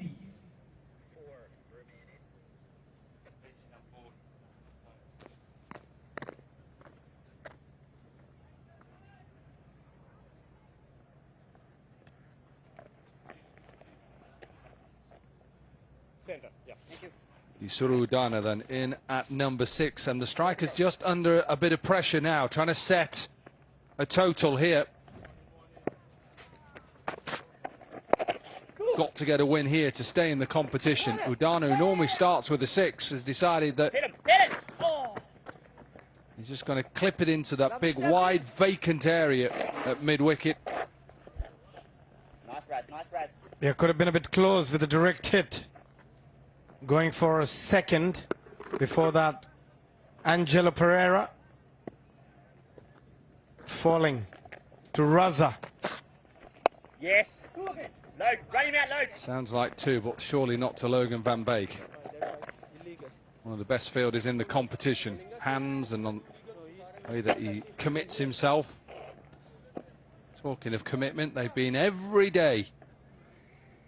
Silly point here, point, brother. Yeah, outstanding commitment from them. Just strikers were in such a strong position.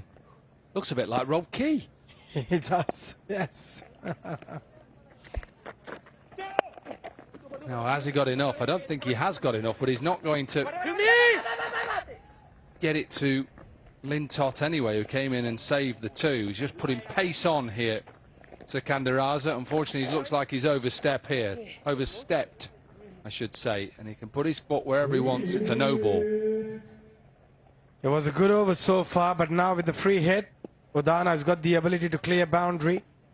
We have seen that on so many occasions in this tournament. It's a no ball.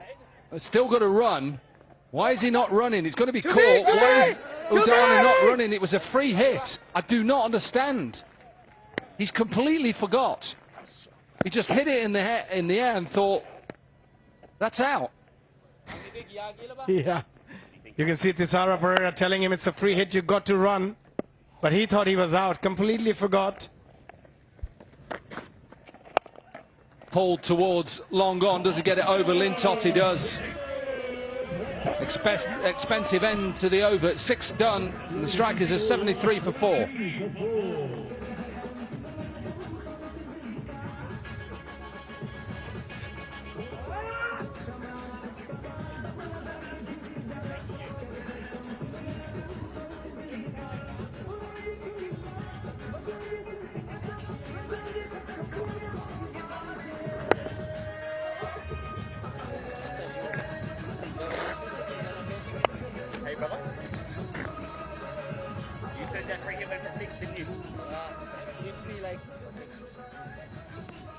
Just trying to build a partnership here to attack these last 4 overs. Lintott 1 for 9 in his first over. 22 from Owen. McMullen with 18. And the two Sri Lankans now are trying to get the strikers to at least 110, 120. Reverse misses. Yeah, I mean, if you're Isuru Udana, you've been striking the ball so well, and most of the time down the pitch, there is no reason for him to try and be cheeky and try and play the reverse sweep. Just go strong down the wicket. Nice, mate. Just be a single.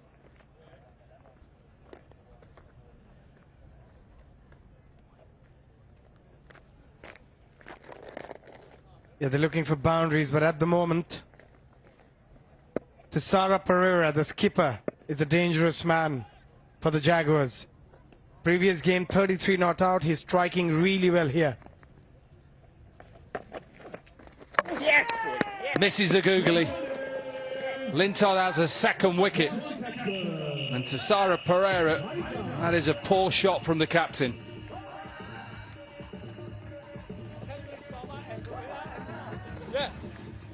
Yeah, in no position.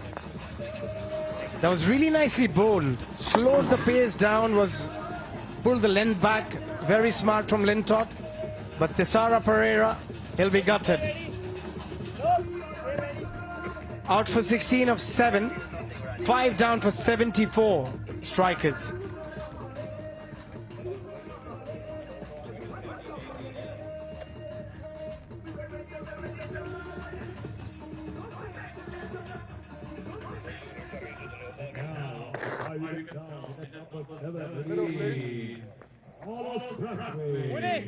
Woody! Come right here on the ring, please. No. Left arm over 3. Carlos wants to paddle, he can. Carlos Braithwaite. Under a bit of pressure now, the big tall Bayesian. Certainly did pull his length back there. And again. Certainly got the right length now to bowl on this surface.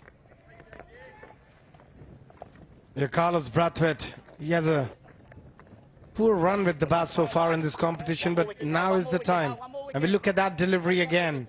A googly, beautifully bowled, slowed the pace down, dragged the length back. Back it up, back it up! That's a decent shot from Udana. Gets enough of it. There'll just be a couple. He's trying to get that finer because the three fielders on the offside are up in the circle behind square. Yeah, good shot. But it just shows that against spinners, he's not very confident going down the track. He loves playing the sweep and reverse sweep. Against fast bowlers, he loves going straight down the pitch. Has he got it in the gap? Van Beek, can he stop? 2, no. So they will get 2 off that final delivery. So 6 runs from the over, good from Lintop. And strikers 79 for 5.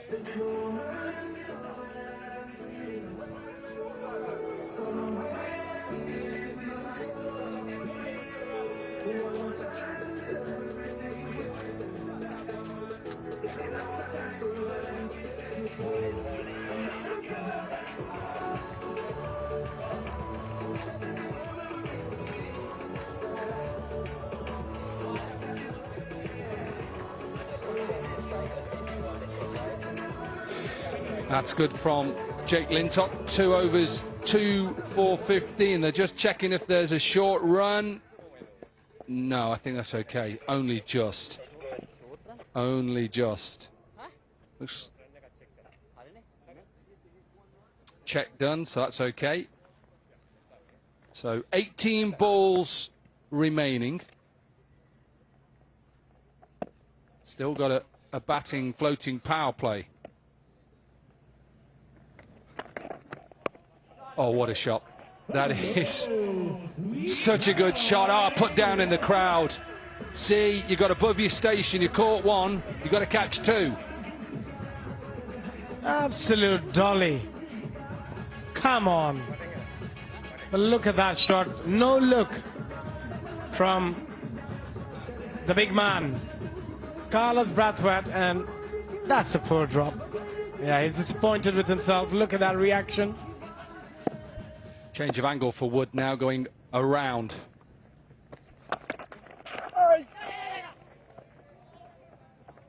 Wood always bowls a good length.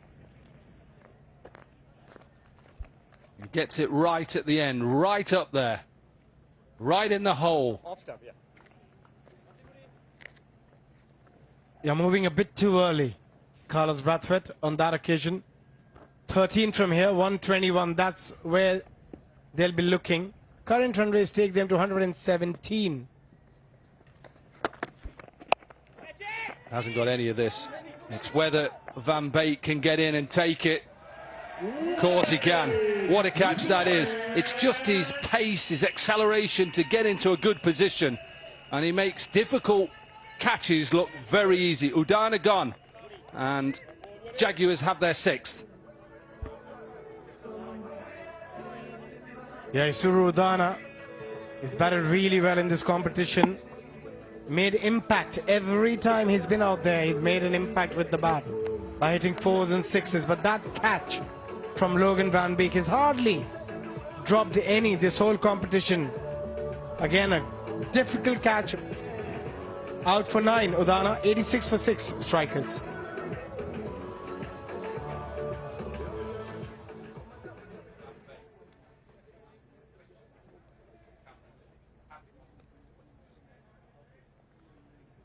Strikers now, 6 wickets down, and the new man in is on the ball, Hemraj, give it up.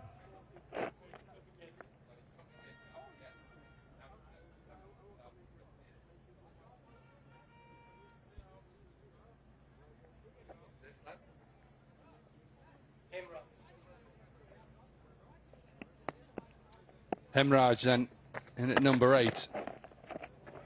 And the strikers are in a bit of trouble here.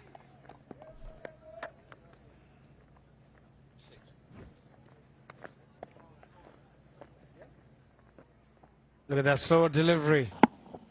Udana has put those away so many times in this tournament. On that occasion, getting a toe end of the bat, but Van Beek, exceptional in the field. especially in the boundary. Yeah, it's his anticipation. That's what allows him to get into positions quickly. He's got pace. He picks up the trajectory of the ball quickly, attacks it. I think that's important. He's attacking, and this package will just show you how good he is. And not just with the catches, also with the ground fielding. And that catch, he had to make a lot of ground there. Van Beek.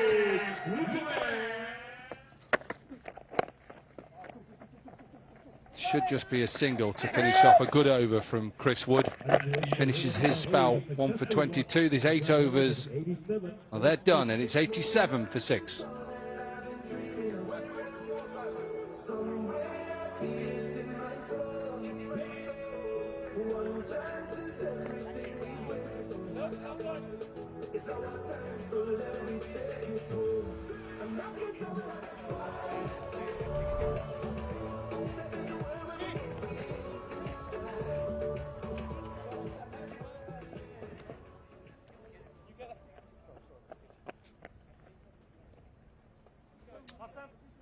Daphnews, most dot balls. Patrick Dooley at the top. We'll see him tomorrow. We'll see Hatzoglu a little bit later on. He'll play in the last game. 50% we're going to call this man on your screen. Mr. 50%. Made the first one. Well, he made that look easy. That was the harder catch. This one, you see, you got a little bit too excited. What are you doing? Just shows, even the easy ones, you've got to concentrate, get your hands higher. That's what you've got to do, get your hands higher. I know you're listening, hands high. Can't allow it to get too close to your body. Look, it's just the wrong technique. Why are you collapsing your knees? Absolutely, you've just dropped the match. Yeah, should have stood tall for that catch. Hands too low, as you said, Corky.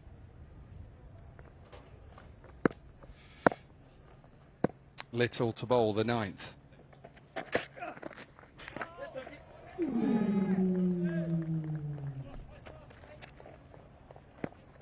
Any dot at the moment is music to the ears for Jaguars and Sikandar Raza. Remember, they win this game, the Jaguars, and they are straight through to the final.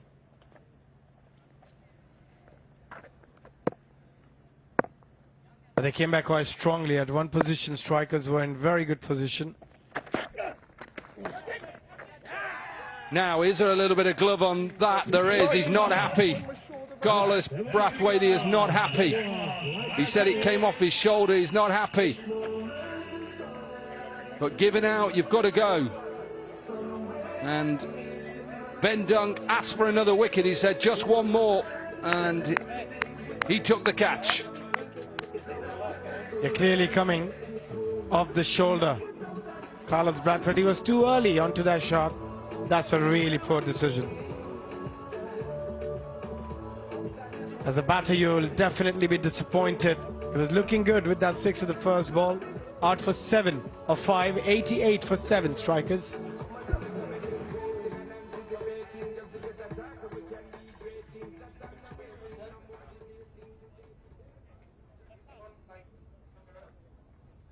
And the new man in for the strikers, all the way from Japan, it is Kendall Fleming.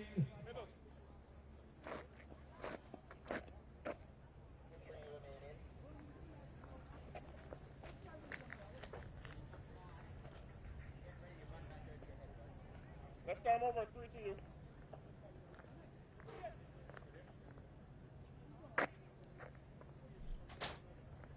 Kendall Fleming then in at number 9.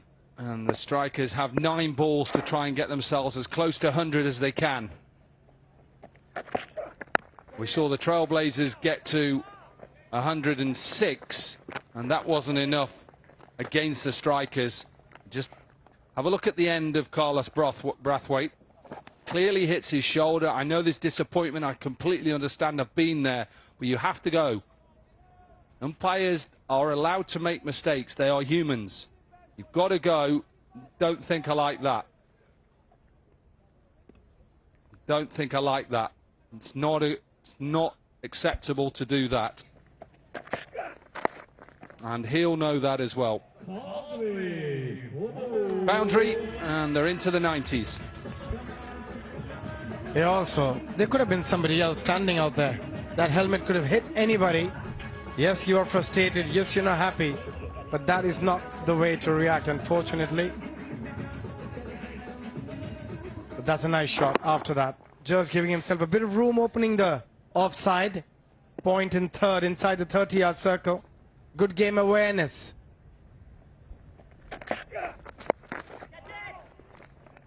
Pulled away for just one.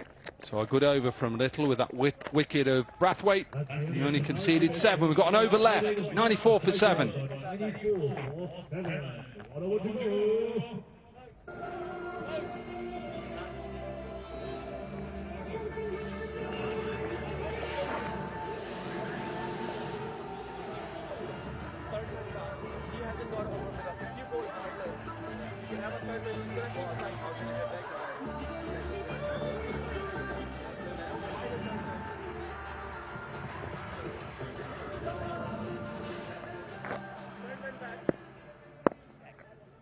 So an over to go in match 22, and the strikers are trying to keep themselves in the MAX60 Caribbean tournament. They lose this, the strikers, they're gone, and it'll be the Jaguars who will go through to play the Tigers tomorrow.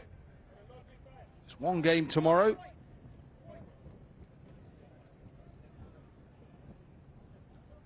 Midday start tomorrow for that final.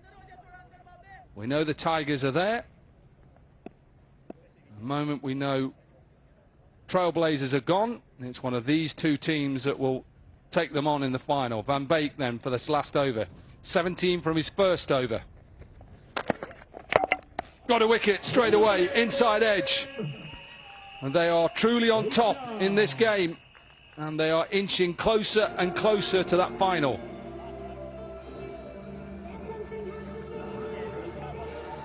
Yeah, what he has done really well. Every time he's been under the pump, he has come back strongly. If you go back to the first game where he went for 60 of his 2 overs, and look at his performance since then, he's been consistent and he's made an impact every time he's been given that ball. Hemraj out for 7, 94 for 8 strikers.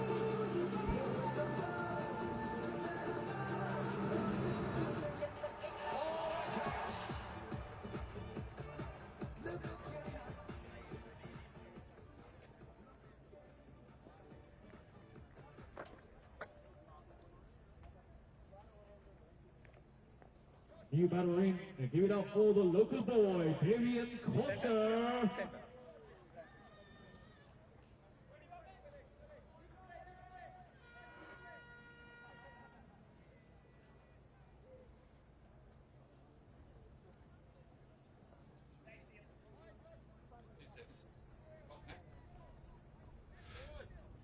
Codner in at number 10. 5 balls left. Jaguars are trying to keep the strikers under 100. Van Beek with a wicket off his first ball. In his second over. Might have another one. He may have another one. Dunk has called for it. Dunk has got nowhere near it. Absolutely nowhere near it. I think he looked up. It was always his catch. I don't think he gets a hand on this. I think he was better off letting the point fielder take the catch because it dropped literally next to the point fielder. Yeah, being a keeper, you always feel with the gloves, you have a better chance, but he got nowhere close to that catch. Ben Dunk. He'll smile at that afterwards. I know he will. I know Ben Dunk quite well. He'll have a laugh at that. It should always be the keeper's catch.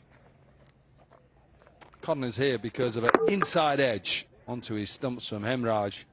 Van Beek's first ball. He could have had 2 from 2, and he knows how important it is. He said, I asked him how important this game was at the toss. Sikandar Razi said all games are important.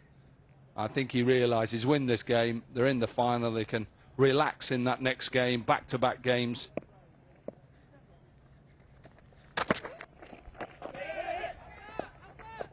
And they're running, and it might be a wicket, another wicket here. Lucky. Yeah, and also that allows them to give their fast bowlers a bit of a rest, make a couple of changes, be fresh for the next, fresh for the finals tomorrow. Yeah, McClenaghan has just precautionally just been left out. A bit of soreness in his groin, but he's fine. He would play if needed, so he could probably have 2 games off, McClenaghan, and then get ready for the final tomorrow. Whether you go with Wood and maybe give Little a rest. So, yeah, there's certain people you can leave out, maybe even Ben Dunk. Give Ben Dunk most wickets so far, and who'd have thought that after that first game where he conceded 37 in 1 over, went for 60 in 2. Has he got another wicket here? No. Brings 100 up then for the strikers. They do have a total on the board. Doesn't overhit this. This must be good timing. They must have hit the sweet spot of the bat, right off the middle. As you said, didn't get enough. You felt it's going to get caught at the boundary, but kept on going. There's a bit of a breeze coming from that side, which helped as well. A little inside edge. And they'll just be happy to get through for a single. So this must-win game for the strikers. And they've finished their 10 overs, and they've got to 104 for 8. Yeah, they will be a bit disappointed. At one point, they were looking at 120 at least from the position they were in. But they kept losing wicket consistently. 50, 52, 61, 74, 86, 88.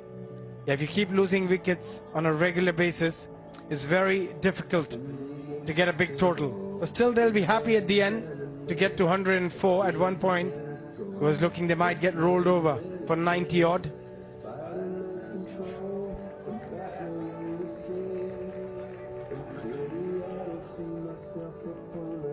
Happy captain, I think, winning the toss and having a bowl first. And his bowlers plus his fielders have restricted the strikers to 104 for 8. Started well, McMullen 18, Owen 22, Pereira 16, and then it was a bit of a struggle. Everybody got themselves in, but then they lost their wicket. So after the 10 overs, the strikers got to 104 for 8. Yeah, 3 bowlers with T2 each to their name, Little, Raza and Lintott. They bowled really well. They came back quite strongly from the position they were in at one point and restricting the strikers to 104. Right, let's get pitch side. Mike Hazeman as Jake Lintott with him.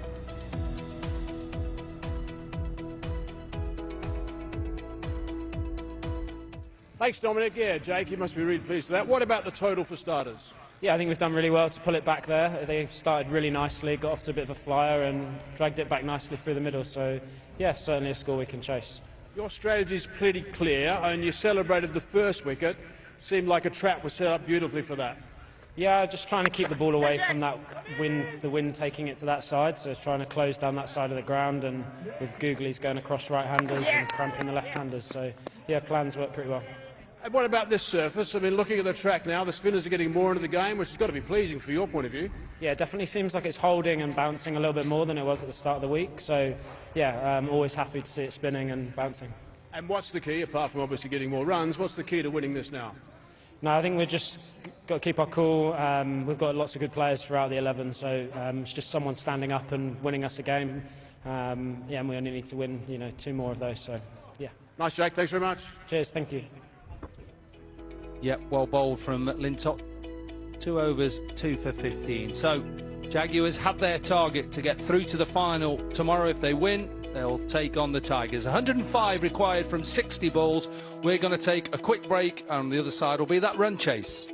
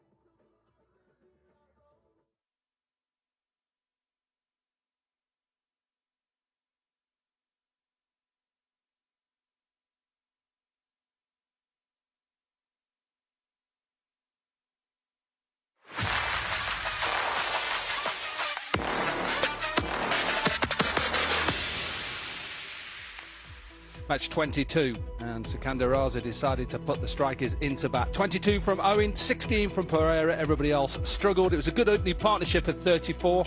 Let's show you some highlights of the 104 for 8.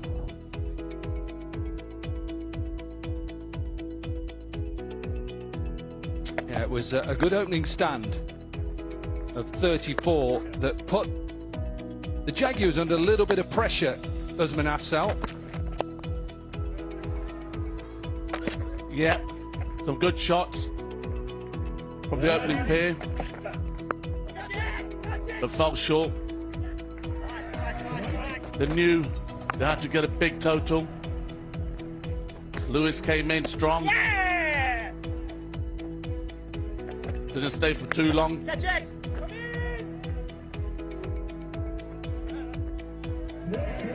Yeah, and it was Lewis who eventually fell, brought Lintott in, and Tisara Pereira went after him early on. Sikandar Raza got his second wicket, a simple caught and bowled. Pereira with his power tried everything. On the best of shots against Lintott, especially his googly to go across the line. Good catch once again, Logan van Beek. For me, fielder of the tournament by a long way. A little bit unlucky from Carlos Braithwaite, the way he was given out, wasn't happy. Didn't like the scenes after that. We've all had disappointment in our careers. Top of the wicket takers in this competition, Logan van Beek with 12.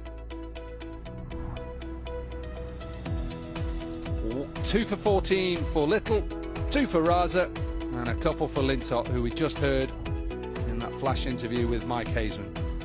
So the Jaguars need 105 from 60 to go straight through to the final tomorrow, which is here, local time, midday. And we can't wait for that. That will be match 24 and the last match in the MAX60, first MAX60 Caribbean tournament. Beautiful scenes here. It's a beautiful island. That is not the beach, that is right next to the ground.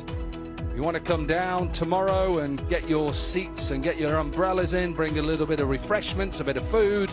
It's a lovely place to watch cricket. That's a lovely place to watch the boats go past. 17 public beaches there are on this island. 7 Mile Beach is the most famous one, and some picturesque places to just chill out, play a little bit of football and watch the sun go down.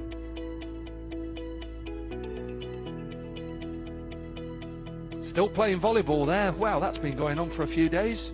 So many cameras around the island.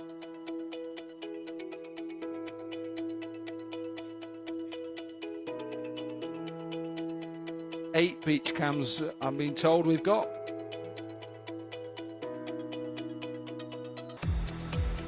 So you can hear from the applause that both the strikers and the Jaguars are coming on to see which team. Strikers, simple. If they lose this game, they'll be on the flight with the Lions and the Trailblazers. The strikers would know what a devastating partnership this is and how vital it will be to dismiss not just one but both early if they stand a chance. But if these two bat for 3-4 overs, the game will be out of their hands. You can see that Alex Hales is there with Ben Dunk, and you didn't see Alex Hales in the field because impact player. Wood out, Hales in. So Chris Wood out, substituted, and what an impact player this man. Back-to-back player of the match performances.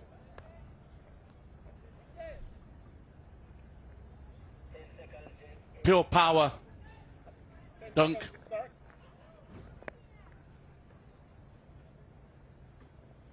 He's bowled well. Suru Udana, Izzy, as he's got on his back of his shirt. Here we go then. Can the strikers stay in this competition? Need early wickets. What a shot. Dunk, who has forgotten that drop catch, starts off beautifully.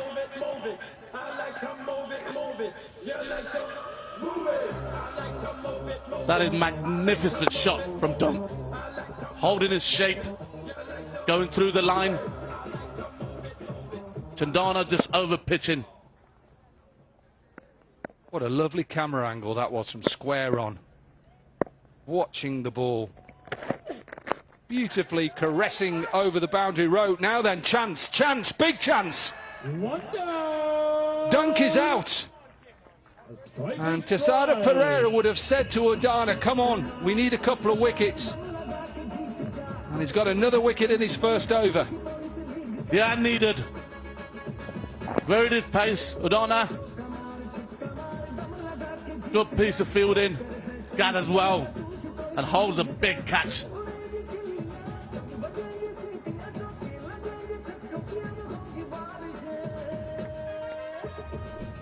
Gone for 4. Jaguars are 4 for 1.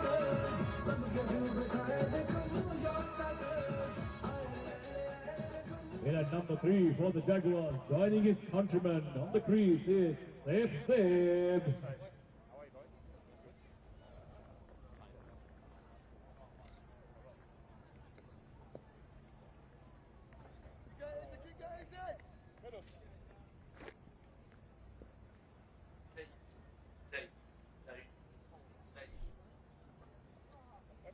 Safe Zaib, then in at number 3. Dunk is gone. And now can Udana look to get another wicket and get the strikers not just back into this game, but back into the competition.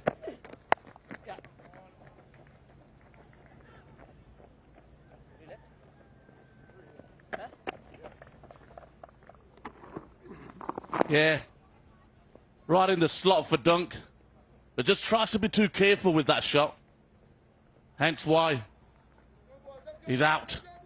Putting Jaguars under pressure. It's going to be a big innings now from Hales and Zohaib. Different dynamics Zohaib has to deal with. Normally comes in with a good start. Yeah, Hales on strike for his first ball. Oh, play a miss. Nice carry. Good carry. There is a fielder set for that cut shot. There is a wide third. So there's a short third who's more like a fly slip. It's in the circle. You see there, I think that's Angelo Pereira who caught that catch. He's out there as a square third for that cut shot. I like the fact that he's just got that ball just to go across Hales.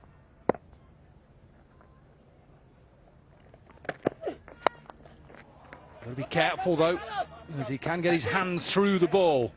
Braithwaite pulls it in. So just a couple. Well fielded, Braithwaite. And that's what the strikers need to do. They need to be right on the money with the fielding. Hell's there, leans back, puts his arm through the ball. Doesn't time as well as he should have.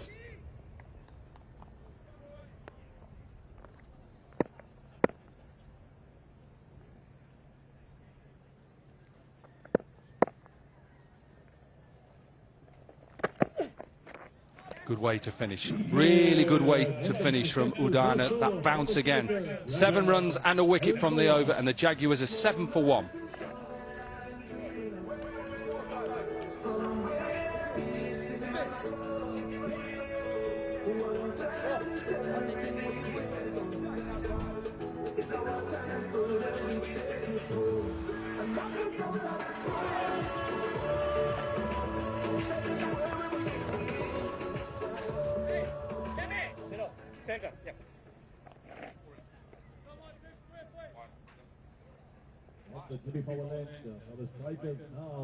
Star-studded team, the Jaguars. 5 players that play their cricket in England in their side. Thankfully, the umbrella is back working and covering. Very hot out there. The job that our cameramen do, exceptional. Arun, who is up there on the square.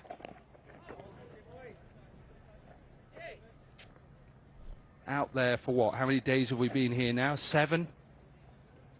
Day 7, and these cameramen have worked every single day in this heat. What a job. Daffy News, most dot balls. Dooley, who will play tomorrow, 38. Mitchell Owen, who has just come into the attack, is up there. Well, this is helped on its way. I think this is meant in a way, Arslan Ash. So he's got a bit big on him, just helped it on its way. For sure. Owen, first ball went up. You need to know what length to bowl at Zoeb. He's a terrific player behind square, and that is an example of it. Yeah, he just gets low on it and he gets underneath it and then helps it on its way because there is a little bit of bounce there.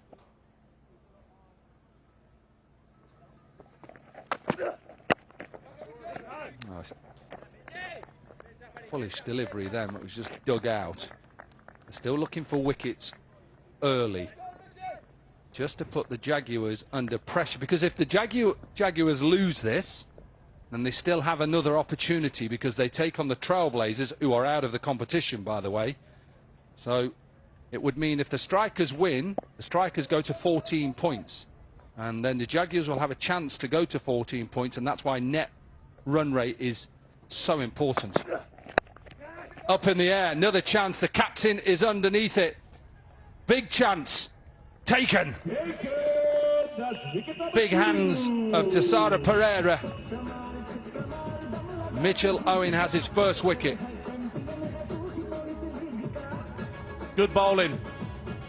Understanding what length you need to bowl. Zoeb, they go full at him. It's not an easy catch, this. There's no clouds. He judges it well, gets his hand up high. Beautifully taken.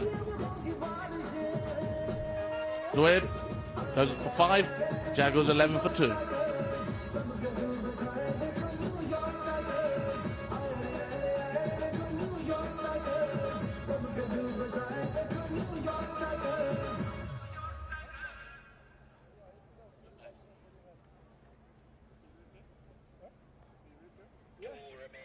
A bit of trouble now for the Jaguars. 2 down. In at number 4 is Ross Whiteley.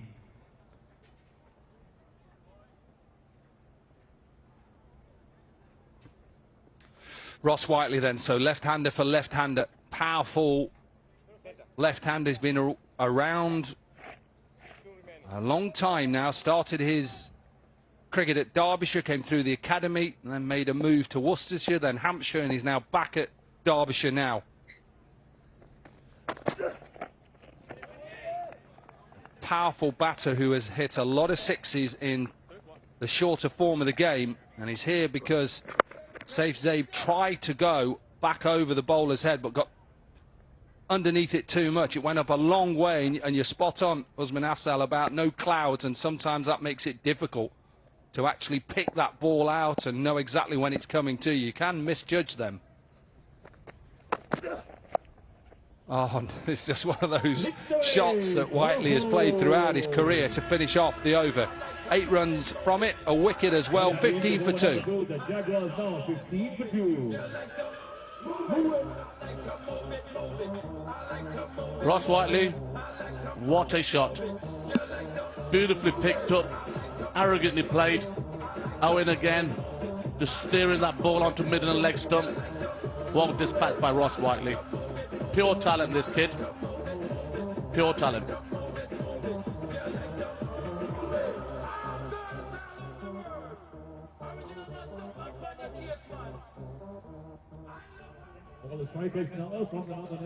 He's been playing golf for a while now. He must be good. Beautiful blue skies, a little bit of fluffy cloud. Daffy News most 4s. David Warner 24. Hales 15. And on strike now, Ansh Patel, who bowled well against the Trailblazers and bowled well against David Warner. I like that from the umpire straight away, because Hales went across and the umpire decided that he was going to give the bowler a little bit more leeway. That's a good decision. See what he's trying to do, and she's trying to protect it like Lintott did outside off stump. And she's been very impressive. He's understanding what Hills is trying to do. And is coming back with an answer. Throwing it wider. This will be an interesting matchup. Whiteley versus Anch. Let's go, boys. Let's go, boys. Yeah, 2 for 14 in that last game against the Trailblazers. Got to be out. Has to be given. Yeah, it's that slow death. Up his finger goes. Whiteley plays all round. A good delivery from Ansh Patel. And the strikers are back in this game. Yeah, they're all over him. Pressure's building. You can't play too square, Ross Whiteley, to spinners who skid it on. You need to go more straighter. Another slow death. Pressure's boiling. Hells has got to handle this.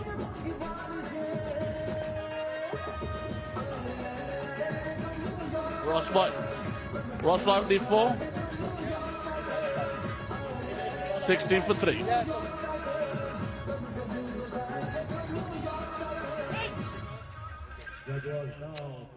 There we go. That's coming to the com box for later.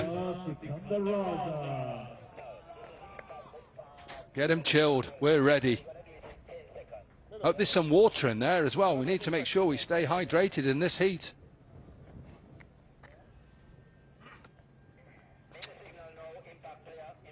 Impact player.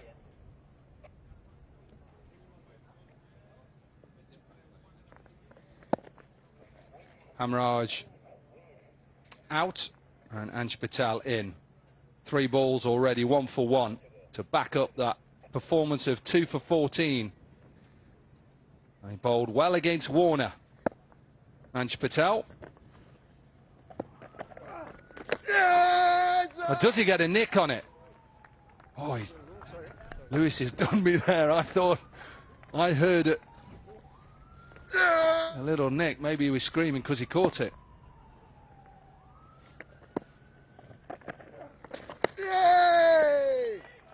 Sakandaraza, as he's done throughout, has come in to try and hit boundaries. And these first 2 he's missed. He's going again. You can just sense he just wants to just hit boundaries. Just be a single to finish off an excellent over. Amazing over. 3 gone, 17 for 3. That's the end of the successful over for the strikers. It's 17 for 3.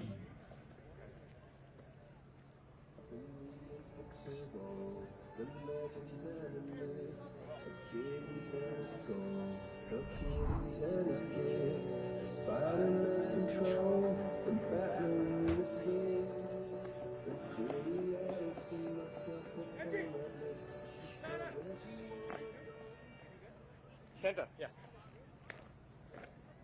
104 for 8. We wondered whether that was going to be enough. At the moment, the Jaguars struggling. 17 for 3, but they still have Alex Hales and their captain Sakandaraza.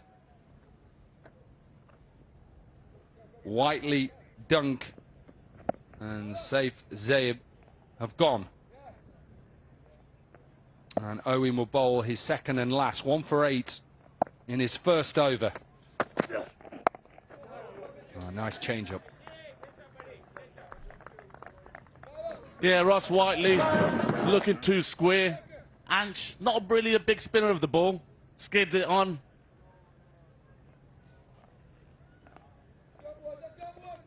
In some ways, look, for the competition, it'd be good if the strikers win this game, because then it just puts a bit of pressure on the Jaguars for that last game against already eliminated Trailblazers. They cannot qualify. And remember, it's double points today, so it's 4 points for a win. And if the strikers get the 4 points, they go to 14. But the Jaguars already have a game left against the Trailblazers, so they can get to 14. So look at net run rate at the moment. It'll be the Jaguars, if they can win that second game. If they lose this first game, we'll go through on net run rate. Do you get it? I hope so. Pull to the leg side. This is massive, out of the ground. As he's done throughout, he always gets a maximum in his first few deliveries. Out of the ground.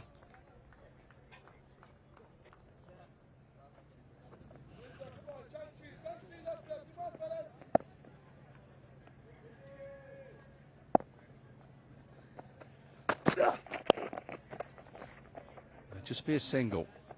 Alex Hales has only faced 5 deliveries so far. Yeah, just pure bat speed from Raza there.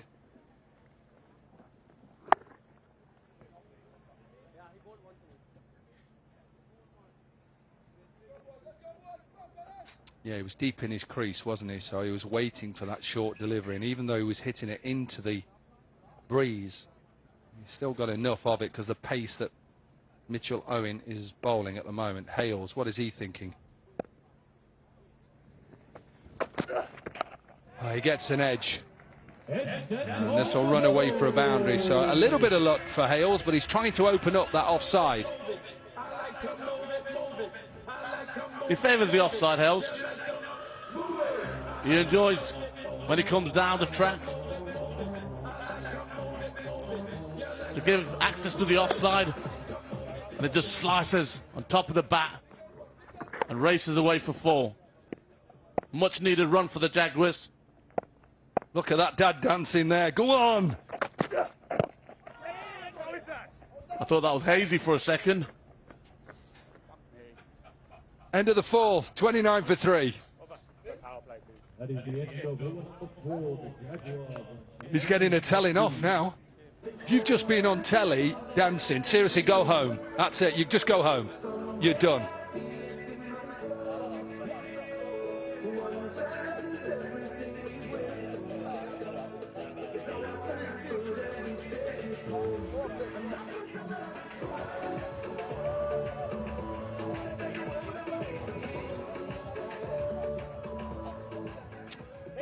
...12 runs from that last overseas. The Jaguars get to 29 for 3 from their 3 overs, from their 4 overs. Correction. And they have decided now, with the captain and Hales there, that they're going to take that batting floating power play to maybe just try and get a bit of momentum. 13 from 9, the partnership. And just to remind you that they're only allowed 2 fielders out. Udana will bowl his second and his last over. And deep square leg, deep mid wicket. And the 2 fielders out of the circle. That'll be a wide.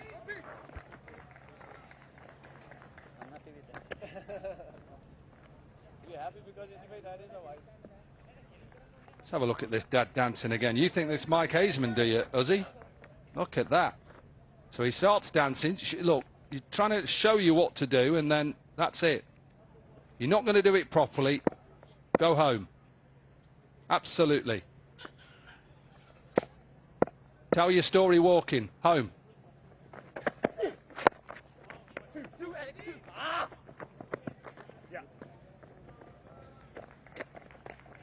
Couple of runs for Hales. Only trying to have a good time, isn't he? He's probably had a couple of glasses of water and just tried to copy the cheerleaders. He's been sent packing.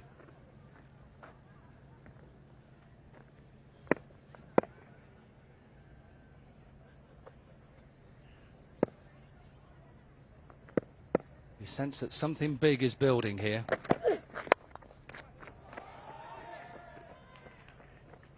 You just sense that Hales knows that he's got to try and capitalise with the field up.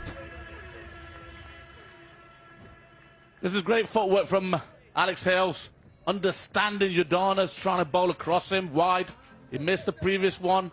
This time he just comes across, puts his arm through it. You had a third man wide, and now they put a deep point wide. Yeah, 2 fielders now out on the offside, so that really tells Hales that he's going to bowl outside the off stump. Will Hales try and go outside and whip him to the leg side? No, he'll just try and slice it even more. Good fielding. Ansh Patel down there. Correction, Angelo Pereira.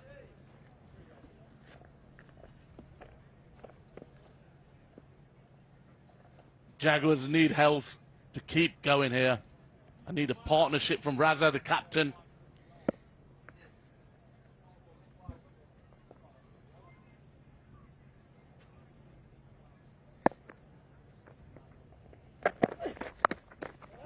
Top edge, this is going to go all the way, so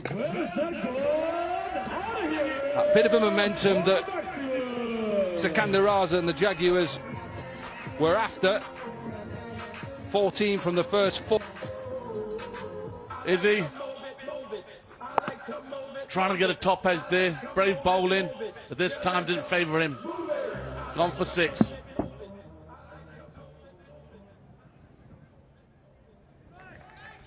Yeah, first bit of pressure we've seen on Udana, who has bowled well, so he's conceded 14, and Sikandar Raza is looking for more. He's wanting him to bowl short, so he can do that. Full toss or short, and that is slapped into the tents.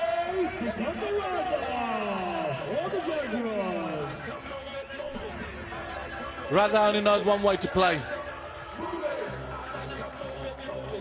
and this is the way he plays.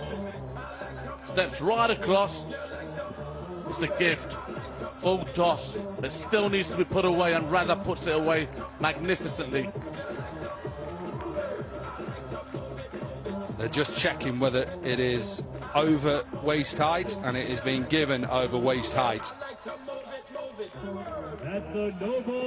Yeah, it's a close decision, that, because obviously it's in his standing position. He's not that tall, but still had a little way to go. He hit it in front of him. Nearly hit Aaron up there. Ducked it well. Hopefully he didn't get hit. He's okay, he's good. Right, so free hit. 21 from 4 deliveries. Driven down the ground, make that 25 from 5 deliveries here. And the supporters who are just in front of us realise that this momentum now is building, and the Jaguars, and they're on the charge to the final.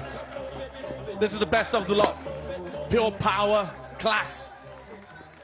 Holds its shape and just powers it to the boundary for 4.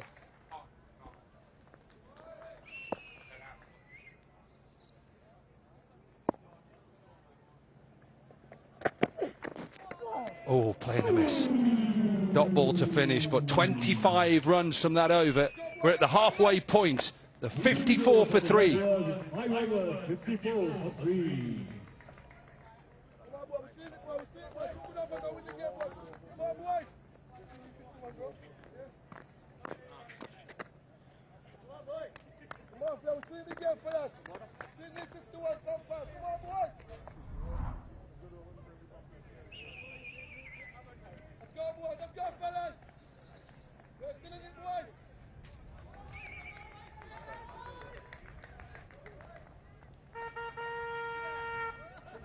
Well, that certainly was a good over for them. 25 runs.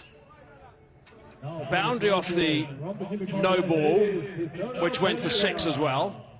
So that was a nice little spurt. Same stage. Strike was a 61 for 3. Just watching now, that's all. No dancing, just watching. Right, TP. Tessera Pereira. Into the attack. They need to break this stand. 38 off 17. It's firing up beautifully. Sikandar Raza 24 off 11. He's played brilliantly so far. So a little bit leg side. They'll have to reset and bowl that one. Just a second. 50 needed from 5. Jaguars in control. As long as Alex Hales is out there with Sikandar Raza, they have nothing to worry about. Last couple of overs have turned things around for them. Backing away, followed. Nice bowling by Pereira.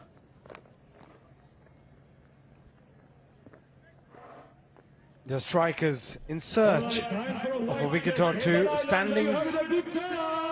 Jaguars, if they win, they qualify for the finals. A nice final that. Tigers Jags are on the charge at the moment. 49 required in 29 balls. In this format, MAX60 cricket, things can change pretty quickly. They pick up a quick wicket here, things can suddenly mean 2. It's not too far away from the leg stump after it ricocheted off his thigh. Yeah, we know the format demands attacking cricket, 4s and 6s. But you've got to think. Just be a bit smart. Oh, look at that again. Corky wasn't wrong when he said, looks like a bit like Rob Key. Oh, it's leg side. And he's got that right off the end of the queue. Good effort to get it down there. Yeah, Hazy, what I was saying is, yes, we know it's a format of 4s and 6s and boundaries. But at the moment, they need to be a bit careful as well. Yes, boundaries will come. Oh, look at her. She's here. Support her favorite team. Tidy line, tidy length. Hales couldn't do too much with that. There's no need for any great rush at the moment. Need to just keep ticking things over nicely. The odd boundary, certainly 1 and over, helps their cause dramatically. Yeah, boundary and over. Gets them through. Required rate 10.85. So far this over has been pretty good. Oh, big swing and a miss that time. That one just kept a fraction low, but Sikandar Raza lost his shape totally as he tried to launch that over the dugout. So far, it's been an excellent over. He's got to finish well. Oh, went for the big heave through the onside, the ball keeping slightly low. This is a very important delivery. The call is for 2. They should be able to come back quite comfortably. But in the end, it's still a very good over. Just gone for 6 runs. 6 gone, 60 for 3. Over number 6, the Jaguars now 60 for 3.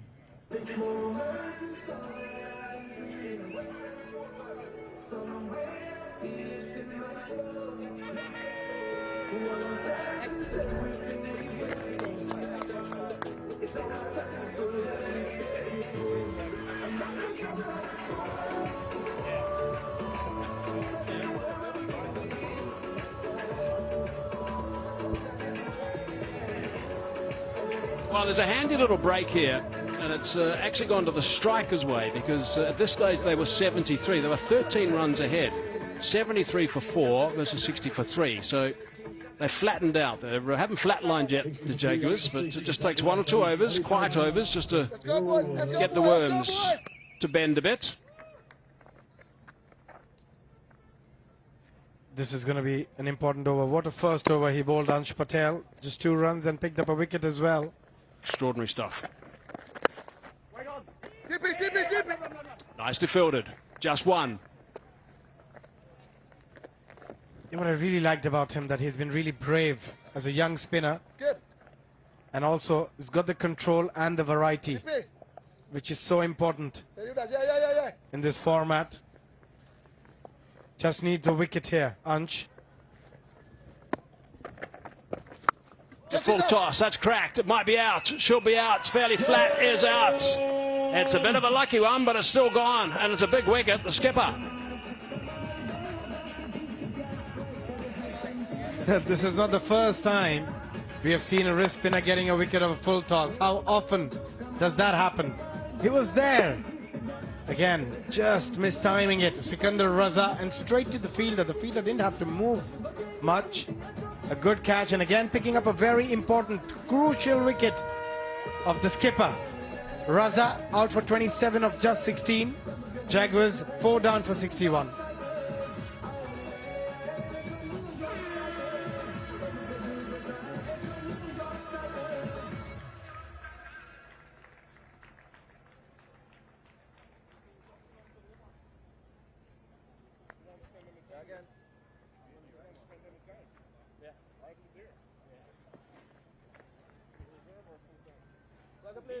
He's 1 for 4 now. In at number 6 for the Jaguars, it's Leonardo Julian.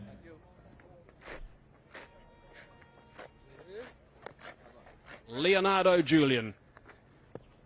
Couple of innings, hasn't got going. But Ansh Patel certainly has. 22s of age, 2 balls into his second over. He's got 2 wickets for only 3. That's brilliant. He has been so impressive.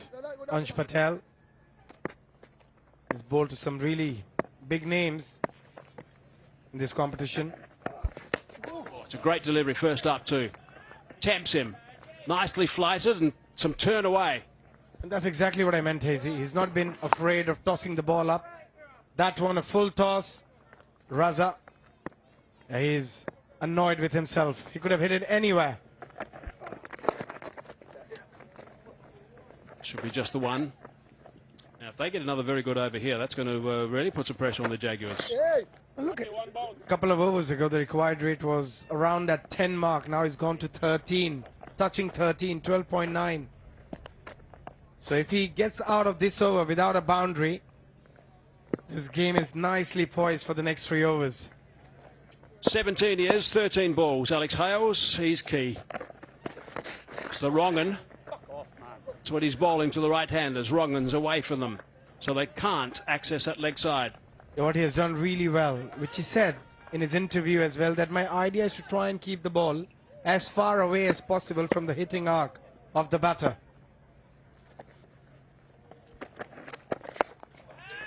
Top over, really is. It's gone for 4 at the end. He'll be disappointed with that, but it's only gone for 6. A wicket as well. It's gone for 6. More pressure for the Jags. 66 for 4.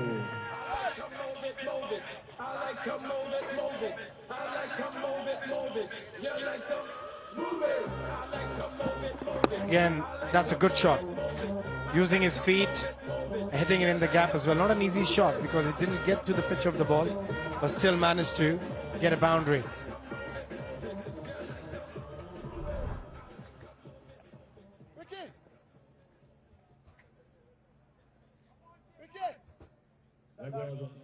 You need to just focus on that bottom line. The Grand Cayman Jaguars 39 off 18 deliveries. 3 overs to go. 66 for 4, 79 for 5 with the strikers. Alex Hales, everything depends on how he bats. If the strikers manage to get his wicket, I think they would have a massive opportunity to win this game. I think things might also depend on the guys about to bowl. Starting his spell now. And that's a dot ball to start. No, it's not. It's a wide. Oh, he hasn't been in the greatest mood so far today. Big Carlos. He's not a happy man. First, when he came out to bat, a poor decision. And now he doesn't agree with that wide either. Carlos, he asked me it looked like wide. It was quite wide from the batter to me. And it's interesting where the batsman's standing also. There's Lintott who bowled so nicely. Where he's standing, he's outside off. It stopped, but only half. They should be able to come back for the second. They will do.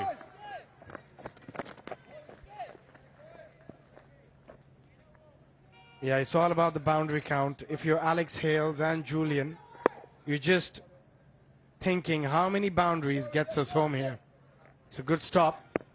Still a couple of runs. I like the way where Julian's standing here. Well outside off stump. Again, trying to access that. It's good stuff from Braithwaite up until now. At the back end of the innings, I like the batters when they stand on the off stump with their toe just being on the off stump and slightly open stance with your front foot. That just allows you to access different parts of the ground. And it also gets the bowler thinking. At the moment, Carlos has got a ball wide of the off stump when he's batting there, but the field is not ideal for that. And also they get quite deep into the crease as well, so that if you're thinking Yorkers, you miss your length, they can go over covers. And here, a few changes in the field for the bowler. Yeah, that had to change. There we go. That's a better field. Got a man at, but he's fairly straight, maybe too straight, because there's a huge gap on the fence. The man on the fence is behind square on the offside. He's probably going to bowl just outside off stump. Gets a dot ball in. In this format, most of the time, as a batter and as a bowler, you both know what each other wants to do. Then it all boils down to execution. Who executes their plan better? And at the moment, Carlos Braithwaite is doing it better than Julian. He's going to go for a Yorker again. 3 tough balls. Now that's okay. I wouldn't have actually called that a wide because he's standing, by the time the ball's released, he's about 6 to 8 inches outside off stump. How far wide of that line was this? Yeah, I think that's a hard call from the umpire. I agree. When a batsman does that also, I don't like that either. He was quite outside the off stump. Just a single. Yeah, it's amazing in the last few years. We have seen so many different field positions which we haven't seen earlier. And deep point, having a deep point at the back end of the innings has become such a norm now.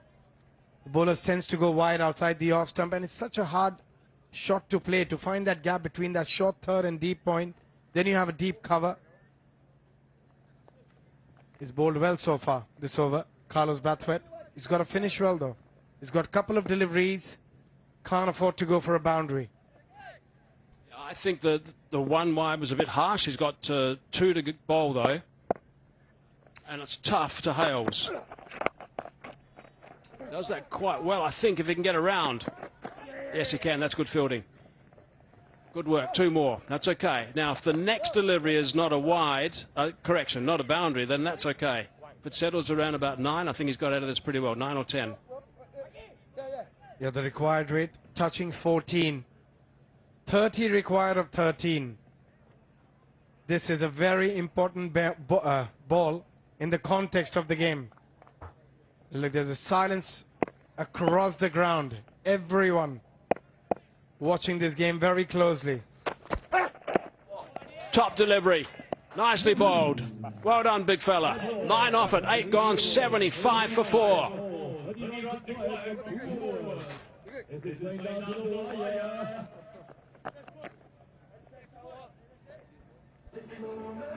What a Yorker. You won't see many better Yorkers than that. Carlos Braithwaite, when it counts, delivering that. Yeah, we look at the economy so far. Dana's been a bit expensive, but Ansh, Pereira and Braithwaite, just outstanding.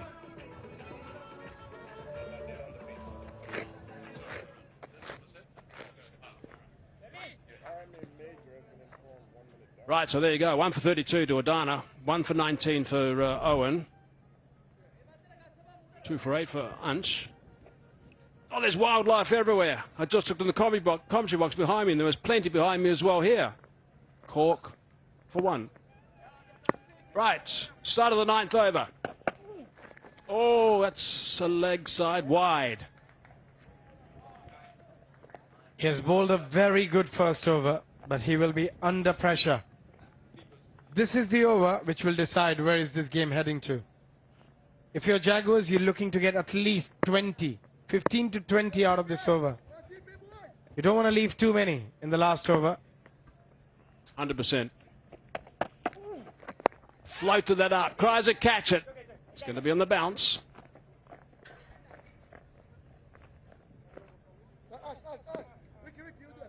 Your fielding is such an important aspect of the game. You often see the team which feels better has a better opportunity in winning. But now, this is the moment. Can Alex Hales do some magic? Can he hit some 4s and 6s? 28 of 11. He's thinking 5 boundaries and the win. Oh, that's just hit a mitt, I think. He just stuck it out for Poor. Might be a run out. No, it's going to be safe. That's good running. But it's certainly safe 4. That was hit very hard. He stuck his paw out and hope it's still in one piece. Yeah, the commitment we have seen from the players has been really, really good. Look at that ball was traveling at some distance. Similar to what happened to Ravi Bopara, similar sort of a shot. Kreiser catch it, but it's gone over the top. It's going to run away a couple of bounces and 2 more. 3 deliveries, they need 2 boundaries. At least 2 boundaries. But he's bowled really well. He's kept the ball away from that hitting arc of Alex Hales, and also a lot of pace off deliveries. So 2 boundaries of the next 2 balls will bring it down to 16 off the last over.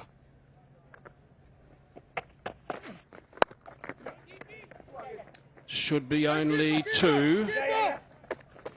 That's totally fine as far as the strikers are concerned. Also, so much running doesn't help as a batter. You lose so much fluid. You lose power as well. At times, 22. This game is going down to the wire. Such a good game of cricket, this. 2 balls on this over left. Allows that to go through. Bit of exercise for the umpire.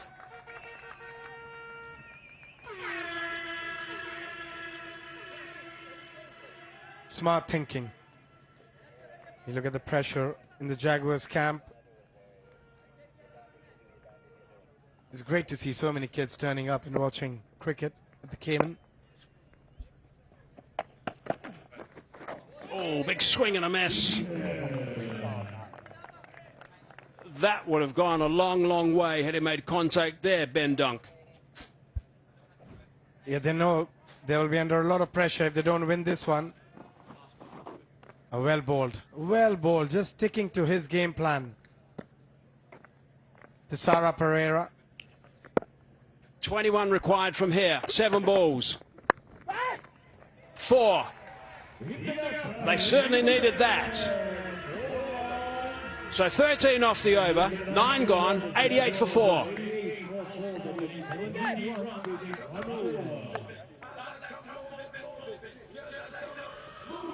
Nicely played. Not trying to hit it too hard, just using the pace of the delivery and placing it between point and short third. But they've got a lot to do in the final over.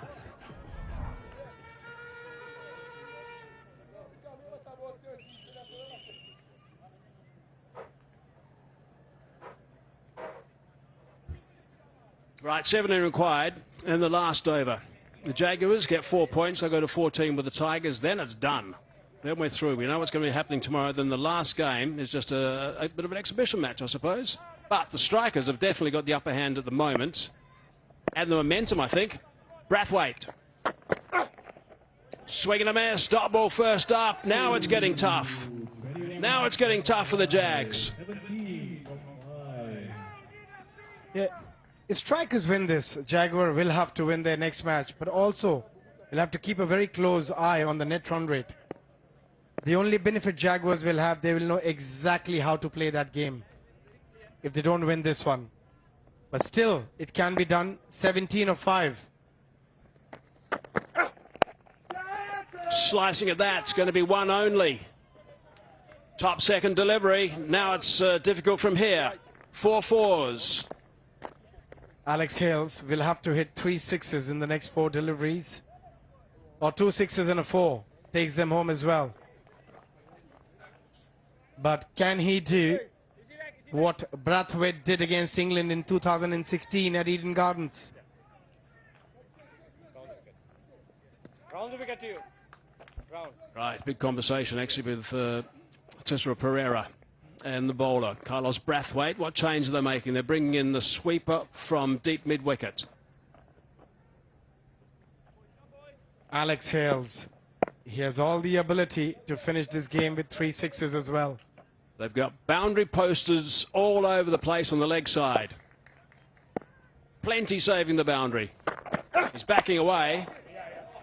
Looking for the big Yorker, and it's only one. That is a top delivery. A brave delivery, but a top delivery.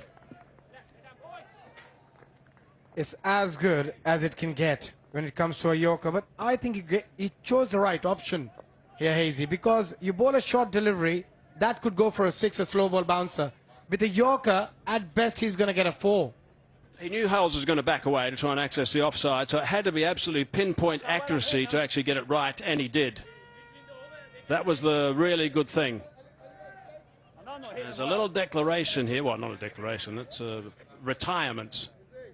Van Baker's now arrived in the middle. That's a tactical move, not a bad tactical move, I suppose. Van Baker's someone who can smack the ball, but he's got a lot of hitting to do. Yeah, probably they should have sent him a bit earlier. Leonardo Julian, 8 of 10, when they needed a bit more from him. Van Beek is left to do a lot here.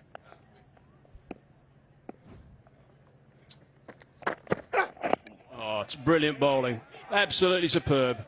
That is magnificent bowling from Carlos Braithwaite. Yeah, as long as he doesn't bowl a no ball wide, striker should win this. And again, look at that. She absolutely loved that delivery from Carlos Braithwaite.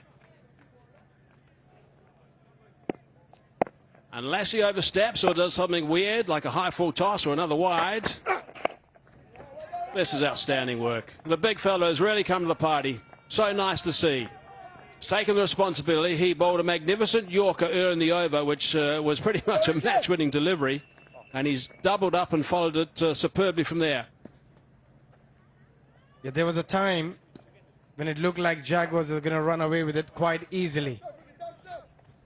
But that spell from Carlos Braithwaite and Tisara Pereira, the skipper, have done the job. Sliced away. That's going to go for a boundary, but it's not going to matter. What a performance. There you go. They are so happy now. That is a magnificent performance. They will be absolutely delighted with this, the New York Strikers. Under a bit of pressure in this game. Winning by 8 runs in the end. And that has really put the cat amongst the pigeons in the table. Yeah, that's a stellar performance from the New York Strikers, winning it by 8 runs. At one point, it seemed like the Jaguars are going to run away easily. But Alex Hales just couldn't finish it for his side. And also, a lot of strike was taken by the other batters. But a lot of credit goes to the bowling unit. I would praise Ansh Patel from bringing them back into the game by picking up those couple of wickets and only going for 8 of his 2 overs. Absolutely, I thought he bowled superbly. Really did a fine job, the young 22-year-old. Really good work. The Jaguars are delighted. Correction, not happy at all. You can see Secunda Raza there as that last ball was delivered, and that was the other side of the emotions. Big Carlos Braithwaite celebrating. Not the only one. Giving a bit of a fist pump. Getting up 8 runs is a really fine performance. He's having a bit of a word, I think, about that dismissal, which resulted in something we don't want to see at all as he walks off on a cricket field. But let's have a look back at the cards. The Jaguars, Hales in the end, not out 35 off 24 balls. Didn't get enough strike either, I don't think. That was also part of the problem. Secunda Raza 27 off 16 and 96 for 5 is where they ended up. They were on track, there's no doubt about that, but went south at the wrong time, right towards the end of the innings.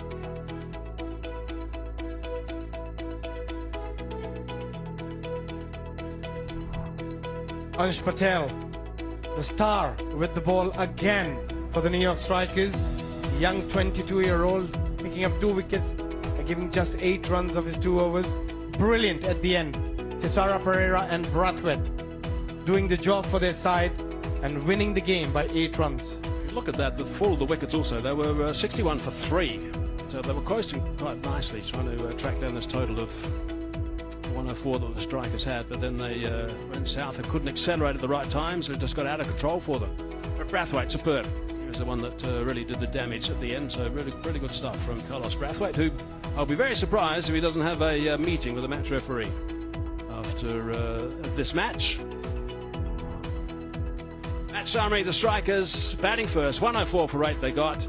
Owen 22 off 10, McMullen 18, Pereira 16. Little picked up a couple along with Lintott, who bowled very nicely, 215 off his 2. Intelligent bowling from him. Secunda Raza also picked up a couple. The Jaguars in reply, Hales 35 unfinished, and Ansh was the star with the ball, 2 for 8. Owen got a bit of tap today, 1 for 19, and so did Dana. But the Strikers in the end won by 8 runs, and they are delighted.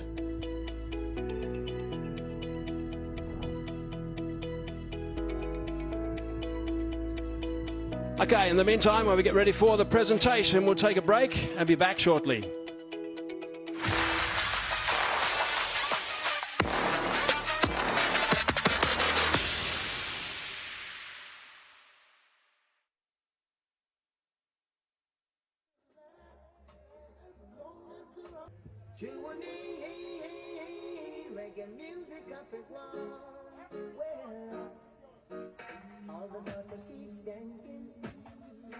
And the man that keep rocking.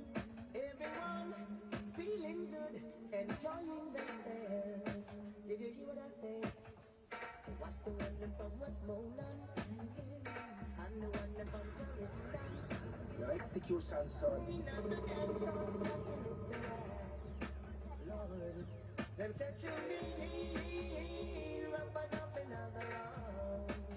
Well, them set you free, reggae music of the world. A big sound.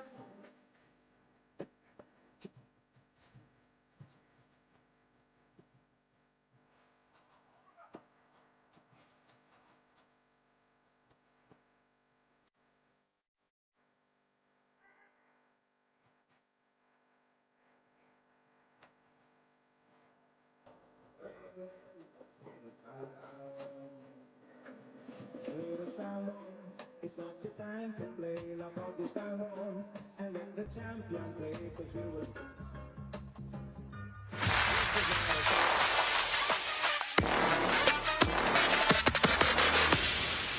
Time with Joel Manning. A superstar to super Saturday for the Strikers. They needed to get 2 wins to keep themselves in the conversation and a chance to find themselves back here on Sunday in the final. It's time for the post-match presentation, starting with the player of the match today. Figures of 2 for 8. A fantastic spell. It is Ash Patel. Ash, first off, looking at those bowling figures, how are you feeling right now? Yeah, I'm feeling great because, like, if I have to see in the T10 format giving 8 runs in 2 overs, it was a pretty good effort. So yeah, I'm pretty happy about it. When you think about some of the big names that you've had to come up against in this competition, how have you held your nerve, and bowled effectively throughout? Yeah, so it's basically just our planning and just to execute whatever we planned. So my plan was basically just keep it away and into the pitch because the wind was blowing one side. So it was just pretty much good planning, and yeah, I held it good. So. Yeah, obviously, there was a bit of pressure given the score you guys had on the board. How special was it, especially pick up a wicket like Sikandar Raza out there? Yeah, that moment was huge. So yeah, I'm pretty happy about it. Well, Ash, congrats on your performance today. It's time now to call into the conversation the losing captain for today, Sikandar Raza. Sikandar, at the halfway stage, how happy were you to chase that 104? Yeah, the way they started, we thought 120, 130 could be on, and we were still pretty confident, but I thought the way we brought the game back was certainly quite encouraging. So, yeah, I was pretty confident that we'll chase the total down because our batting unit has been firing in the last few games as well, and our bowlers have bowled really well as well, so they've complemented each other really well. Just a bad time for having a bad game. Yeah, for a lot of the batting innings, you guys were actually still in the conversation, still there. Where do you think it probably went wrong?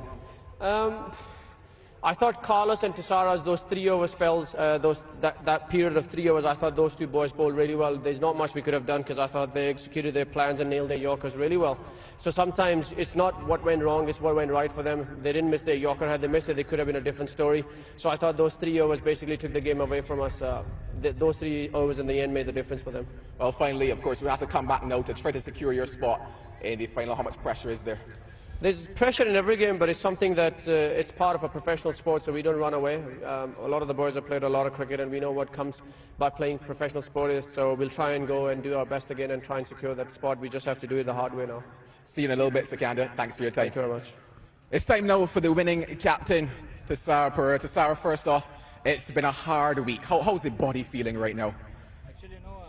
So as a captain, so I'm really happy with my boys because of we took momentum during the first game, so we delivered our second game as well. So just want to say, as a bowling unit, we have done pretty well throughout the series, and still we are doing good things. So I'm happy with my boys. Yeah, how special was it to watch that spell not only from Ash Patel but also that last over from Carlos Braithwaite? Yeah, that's why I said, we have a very decent bowling unit, so whatever situation I can give bowlers, because they delivered my plans, that's the most important thing. And as a captain, if you are talking with the boys, so they always give their 100%, so that's what I want.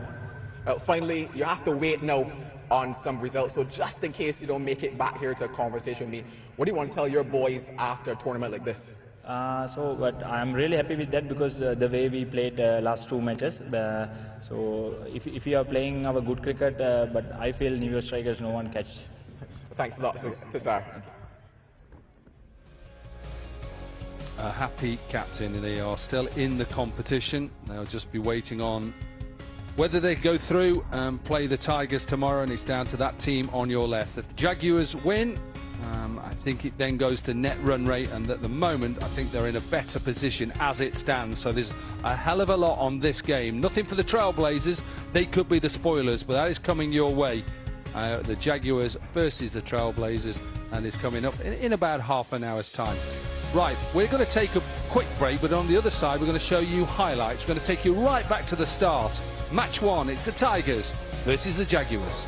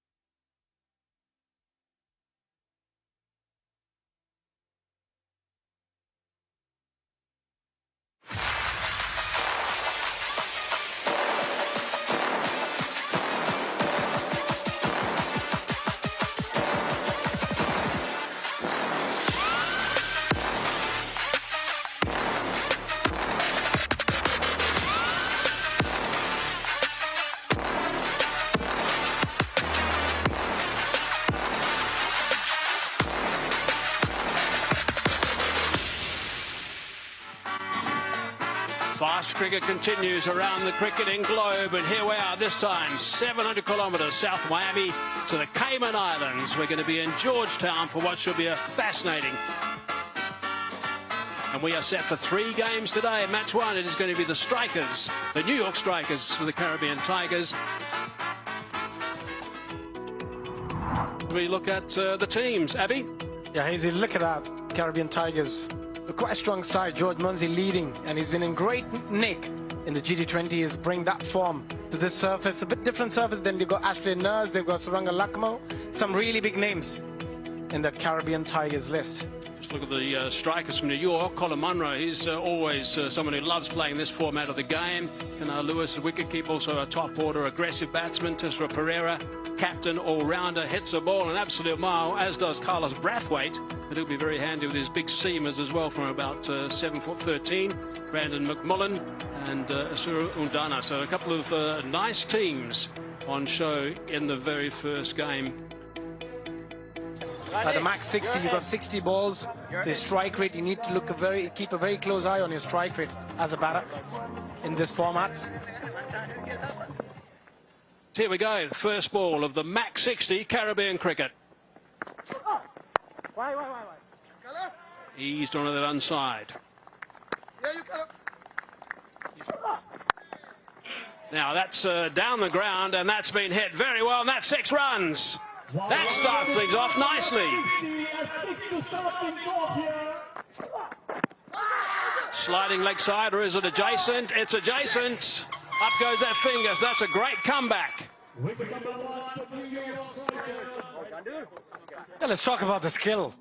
Again, wonderful execution, perfect Yorker, probably hitting leg stump. Good decision by the umpire.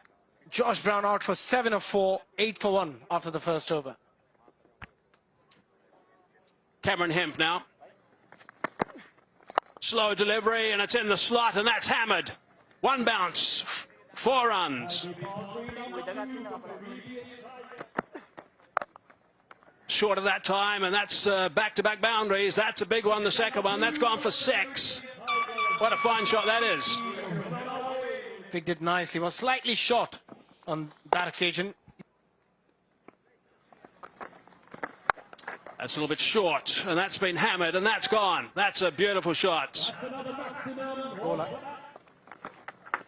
That's short. A little bit quicker, though. Didn't bounce too much. It might have beaten the fielder. It has done. That's another ball for Caribbean Tigers. That's nicely picked up into a vacant area, and that's just a 1 bounce, and that's gone for 4 as well. Slightly slower, but fuller. And that's 4 more. Backing away and out. That's a good catch. That's nicely taken. It was short and it was sharp from Hemp. That's again very nicely timed, but lovely catch. Timed his jump to perfection. You feel he's done his job. 24 of 10 striking at 240. 43 for 2 Tigers. This one should be taken. And an easy catch in the end. That's the 3rd wicket down. Important that they just keep taking wickets. Just see that perhaps it's closed the face of the bat. Tessera Pereira will not drop that. A good wicket for Owen. Herf goes for 13, slow 13 from 12. It's 52 for 3. Well, Munsey wants to join the party, but does not get enough of this one. Another catch taken. And Owen, well, he's got his 3rd. The Tigers under immense pressure. Pace off. You can just see pace off. And hence why he's through his shot. Loses the grip, 1 hand. And Matiola takes quite a good catch. So Munsey goes for 7. Tigers in trouble, 53 for 4. Well, he gets a lot of that one, Nurse. In fact, gets all of it. And that's 6. Well, tries to get cute, and it gets past Carlos Braithwaite as well, and finds its way.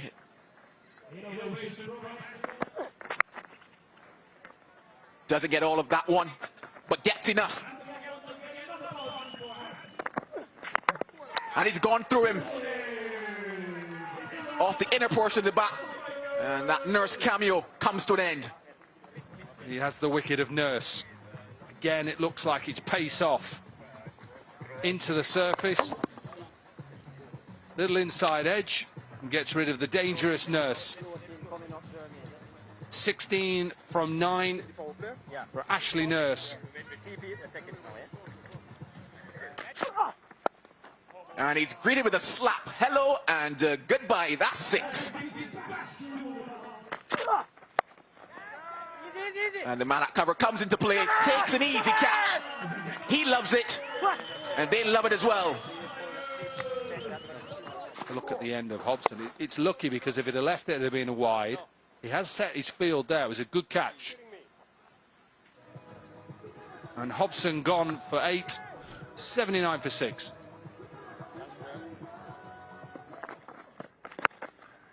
Well, this is big, this is far, and this is out of the ground.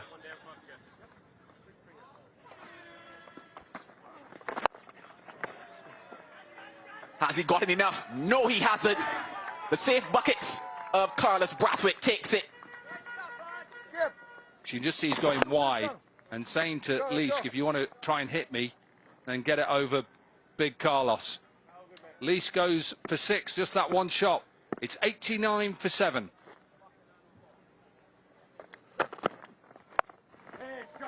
Well, that one's into the pocket, into the hole, and into the boundary.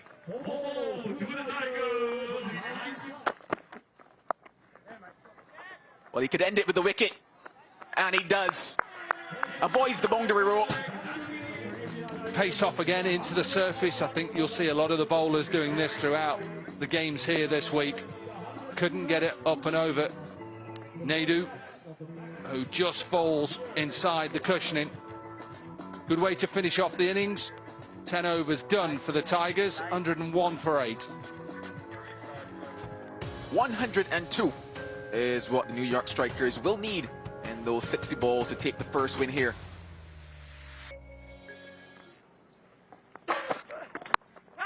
Now that's hit very high indeed. This will be a very good catch if it's taken. It is a good catch. That is a good grab. Fantastic skills from Curry, and it tells you about the research that goes into this, because he always knew that he was going towards that leg side.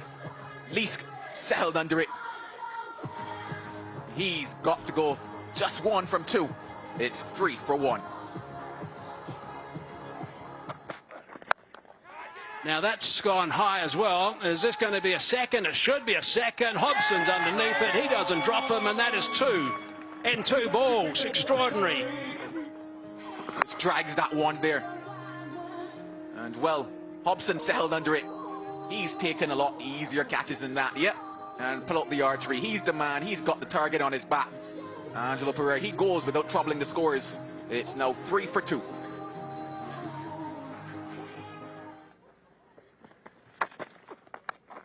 Gone. He strikes as well. That's a team hat-trick. That's outstanding work. It's a team hat-trick. Yeah, they recognize it as well. That's a team hattie, they say. And well, he started with a brilliant line, just back of a length there. Finds the outside edge. And the easiest of catches taken. Blackmal strikes. 3 down now. Hemraj, he goes for 1. It's 3 for 3.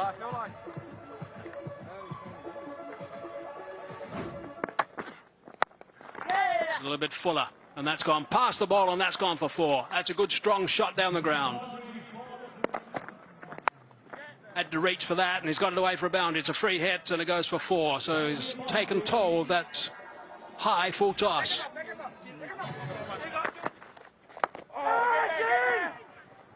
Doesn't get enough of it, does he?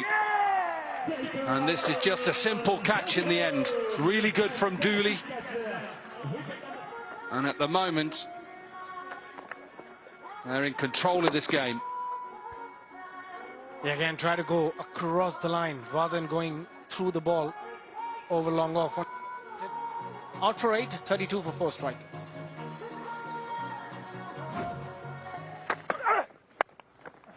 Spliced.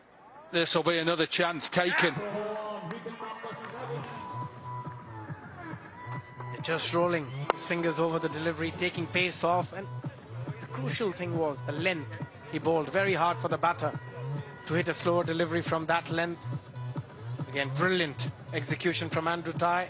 Ishara Pereira, the skipper. They're a bit disappointed. Out for 4 of 7, 41 for 5. Braithwaite in, Braithwaite out straight away. What an over this is. 24 required. Every over, pretty much every delivery need to go to the boundary. It's a tough one. Carlos Braithwaite out for a duck. Strikers 41 for 6. Now how they do this sort of shot. So your Yorker sometimes now is a ball that they love to hit. Doesn't go length, it goes a full toss. And this is smashed out of the park.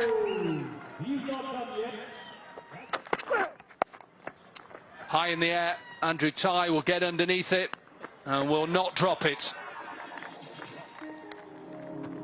Again, that length. Digging hard into the surface, that slow delivery, which we discussed earlier. Very difficult ball to go after as a batter. Mitchell Owen out for 4. Slower delivery, which is smashed down the ground by the Sri Lankan left-arm bowler and flies it all the way for a 6. 70 has come up into the surface again, smashed all the way, so finished back-to-back 6s for the strikers.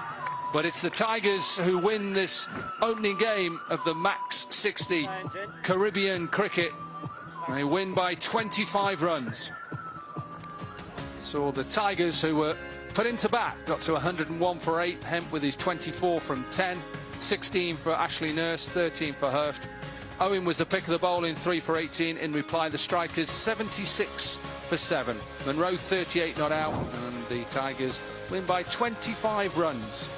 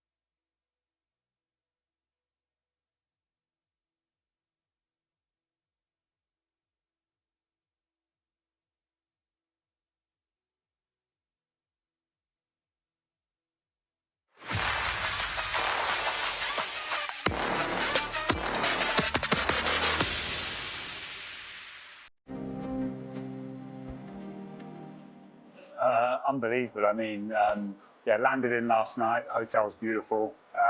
Had a really nice chill morning at the beach. So as a venue, I think it's as good as it gets. Everyone here is really excited for what the Cayman Islands has to offer for cricket and for life outside of cricket as well. So I think it's going to be a very exciting tournament going forward. Yeah, I mean, I've just come fresh from 100, which is, you know, slightly shorter than T20. So I think the style of batting probably suits the way I like to play. So I'm just going to go out there and play what I naturally do, and that's take the game on from ball one and hopefully find some form. I think it's going to be brilliant. There's some really big names here. I mean, David Warner, one of the best, you know, cricketers of our generations here. So I think the standard's going to be really good. It's obviously a new tournament, so players are really excited to perform their best and hopefully, you know, be a part of it going forward. So I think it's going to be really exciting. The standard's going to be good, and hopefully some high scores out there. Yeah, it's difficult, and bowlers I feel like are getting better and better as the years go forward. So yeah, it's going to be a challenge, especially in T10 when you have 1 or 2 dots and you really feel that pressure, even more so than the T20. So it's going to be difficult, but it's a challenge I'm looking forward to. If I've not played well, I probably need some comfort food, so I'd like to say pizza. I'd say pizza would cheer my mood up after if I don't score any runs. I'd love to play golf. I mean, being a professional golfer would be the dream. Unfortunately, nowhere near good enough. Those guys are amazing. But I'd say probably golf or tennis would be my 2 favourite sports. Favourite song or artist? There's so many out there. I would say Oasis. They're an English rock band who I really like. I like, you know, they get me up and about. Always liked Tupac. I've been a big Tupac fan since I was a child. I'd say they'd be my main 2. Slightly different. It would be a dog walk in the morning, a round of golf, a game of tennis, and then dinner with my fiance, and then another dog walk. That'd be my perfect day. I'd usually just unwind with a beer, and it depends where I am in the world. If I'm at a hotel, it's quite nice to get together with the team and sort of have a beer and talk about what happened, and or not if it didn't go very well. So if I'm at home, I'll just head home and see my dog and my fiance and chill out at home. So it kind of depends where I am in the world. But yeah, try and not think about the game too much and worry about it the day after.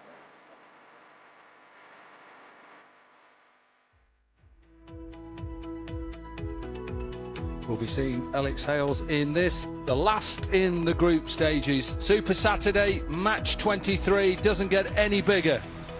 It is the Jaguars up against the Trailblazers. We know one thing, David Warner's side will not be in the final tomorrow. Will it be Sikandar Raza and his Jaguars? Or will it be Sarah, Pereira and the Strikers? Right, let's find out who's doing what. Mike Hazeman was with both captains about 10 minutes ago. Right, here we go for the toss. I've got the captains alongside me, also match referee Raton Mahanama. Raton, welcome again. Sikandar from the Jaguars and David, of course, from the Trailblazers. Right, boys, away we go. Heads is the call. Heads is the call. Heads. Heads it is. David, you've won the toss. What are you going to do? I would have a bat first. Now, what's this game for you blokes? Is it all about playing the upset? Yeah, look, it is. We're here to upset the party. I just said to the boys on the bus, it's another chance, another opportunity for us to showcase our talent and what our team's about, and that's the attitude that I want the guys to bring today. I mean, your commitment has just been outstanding personally throughout this entire tournament. How much have you enjoyed it? Look, I've really embraced it. MAX60, it's a different format, but it's exciting. We were just speaking this before off air that you're still required to play the game how you normally play, and that's the skill set that's required. If you can't clear the ropes, you've got to run hard between wickets. Bowlers are not taking wickets up front. They've got to try and get the batters off strike. So it requires a high level of skill and execution. So I'm thrilled with it. The people who have been behind it and put this together, they deserve a lot of credit. David, what about your team? We've got a couple of changes. I think there's 3 or 4 changes. Right, we'll look for those. Enjoy it. Thanks, mate. David Warner's been terrific in this tournament. Sikandar, righto, what about you? That last game, is that one that got away? Certainly got away. The way they started, we thought 120 might be on, and the wicket was looking better as it has been throughout the tournament. And the way we pulled it back, so suddenly, it suddenly was a game that we should have chased it down, especially restricting them to 106.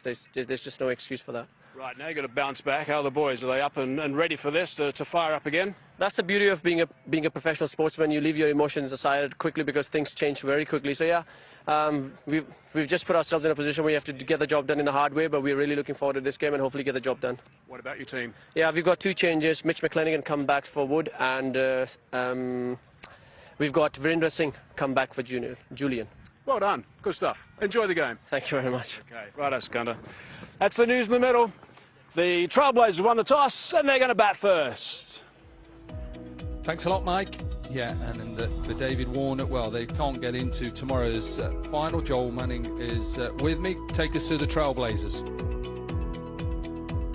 A couple of changes for David Warner and his Trailblazers. One being Jermaine Baker comes in and holds the gloves alongside of him. There's also DeMar Johnson coming into this side as well. So it looks as if he's giving the local boys a chance to just run out there in the sunshine, as this is the Trailblazers' last game. You just wonder if maybe they might switch around that batting order. I talked to him and maybe, do they drop Bo Webster any lower down? It'll be interesting here if they're able to get that upset going. Yeah, the Jaguars have got to just forget that last game against the Strikers. They still have a good opportunity to go through to the final. He's made 2 changes, Sikandar Raza, so Wood out, so there's no Wood for the Jaguars, and back is Mitchell McClenaghan. That's good signs. We were worried that his groin was perhaps a little bit more serious. It looks like he's fine, and back in is Varandeep Singh. So a very strong side who are looking to take on, obviously, the side that are already there in the final, and probably being the pick because of their 7 wins. Only lost 1 game, the Caribbean Tigers, with their 14 points. We now know that the Trailblazers and the Lions, they're gone. Well, they're not gone, they're still here, but they're out of the competition. And the Strikers, well, they've got themselves to 14 net run rate, very, very important. And remember that there's 4 points a win. So if the Jaguars win this and they go joint 14 points, it is all on net run rate. And at the moment, the Strikers have a negative run rate. So important, the Jaguars, if they're going to lose, don't lose too badly. But I'm sure, knowing Sikandar Raza, it's only one thing in his mind, is to go out there and win the game. What a place to be this is. Beautiful island, Grand Cayman, part of 3 islands in the group. Biggest island as well of the 3. And David Warner, it'll be the last time we see him this season in the MAX60. He won't be in the final tomorrow. Those lucky boys in the Tigers squad have had a nice day off. I'm sure they've been on that 7-mile beach just chillaxing. Might indeed be enjoying the sunshine and the beautiful skies that we have here in Grand Cayman, but just might also have a phone in their hand, looking on at the opposition, looking to see who might be the team that they come up against tomorrow. Will it be the Trailblazers? They've brought their big man, their big gun back into this one, and Mitch McClenaghan. I do expect him to hold that ball very early, but can David Warner and his Trailblazers end in a blaze of glory in this one? All right, it's time for game number 3 of this Super Saturday of MAX60 Season 1 here in the Cayman Islands. It's the Trailblazers taking on the Jaguars. By the end of this game, we will know. So change at the top. Cross has replaced Webster. Obviously Warner is still there. Cross won't be keeping. That'll be down to Baker, who's in the side today. That's good. That's what this competition is all about, to highlight the talent here on this island as well, or islands. Bringing cricket to the Cayman Island, especially Grand Cayman. Some of the biggest names have been around, the likes of Warner, Hales, and good to see Big Mitch. New ball in hand. He's bowled well in the games he's played, and we're all set to go. Match 23, the last match on Super Saturday. Who will be in the final? Well, these next 20 overs will tell us. Sliced away, and Trailblazers are off and running with a boundary.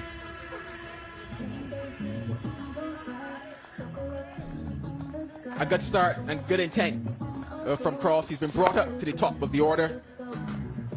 Slightly deliberate because he seemed to just open up that face quite late. Gets it up and over the 3rd man. That's the start you want here.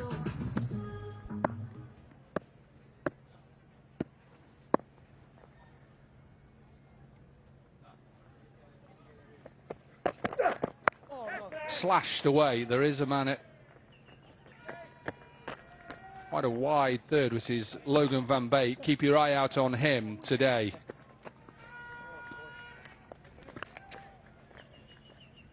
Straight away. Yeah, center. I like the change that they've made at the top of the order, especially given that the bulk of the runs for the Trailblazers have been between Warner and Webster. You just felt as if they were missing runs down at the bottom, and Webster has scored runs down at the bottom. Well, we're going to have a camera on Logan van Beek, and we're just going to highlight his anticipation. He's out now at deep square leg, so he's right in the mix here with David Warner because of that pull shot.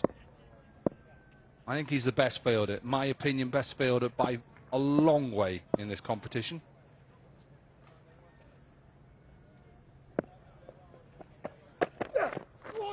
Wow. Woo. New Zealand to Australia. 1-0 New Zealand. Pace and bounce on offer. You might think it's day 1 of a test match, but no. It is day 6 of MAX60. And it's match number 23 as well. What a surface we have here. Oh, wow. Big shoulders behind that one. What's McClenaghan got now? Try to open up that offside. He's just been impressive throughout in the field, Van Beek. His commitment. And at times it would have been easy for him after that first game to just put his head down and not be obviously involved. He wants to get involved. You can see he's that sort of character. Right-hander on strike now. So Van Beek, who was at quite a wide third, has gone now to a deep point. Ready for that cut shot from cross.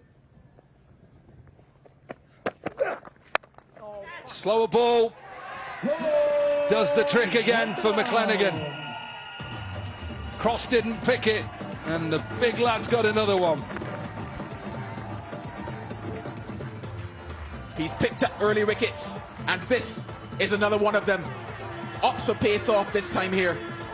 And Cross just drags that bottom hand into the shot, simply because a lack of pace. Terence Hines accepts a very easy catch.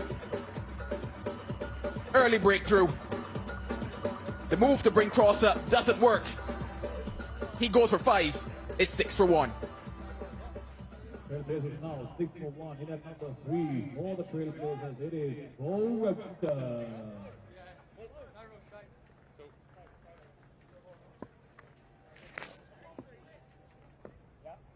Slippery foul. Slippery foul. Left arm over, Bo. Thank you. 1 to come.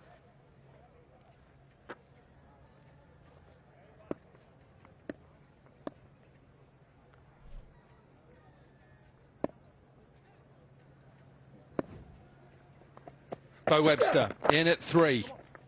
McClenaghan, as he's done throughout this tournament, has taken an early wicket. Finishes off an excellent over. 7 runs from it and the wicket. The Trailblazers are 7 for 1. That's the end of the successful over for the Jaguars. 7 for 1.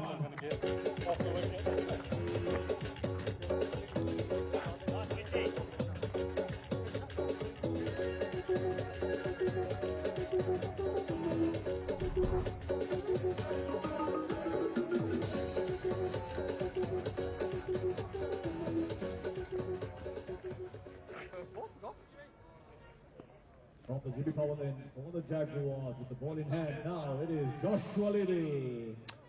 Cross has gone a couple of changes for the Trailblazers for their last game. Baker and Johnson, 2 local players, are in the side.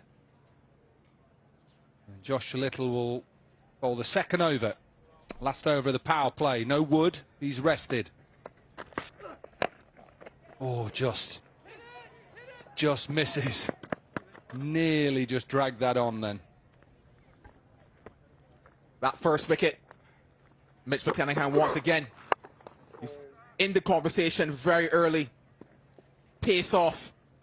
It's been very effective in this tournament. It's been very effective for him, the Jaguars.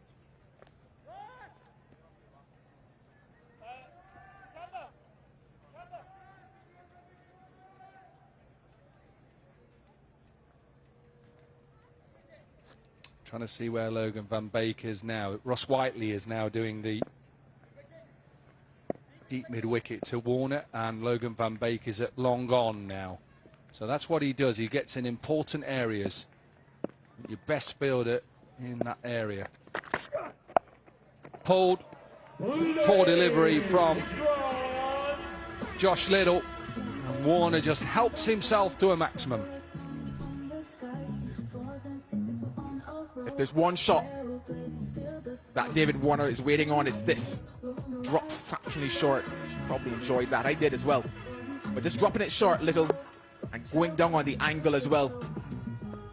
He's always going to capitalize on that, David Warner. We saw it a little earlier today as well, and we've seen it multiple times across this tournament as well. Just sits back and waits for that pull. Yeah, I think if he's going to bowl that length, then he's got to move deep mid-wicket and go to deep square leg instead. He's got to go more length. That's a better length, but what a shot that is from David Warner. Always a danger when a side have got nothing to play for. And a man like Warner who can take the game away from you. Back-to-back sixes.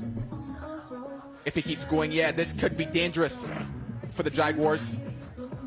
He's in the mood, David Warner. This one, yeah, just a touch fuller.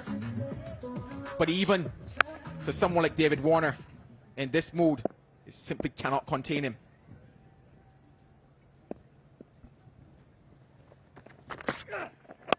Oh, he tried to hide that delivery. Tried to go slower into the surface, and this is cut away. 17 from the first four deliveries.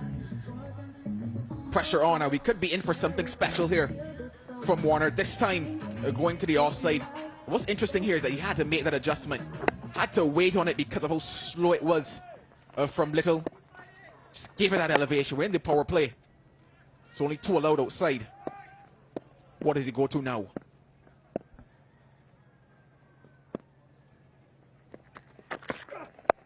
He goes out the back of his hand. This has gone a long way up, a long way up. If he takes this, it'll be an absolute worldie. Doesn't get a hand on it.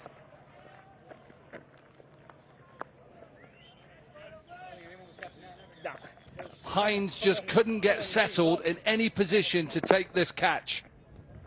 Yeah, it went a mile up, and he actually spun around like a tot. I'm pretty sure we're going to get a visual of that at some stage. And because of that, was never settled, never in a position to take that one. That's a big drop. Ah, finished off. Pitched it up, smashed back over the captain's head. Sikandar Ra's expensive over to finish the power play. 23 from it. It's 30 for 1.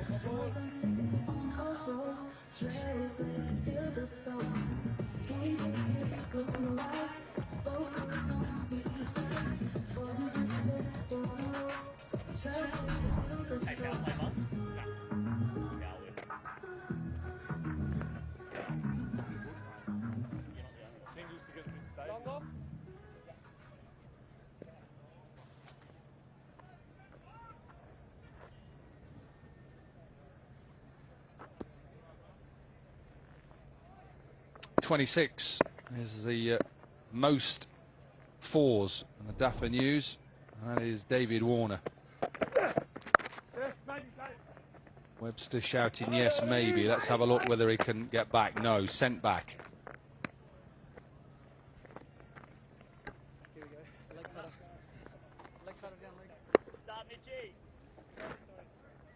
Capitalizes on anything short. Capitalizes on anything full, David Warner. Because of that, can't afford to drop a man like him in this format, or in this form either.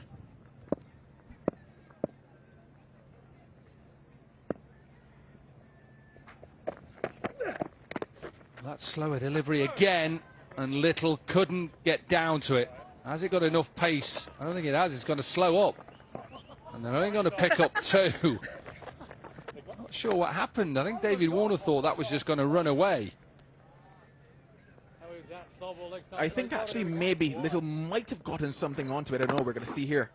Just maybe. No, actually nothing. So you just wonder. So a bit of a thick area down there. He thought it was 4.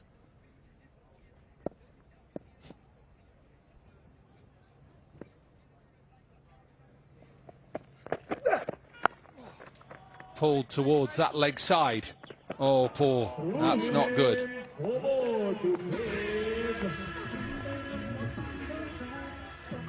Virendeep Singh, not a happy captain. Catch has been dropped, and now a misfield.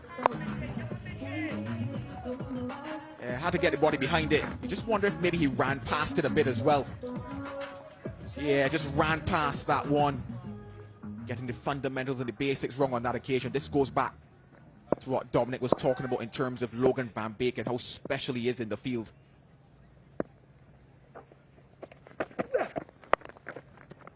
Pulled towards deep mid-wicket. And just be a single. Webster, since that 80 and 50, has struggled since then. Little struggled with his length and his line. Warner helped himself, tried to go slower and wider. It was cut away and then was dropped. Slower into that surface again from McClenaghan. Clever. If you're ever going to go short, you need to get it up at that height you just saw from McClenaghan. And this now is that drop catch. Dropped on 17.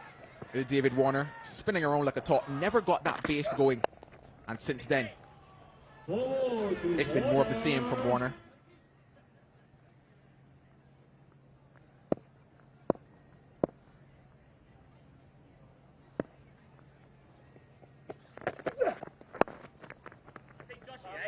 Maybe they look too. No, Webster says no straight away.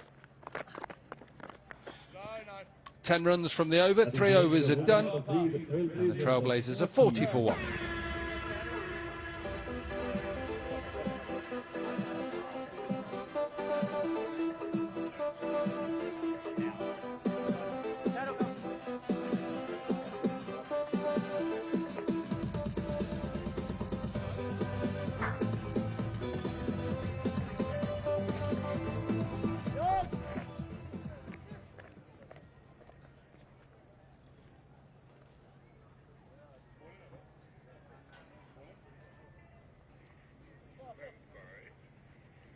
Only one team can catch up with the Strikers,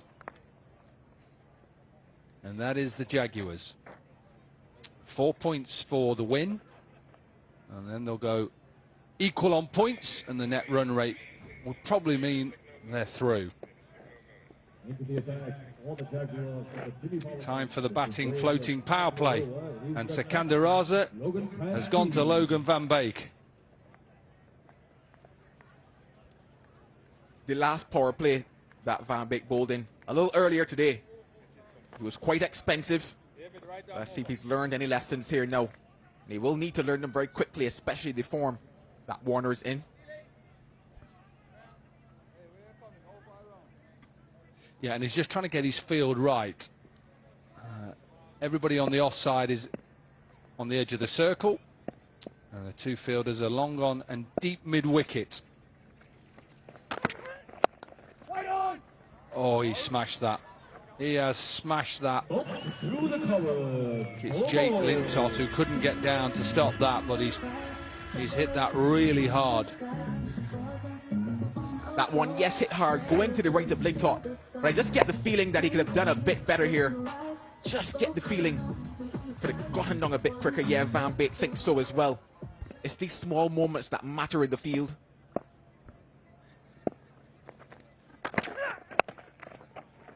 And again, got to grips with this surface, and they're closing in on 50. Naturally pushing that ball against, or rather away from David Warner, but he's up to the task. Just a bit too much room as well. And with no one out on the boundary on the offside, just needs to pick that gap. Pressure on and conversations to be had.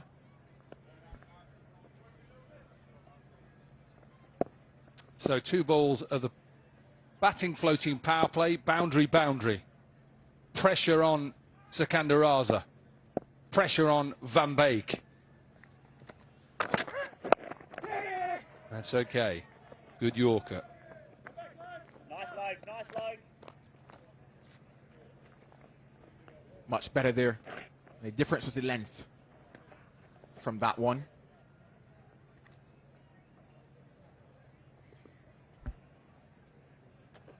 The length is always the difference, especially when you're bowling in a power play. Has to be right in the hole.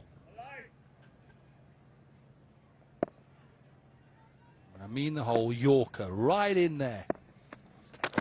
As deep as you can get it, but when you don't get it right, you could be hit out of the park. He doesn't get it, Webster. Failed again for his last innings in this competition. Tried to hit it over long on. And Van Beek has another wicket in his first over. Hitting into that wind. That also caused it to hold up just a bit. Probably didn't get it as good as he wanted to as well. Well judged catch at the end by Lintott. Another failure for Webster. Gone for 4. 49 for 2.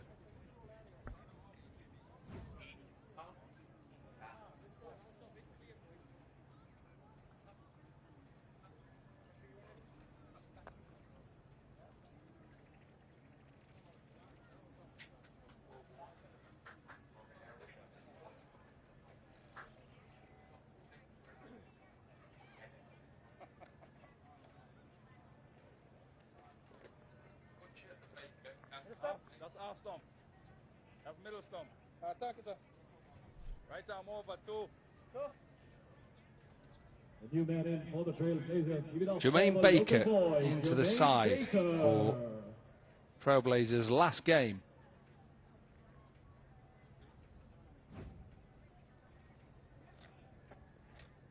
Van Beek, who has just got rid of Bo Webster, struggled over his last 4 or 5 innings just to get that momentum he showed at the beginning.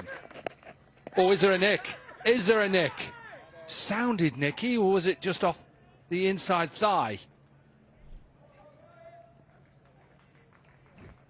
Sounded nicky. Let's listen here. I heard something in the air. Nothing. Check your ears, Dom. Check your ears. Well, I heard a sound. I don't need to check my ears, thank you very much. I heard the sound.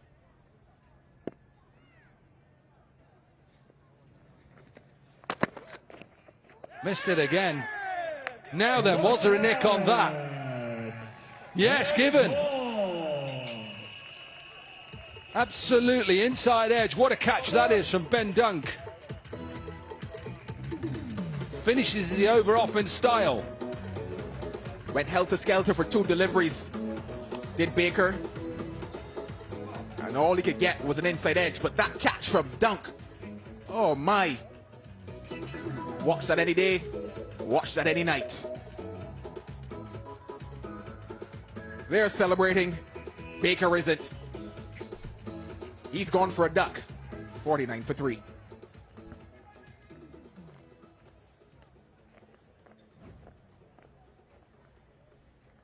That's the end of the fourth over. The Trailblazers on 49 for 3. And the new man in is another local boy. Give it up for Romeo Edwards.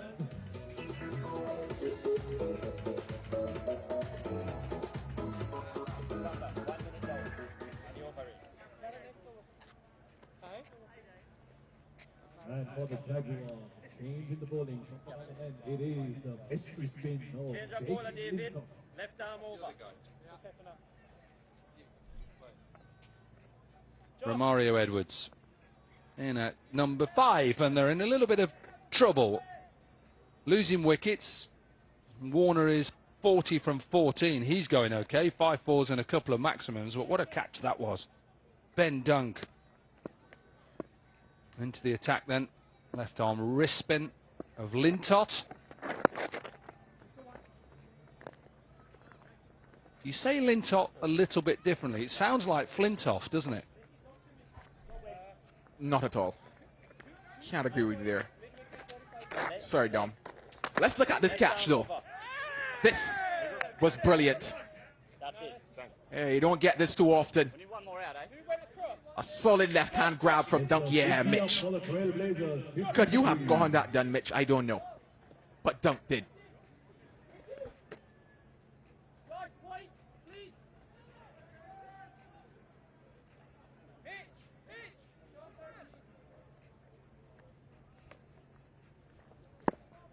He's bowled well, Lintott. He's the ability to turn the ball both ways as a left-arm wrist spinner. He bowls a lot of googlies, so they'll go away from the right-hander. And he pushes it out there. Now then, has he picked out long off? He has. They are losing wickets now in clusters. They're 49 for 1, and they are now 50 for 3. It's all trailing in the wrong direction at the moment for the Trailblazers. They're back of a length from Lintott. Edwards trying to clear long off on that occasion. This time, Hines holds on. Much simpler catch that time. Edwards goes for a duck. It's 50 for 4.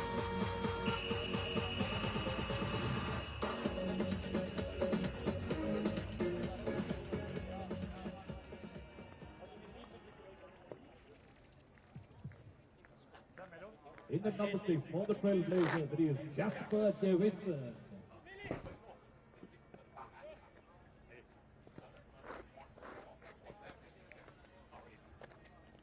Left arm over the wicket, 4 deliveries to come. Through the gate here, Jakey. Jasper Davidson in at 6. And Lintott with the ability to spin the ball away. Just doesn't get hold of it here. Edwards slices it, really. It's not the best of deliveries and probably should have gone over extra cover. At least Hines got his hands on this.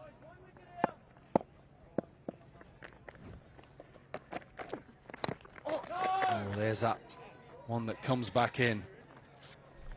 Get up. Sorry. We've got the supporters in front of us here, and I think they're the most vocal supporters. Right in front of us, the Jaguars supporting their team. Chance, Sikandar Raza underneath it. Listen to the scream. There you go. There's your answer. 2 wickets in the over. And the Trailblazers, they've lost 5 wickets. It's all falling apart. Too easy at the moment for the Trailblazers.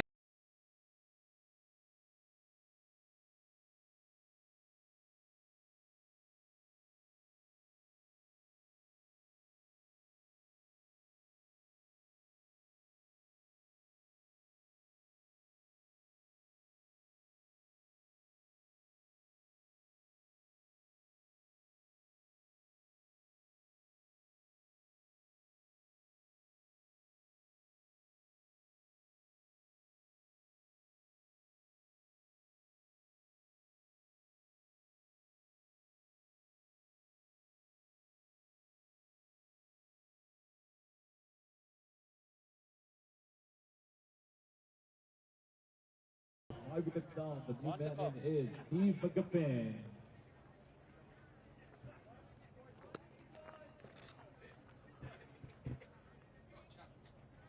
Steve McGiffin then, in at number 7.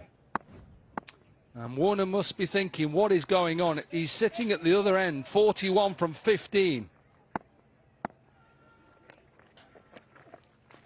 Oh, what an end. What an end to the over.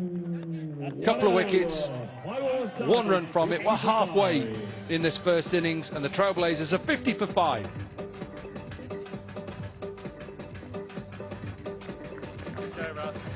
Thank you.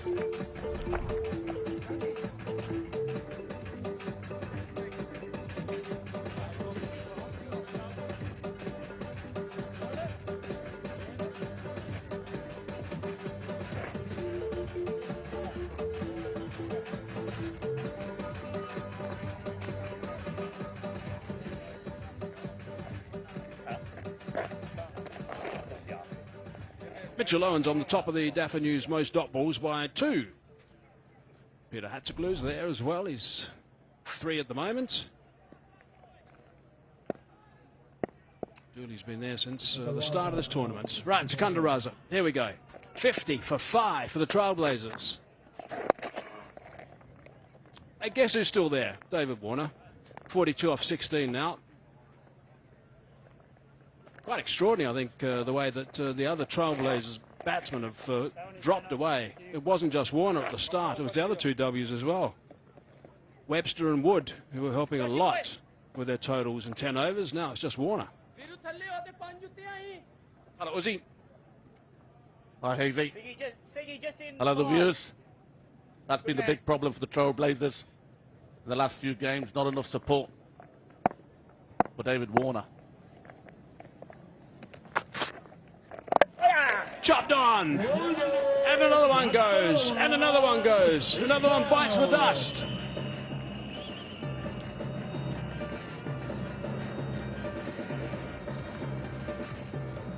He's getting bad. He's getting from bad to worse here. Rather looks to attack the stumps. Too close to cut. Chops on.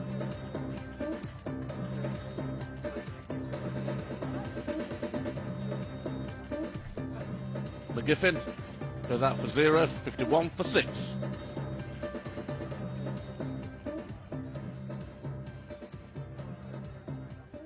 Trailblazers now 6 down. Next battering is Jack Jarvis.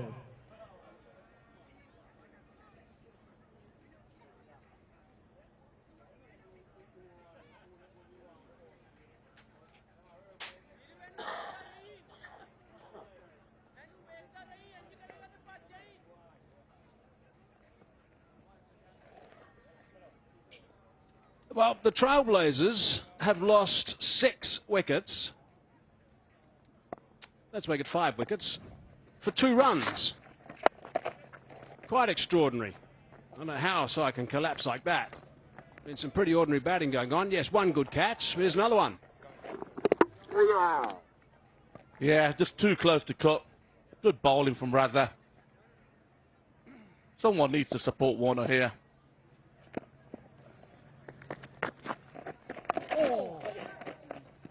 That one bounced a bit. Spat also. So Warner's not out at the moment on 42. However, he's just been struck. A little bit of a top edge, perhaps. I'm not sure. He's down on back of the neck. That's where he got hit. Secundaraza there straight away.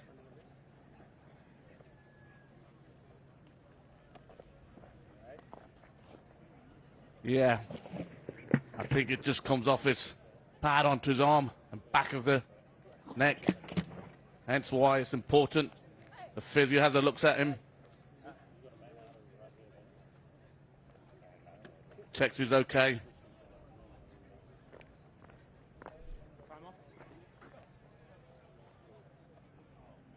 I'll tell you what, it's been hot for the players out there. It's been hot for James Pipe as well. He's been running out all over the place. Yeah, top guy, Pipes. Physio used to be at Nottinghamshire, Hazy. A few years ago. And then he got a chance to go to IPL. I think it was Rajasthan Royal. And I think that's Mr. Braithwaite's younger sister. Yeah, Chantel out there as well, but James is just making sure that David's okay. Not the first time we've had a conversation between those two. He doesn't look great at the moment. Huffing and puffing a little bit. Let's hope he's going to be okay. Here she is, not too happy. She's a Trailblazer fan with her and her husband, who's left. Well, he doesn't look great, David Warner. I wonder if... I actually think it might have come off the edge of the bat. I think it accelerated after it hit the ground, hit the bat, and that because he was thrashing at it so hard. I think suddenly it went at some serious speed onto his neck. Yeah, just off the bat, just under the ear, towards the back of the neck.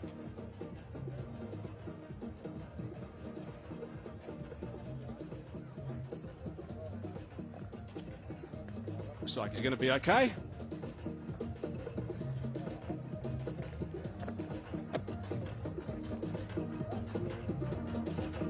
So 52 for 6 it is. The VIP area is rocking. Peter Hatzeglu is pretty relaxed at the moment.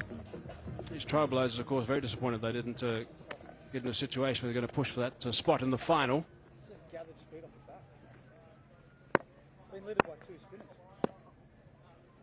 He's just saying to Ben Dunk, he's been hit in the head by 2 spinners. He's still got a little bit of sense of humour, though.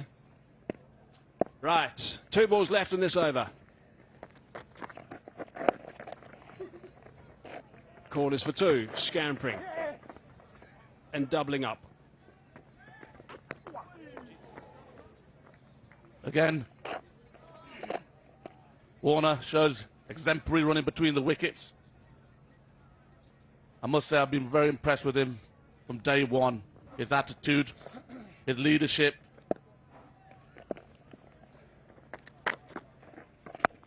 Flight that time, little return away from the left-handed Warner. Might be out, no, couldn't quite get there. Tried to get there. Eating some dirt at the end, I think. Couldn't quite make it. Yeah, Warner. 56 for 6.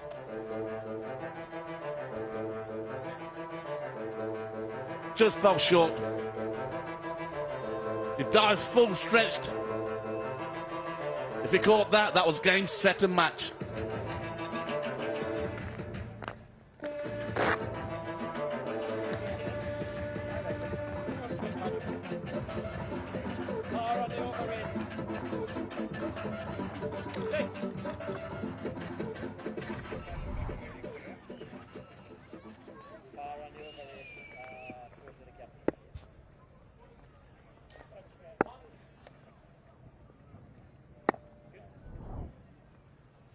Lintott continues. 1 for 2. It's been slotted right out of the middle, and that's gone for 6. It's a very good shot, almost into the old generator.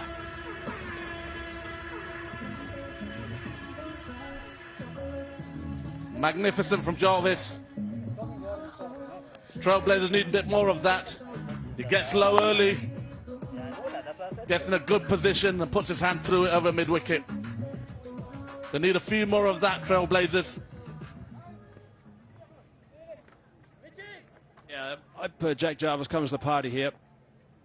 It's a reasonable total in the end. They're going at to shade over the 10 mark. Obviously, that'll get them close to the 3 figures at the end. This again will be another wrong-un. He's played that pretty convincingly, and it's another very good shot. Screams away for a boundary. Yeah, Lintott, last 2 balls, trying to give it a bit of air, looking to get the wickets. And Jarvis dispatches it again. Good batting.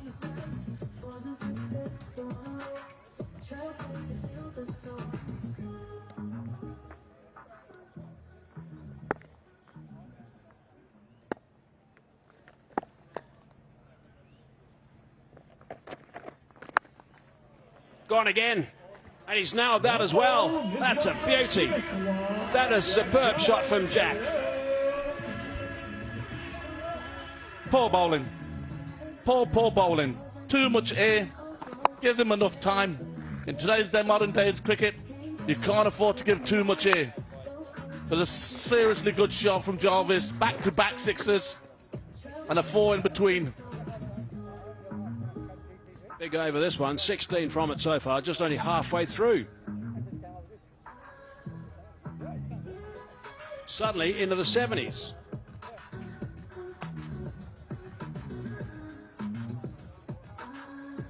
That's the thing, Hazy. You get 1 good over and you're back in the game. Trailblazers needed that. Yep, that's the nature of MAX60. Things can change pretty quickly. His figures have been destroyed a bit. Lintott. He's gone offside, cries a catcher, but that's not going to be caught. Going to come back comfortably for the second. Yeah, that's the first one. Tosses it up, looking to get a wicket. There again. Jarvis being on top of that third one's the best out of the three. One ball, this one.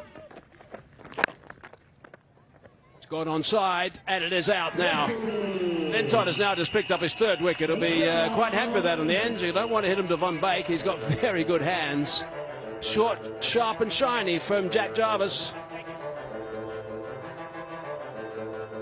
That's a little cameo from Jarvis, and he wanted to continue it, but this time, as you can see, Linton bowls it flatter.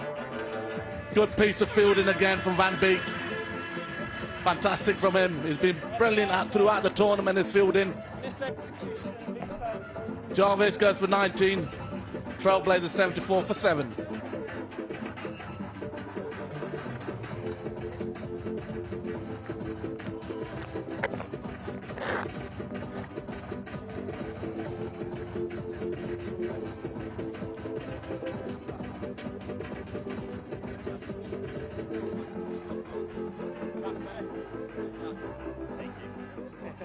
Trailblazers now 74 for 7. New man for them, it's Jaguars. Left arm over, Woody. One to come. Nice to see you back bowling your legs. Go on the well, ring. Get rid of that fucking long run. Certainly over here. Right, 7 down now, 74 on the board. Jack Wood arrives. He's had one very good cameo, Jack Wood, in the MAX60 competition this year. Turning away from him. He's going to retain the strike. Big over, 19 from that. 75 for 7. They need more of that. 75 for 7.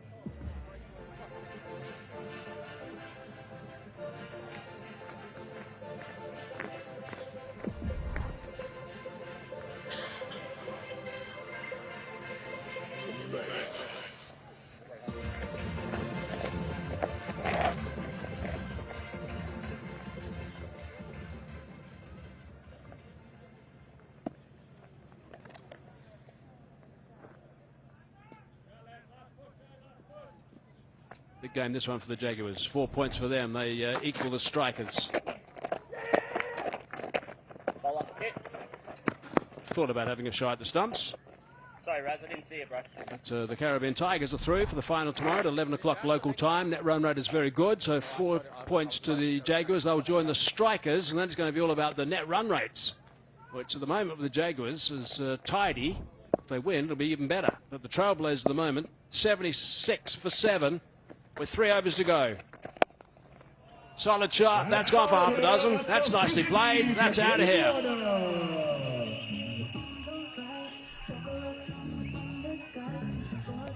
Absolute supreme batting from David Warner. Any kid watching out there want to know how to change the length of the spin. And look at the quick footwork. The wrist. 52 off 20. Warner's on fire. Yeah, it's been another wonderful knock from him. He's been the only one for the Trailblazers. He's been scoring runs. Tucked around the corner. Looking to come back for the second. Yep, comes back.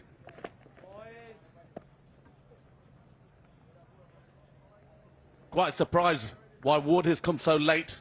I thought he was having a good tournament with the bat. Maybe he can capitalise in his last few overs left. He's still got a bit of time to make a move. Look at the numbers for Warner. 33, 24, 40, 36, 34, 15 of 5. Not out of 30 in the last game. Hit that one straight down the ground. It's beautifully placed. Ducking and diving all over the place down there.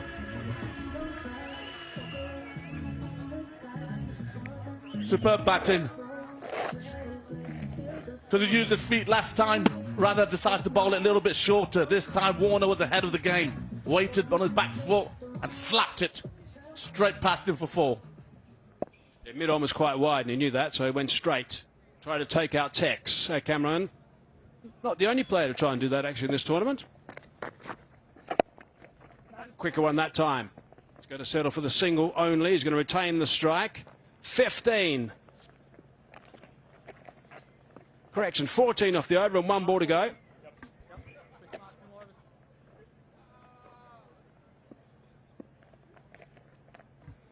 Boundary off this will be nice and handy for the Trailblazers. That is a big shot. That is terrific stuff, this time from Wood. He's decided to join the party as well. 20 runs off the over. That takes him into 95 for 7 off 8. Big over for the Trailblazers, and needed. When Wood holds his shape, there's no better batsman who hits the ball harder than him. He's up there with the rest of them.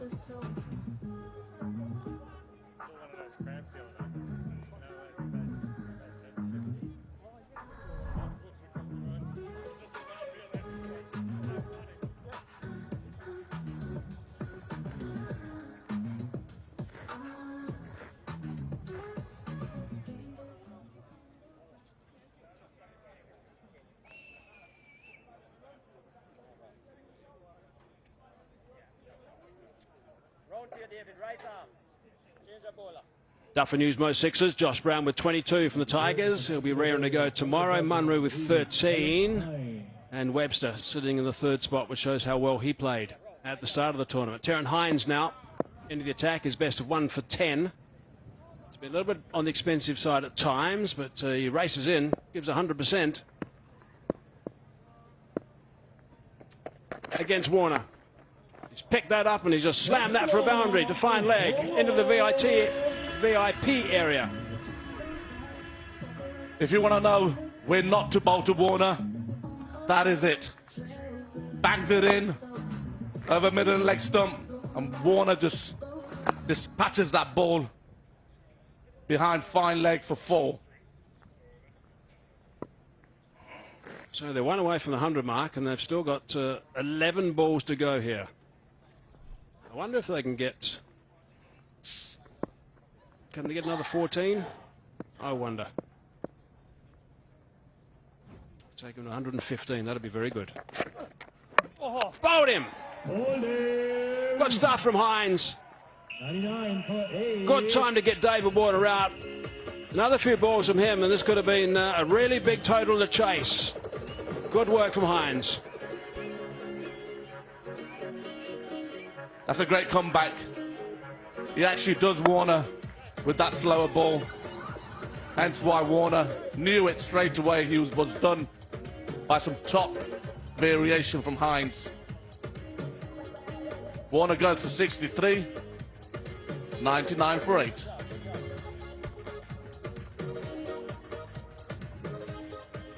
Out goes David Warner with a well-made 63 of 24.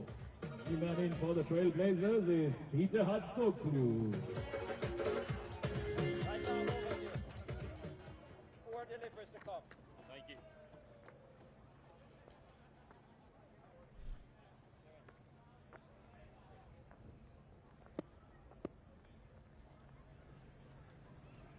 The leg spinner, Peter Hatsoglu now.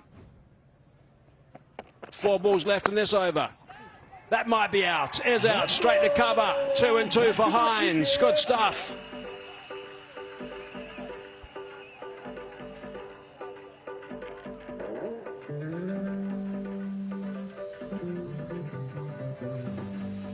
Not the cleverest batting. Hines banged it in short. Hatsoglu tries to put his arm through it, but finds the fielder.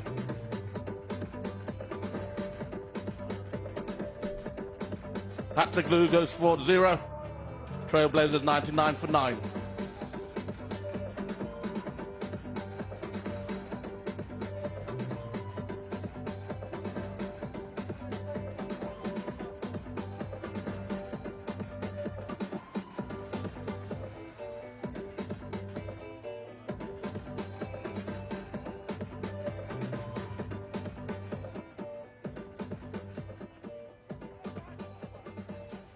Time to get down now, the Trailblazers. The last man in is Kemar Johnson for the Cayman.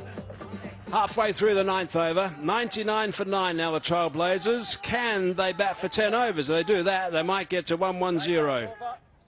Wood's still there. He's handy. Demar Johnson in the middle now. Hat-trick ball, this one for Hines.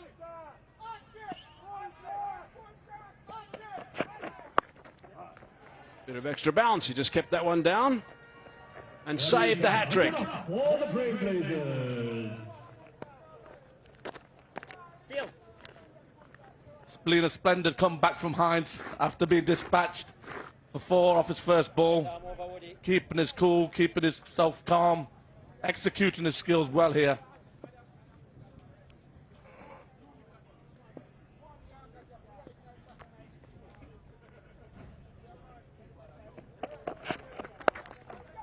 Back past the bowler, not out of the middle. They might be able to come back for the second. No, decide against that. Hines has got 2 for 6 at the moment. 5 deliveries, so good work for him to come in and pick up David Warner for starters. And also had to glue the next ball.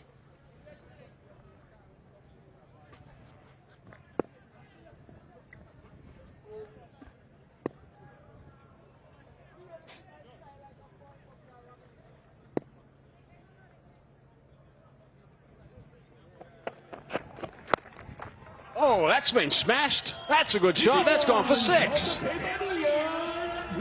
That is wonderful. MAX60 at its best. The tail end is belting it out of the ground. 107 for 9.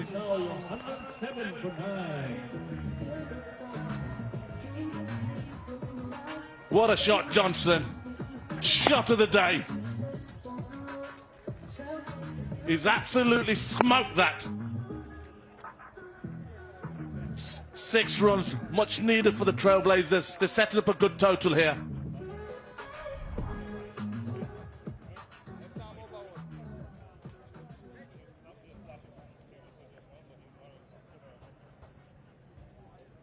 Right, we've got 1 over left. A couple of wickets in that last over, but they still ended up by having a pretty good over. I wonder how the Jaguars are feeling, because don't forget they played the previous game, which they should have probably won. Didn't, so they've now made it tough for themselves. They've got to win this one to stay alive. Oh, all sorts of trouble in the middle. That was crazy running from the two, I've got to say, almost non-batsmen the way they were running. Wood ran blind. They almost collided. Watch Wood, striker, goes down. He runs across the pitch, turns the wrong way, then turns and almost runs into his teammate. And then the throw wasn't quite good enough. Had everyone safe. Yeah, for any kids watching out there, make sure you run in straight lines. And don't turn blind. Turning blind again. No collision this time.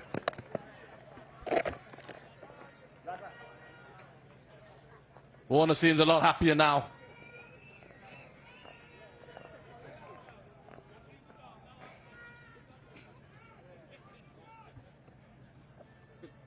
Scooter doesn't. Herschel Gibbs doesn't look particularly pleased.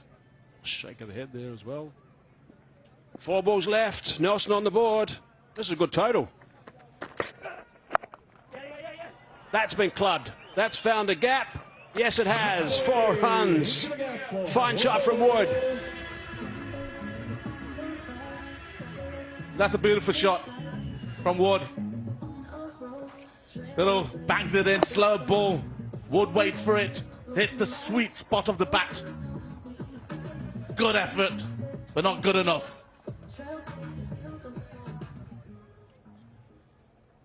Now, this is going to be a tricky chase, this, for the Jaguars. That's been thrashed, and that's gone for 6. This is top batting. What a performance this is. That's even better. Little trying to use that big boundary on the leg side for Wood. But this time, Wood hits it over deep mid-wicket for 6. Don't look confused, young man. Get into the Boca. Don't let him get underneath that. Now, remember, the Jaguars only made 96 in the last game. Trailblazers have now got 1-2-1 with 2 balls to go. This is a fine total. This is above par by some distance. On this track, which is slowed down, are still playing well, but it's definitely slowed down a bit, assisting the spinners. And he's tried to go again. Has he made it? Yes, he has. What a wonderful performance at the end of this innings this is from these two guys. Partnership of 28, 8 balls. I can't understand this. I don't understand this. Again, bowls the same ball, bangs it in, slow ball. Wood knows what's coming. Hence why he just banks it over for 6 again. Scatters the crowd in the VIP area. Last ball. Can he go again? Squeezes that one out. They're still going to take 1. And that over is going to go for 21 in the end. That is magnificent from the Trailblazers. Outstanding from Wood. Ended up with 30 off 10. And there's no doubt the Jaguars have got their heads down a little bit. The strikers are watching this. They're on their feet right now. 21 runs off the last over. They end up with 128 for 9. Really good stuff from the Trailblazers.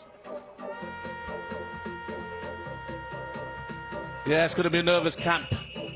The Jaguars, they know that's a good total. They know Duncan Hells have to do something special at the top. Well done, the Trailblazers. For 1 minute, I thought they're not going to be in this game, but they kept going. They kept playing fearless cricket, and they were rewarded. Excellently led by David Warner. He's been fantastic, as we've all been saying up here in the commentary box. Let's see if he can ruin the party for Jaguar. Yeah, that's right. The Jaguars get 4 points if they win. If they don't win, they don't go through tomorrow. And the strikers are going to be so happy because they'll be going through tomorrow. The Tigers are sitting back watching this, seeing all these boundaries being hit and think, gee, the surfers are still playing beautifully. And the bowlers are going to be on their toes tomorrow. So look at that. Warner, 63 off 25 deliveries. That's some batting. A lot of running as well, along with some boundaries. So he played really nicely again, David Warner. Wood, what a cameo that is. 39 out of 10 balls. And Johnson himself, just a couple of balls at the end and hit 7. 128 for 9 is quite special. Yeah, it's cooking up here. As you see the bowling figures for the Jaguars. McCullum, again, doing a spectacular job. Going for 17, taking the 1 wicket. Raza, going for 26, taking 1. Little, last over was very disappointing. Going for 44, off his 2. Yeah, that last over going for 21. We'll see how that's going to play out in the rest of this game. Righto, downstairs to Joel. Well, he had figures of 2 for 9 here out of that 128 for 9. I want to start talking about that target at the moment, Logan. Do you feel as if maybe you guys let them get away in the back end? Obviously, anything over 100 is niggly. I think it's been quite tough. I underestimated how hard T10 cricket every day over a week at 30 degrees was going to be. So there's definitely some weary bodies, but of course we're class players, and you know we would have liked to be under 100, but that's just the nature of it. It just means more runs to chase. Yeah, you talk about weary bodies, but when you look at your bowling figures, you were superb out there. You know, what was your plan going into today in terms of, especially given that you bowled in that floating power play? You're just going to play the situation in front of you. Obviously, Davey was going quite well. I've kind of learned over the week that you've got to go into the wicket. I think you just got to be brave and just kind of keep at it and make sure that you use the pitch.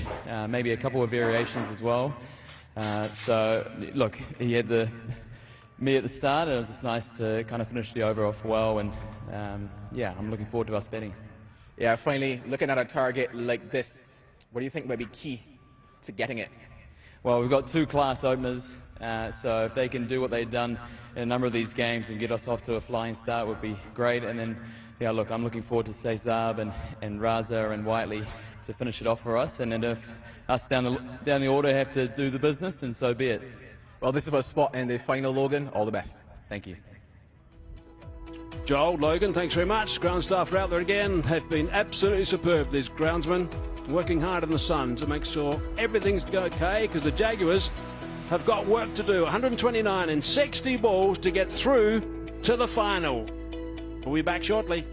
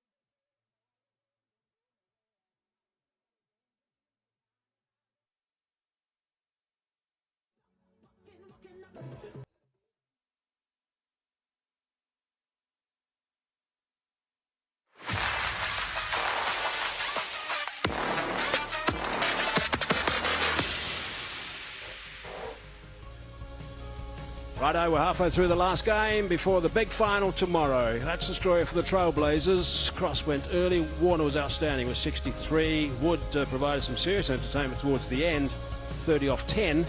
And they got to 128, which was outstanding, actually, considering at one stage that they might limp over the three-figure mark. Let's have a look at the highlights. They wanted to pick up wickets nice and early, of course, as you can imagine, the Jaguars, to set the cut amongst the Jaguars. That was Cross going up nice and early. He was annoyed with himself when he had a full toss. This is where some runs were scored. The second wicket went down with 49 on the board, so there's a bit of a partnership that got going. This was would have been a brilliant catch had it been taken, but he wasn't really in any position to take that. Warner continued to forge ahead. Some lovely shots, some up, some along the ground. And it was a beautiful shot as well, Webster, but thought it was going to go over. It didn't. So this is where all the wickets fell. Webster went, then Baker was the next to go, then Edwards. They weren't finished yet. These are 5 wickets going for just 2 runs. Davidson. Good catch, this one for Secundaraza. And there was one more to go, and there was McGiffin chopping one on. So this is when things got really messy for the Trailblazers, so they needed some sort of recovery. Jack Jarvis came out and smashed a couple off the one over from Lintott, I should say. Van Beek took a catch, as he often does in a game. David Warner, brilliant with yet another 50. And then he got one that just was a slower ball from Hines, kept it maybe a little bit low, but it was a slower delivery. Then there was some fun right at the end. This is Wood. 30 runs in no time off his bat. Really good cricket. Got them very close to the 130 mark. That is in fact the total, so it was fine work to really put the Jaguars under some pressure. There's the Jaguars figures. 3 for 20 for Lintott, 2 for 12 for Hines, and 2 for 9 for Van Beek. Right, the targets. 129 it is. They got 60 balls because we've got blue sky, plenty of blue sky, no rain in sight, and it's seriously hot. Chris Taylor's letting us know about the impact change. Alex Hales is in. He'll be looking to make some serious impacts here right at the start because they need to, these two guys. Cross is on the boundary line. He's been subbed. You want anything? Hello, Abby. Hi, Hazy. That's it. Yeah, what an innings. Just unbelievable finish to that innings by Wood. All right, gents, let's play. Now 129 is going to be a very tough total to get for the Jaguars. Little Liz is on the sidelines.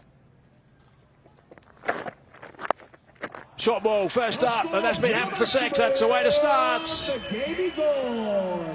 Top stuff, that one from Dunk.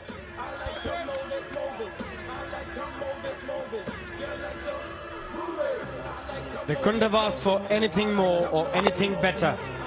Look at the swivel when he played that shot. Never tried to keep it along the ground, always wanted to go up and over. A perfect start, but they got to carry this on. It's a long, long way away at the moment, 129 to get. No Warner out there at the moment. Webster's captain at this stage. It's cracked away. Protection just, oh no! Jenna. His first name's Jonty. Yeah, if your first name is Jonty, you cannot afford to do that. It's a great name, but look at him. He didn't even touch the ball, Jonty Jenna. You can't blame the sun either. It was along the ground.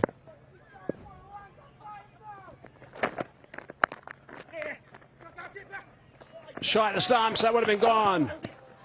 Dunk could have been on his way. Don't think it missed by too much.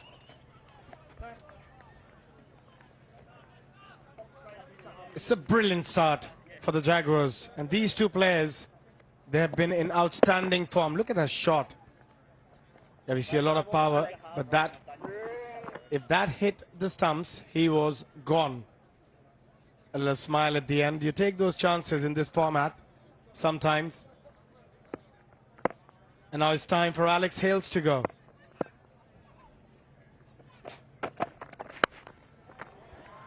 Accessing the offside. Good flair, 4 runs.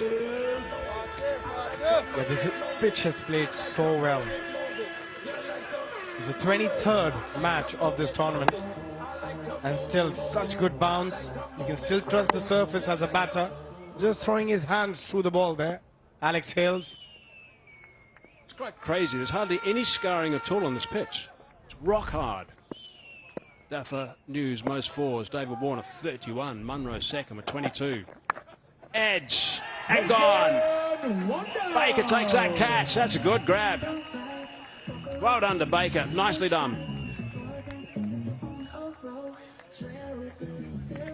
That is huge. It's a massive, massive blow to the Jaguars. They needed a good start from Alex Hales and Ben Dunk, but Alex Hales out for 4 in his second delivery. Concerned faces, 15 for 1, Jaguars.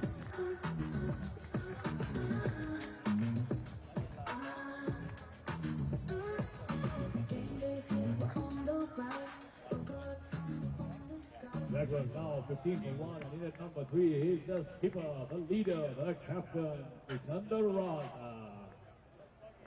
You want 2 there? Yeah, Slug, can you go? 2 there? Right arm over Sikander. That's centre. 1 delivery to come. Yeah, big bonus that. Good catch. Went sharply to Baker. Had to move smartly to his right. And gloved that quite easily. Nice to see that. Sikander Raza now batting number 3. Yeah, what he has done, Sikander Raza, that he's come in, he's hit a few sixes, then he's got out. But he's got to do a bit more than that if they want to win this game. Oh, he's smashed that one. There's a 6 for you, Abby. There's one of them. End of the over, 21 for 1, Jaguars.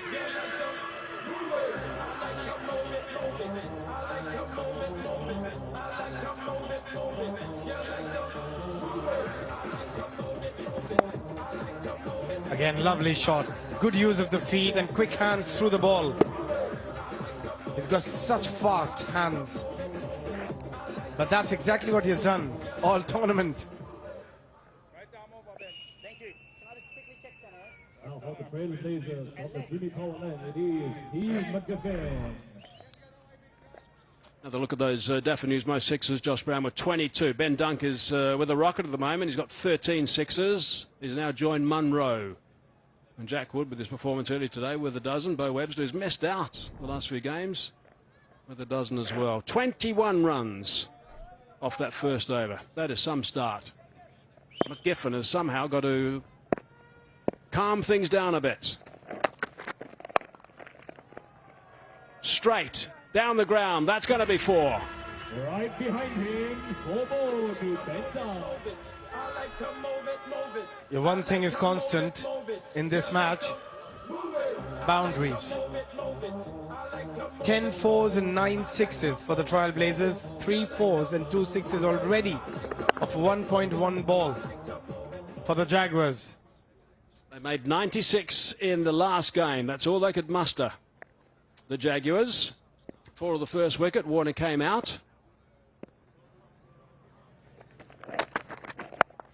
Oh, that's been pretty well struck. And 4 runs.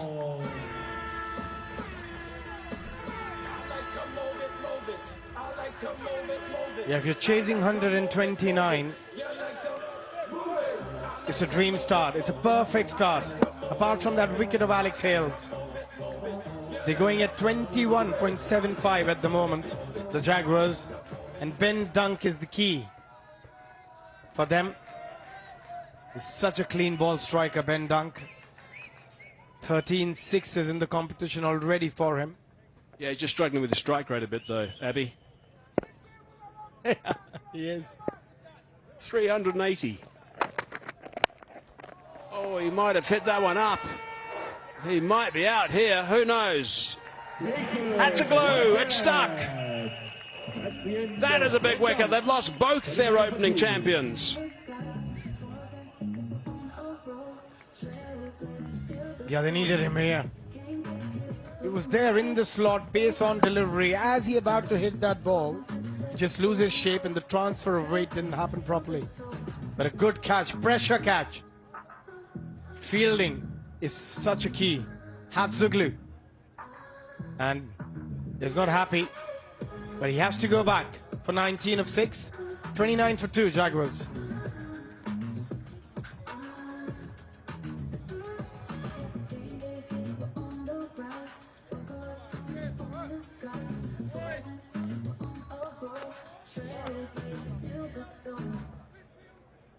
All the two openers back in the hut now. In at number 4 for the Jaguars, it is Save.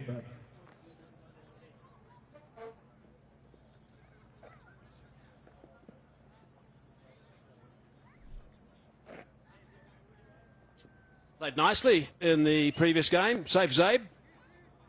Strike rate, the 69 runs he scored, best of 21. I'm pretty sure that was in the last game. It was 150. He was keen to get some boundaries. They need one of their top 3 or top 4 to get a 60-70 here. Good delivery. Very good delivery. Extra bounce. That has surprised us, that this pitch still has such good bounce. That shot again, standing really deep into the crease.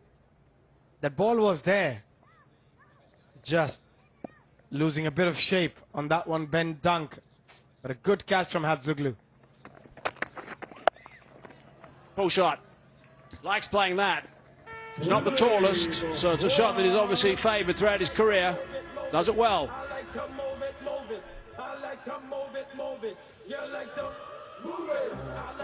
Yeah, no shortage of runs for the Jaguars. The concern is the wicket. That's again too much time for the batter. Too short. Nicely played. Rolled his wrist over that delivery nicely. Zeb. Kept a little bit low, but he still got it away quite comfortably. Thinking about 2. No. Good call. Just 1 there. End of the over. 13 off that. They're going nicely, the Jags, at the moment. 34 for 2. Get the ball number 2, the Jaguars on 34 for 2.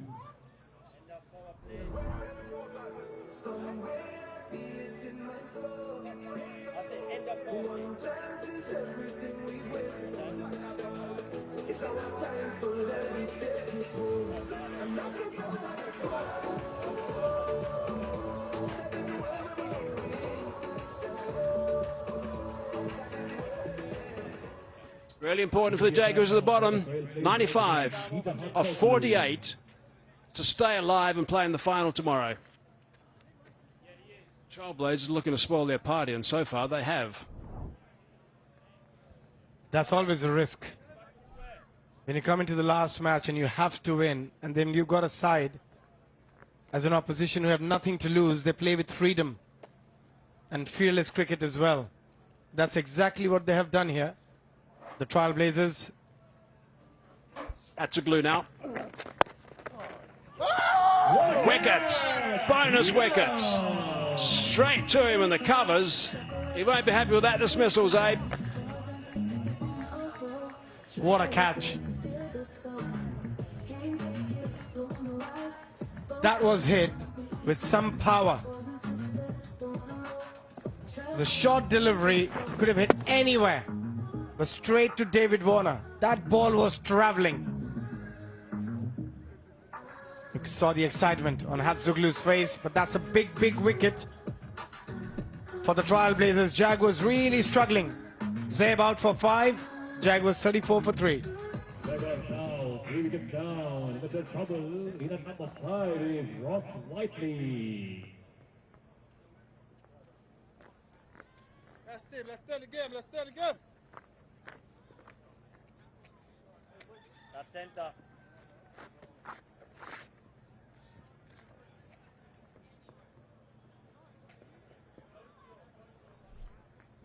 Right arm over to you. 5 delivers to come. Yeah. So that brings Ross Whiteley to the crease now. with work to do.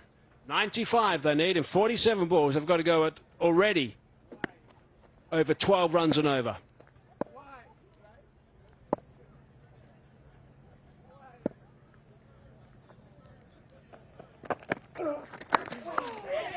Nicely bowled by Hatzoglu. Shy at the stump, safely home.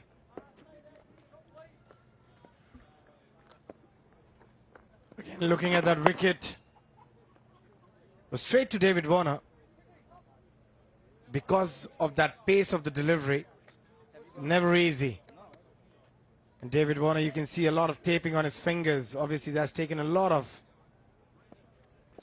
pounding over the years. But now, I think the man for the Jaguars is the captain, Sikandar Raza. He'll have to play a special innings here for his side. 3 or 4 sixes won't be enough. Hatzoglu's tails up.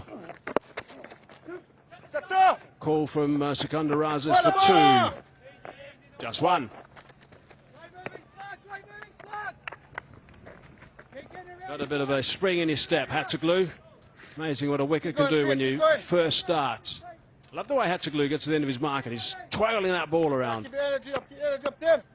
You got to love his stance. He's a good bowler. He's so tall, it doesn't really give it a lot of flight. Bowls quite flat, but got great control. Dead ball. Oh, you got to be watchful as a non-striker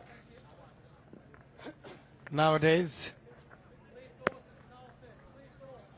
Get another look at him. There he goes. Oh, extra bounce and a fizz from Hatzoglu. Yeah, that's what he gets. Because of his height and also his high arm action, he releases the ball really tall and then gets that zip, that bounce, which makes it so much harder for the batter.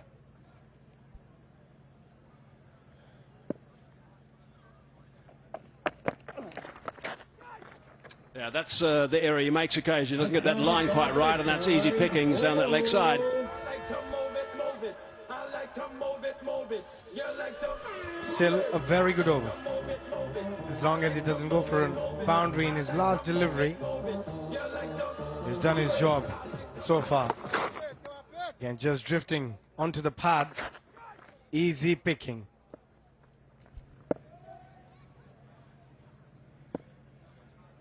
Last ball of the over. Was leg side. No run. Top over. Wicket and also just 6. 40 for 3. That's the interval number 3, Jaguar, 43.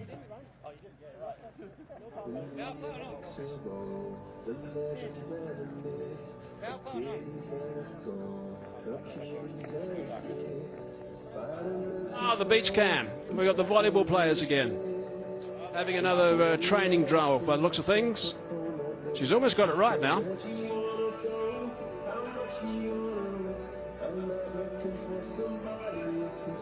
That live beach cam.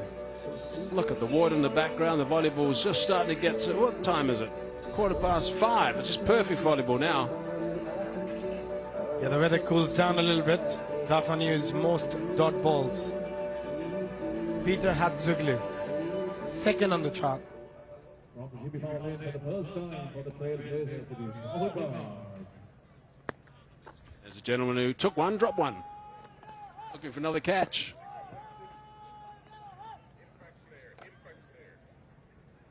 Ah, impact player.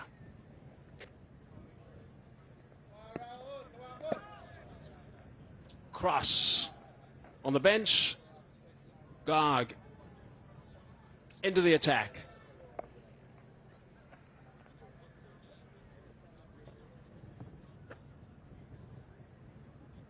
$89 required in 42 balls. You're going to step on it. Almost 13 runs and over. Sikandar Raza's got to tee off here.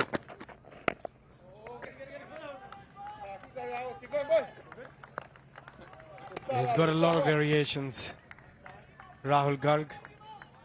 Here just a little friendly chat between Hatzoglu and Sikandar Raza. He's the key man if the Jaguars want to chase this total down. And the required rate, 13. It's not easy.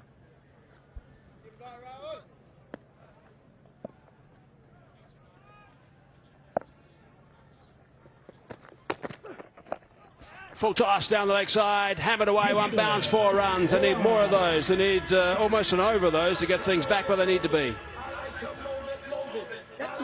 David Warner, just have a word with Rahul Gargan. Tell him, just bowl stumps to stumps. Don't try too many things.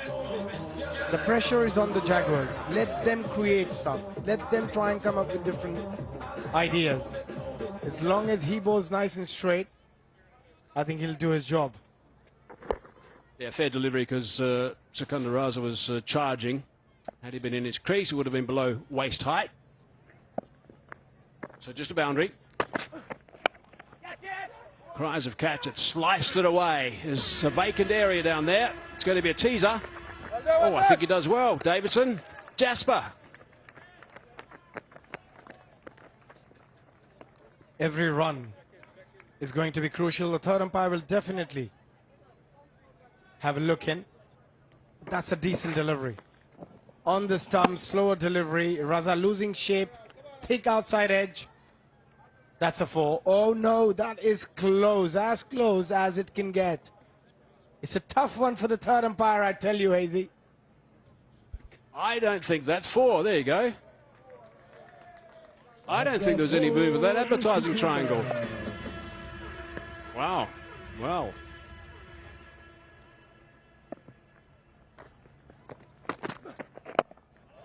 Nicely bowled. Right in the block hole. All you can do is jam it. Yeah, I'm a firm believer. If you bowl it on the stumps in the shorter format, you give yourself the best chance as a bowler. Then it's up to the batter to take those risks. But if you give any room either outside the off stump or leg stump, then those are easy pickings for the batter, especially on such good surface. One thing that's going to be looming large for the Jaguars throughout this entire innings is the fact that the Trailblazers scored 21 off the last over. Dug that out. Can't do much with that. Just a single.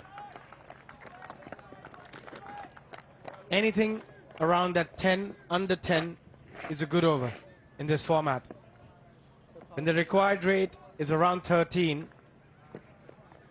every 2 overs, yeah, the required rate will go a lot higher. He's got to finish well.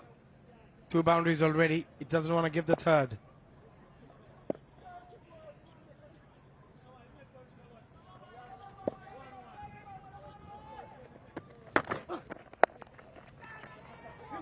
Hammered it down the ground. Should be able to come back for the second. No, they can't. Secunda Raza was slept in the dirt. 10 off the over. Good comeback. 4 done. 50 on the board for 3.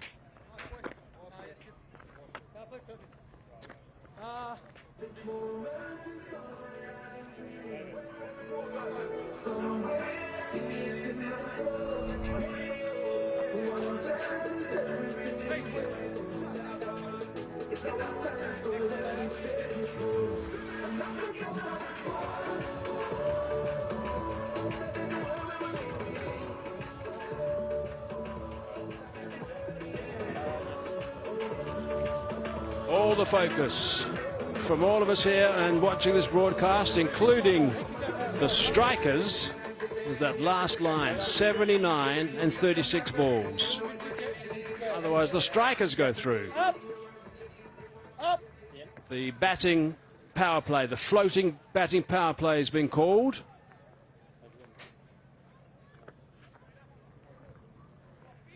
Hats of glue into the attack, so they can't change that once it's been called. It's good captaincy. But David Warner, he wants to get another wicket. Get the spinner on. Every time he's come in, he's managed to get wickets, has the glue. Tough with only 2 men outside the circle, and they're both on the leg side. Cow corner and deep backward square, which he shouldn't be able to hit the deep backward square, I wouldn't have thought.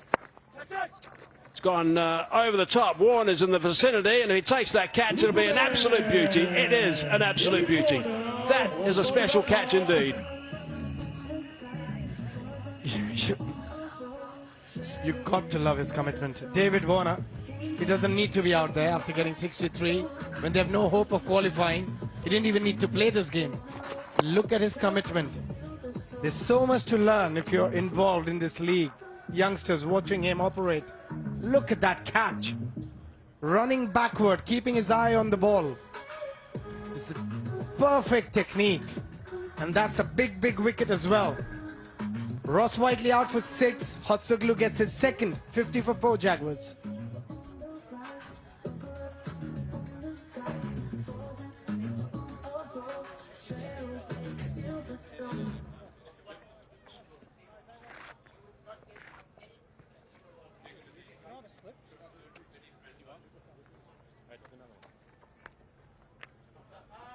Right arm over to you. 5 delivers to come, BT.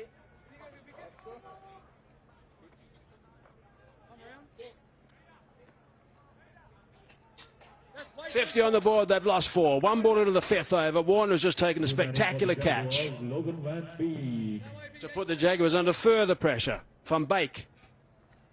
He said in the interview, he's hoping the boys at the top are going to get them off to a rip-roaring start. May not have been the words he used, but that didn't happen.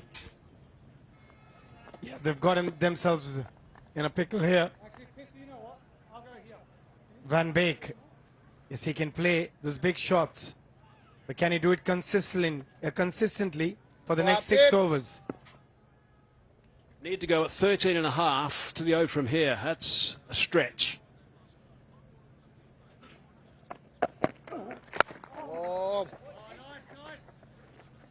Have a look at this catch. This is quite spectacular.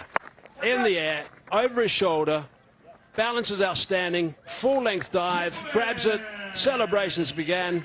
That has lifted the team enormously. Yeah, what a cricketer. What a cricketer he has been over the years.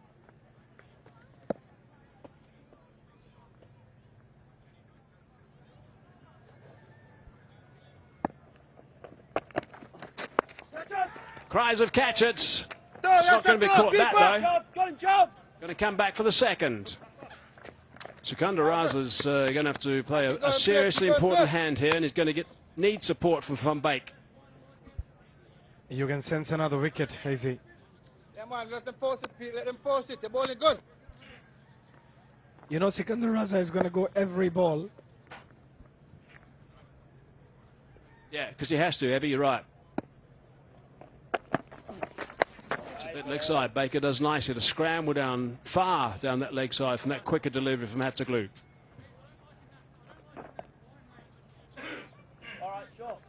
There was an opportunity to take a single, he denied it. Let's see what happens next ball. You don't deny a single if it's there for the offering.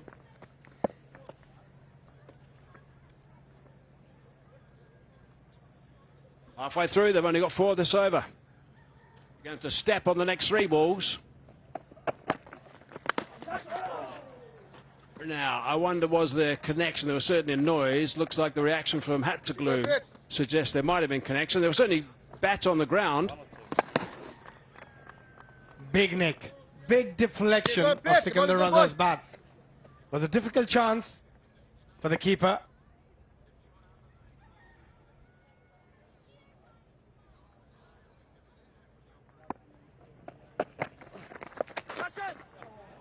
Got that away. Got that away for 6, we think. Hit the advertising triangle. I'm pretty sure on the full, the way the ball ricocheted back into the field also might suggest that as well. Does play that shot really well. Gave himself a bit of room, and then Hatzoglu followed him, but still managed to get it over the short fine leg fielder. And it's a 6. Hitting the skirting on the full. Final delivery, 10 of the over so far.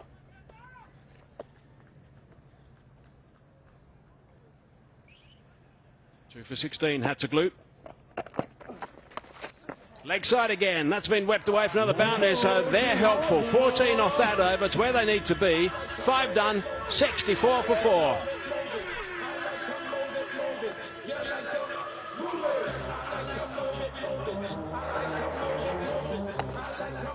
Take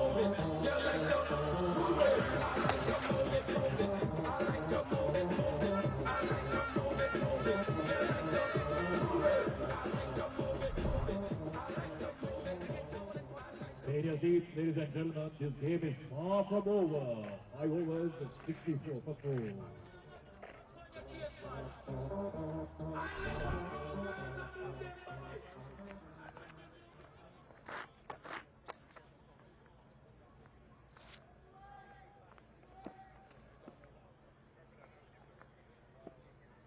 Commitment from David Warner.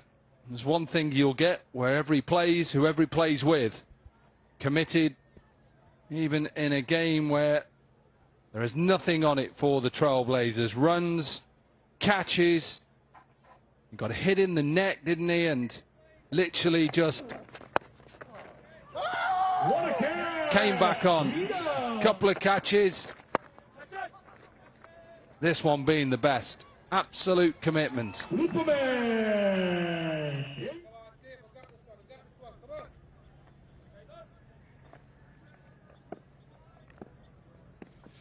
65 and 30 then. They're still in with a chance here. The Jaguars, they need to get a partnership together. And Van Beek has to get off and running quickly. Well, this is going to be a wicket. Has to be a wicket. Poor shot, really. Good delivery from Davidson. And the Jaguars, it's not looking good for them. Good bowling from Davidson. Rolls his wrist. Bounces more than expected for Van Beek. Poor shot. Just needed to build a little partnership. Razza's going well. Disappointment in the crowd.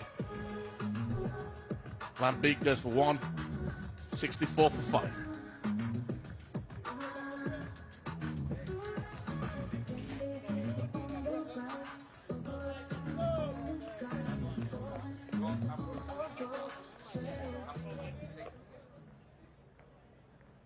In at number 7 for the Jaguars, it is Randeep Singh.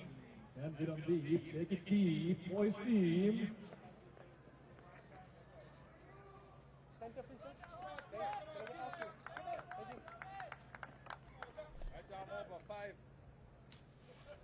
Varandeep Singh then in at number 7. Jaguars in a world of trouble.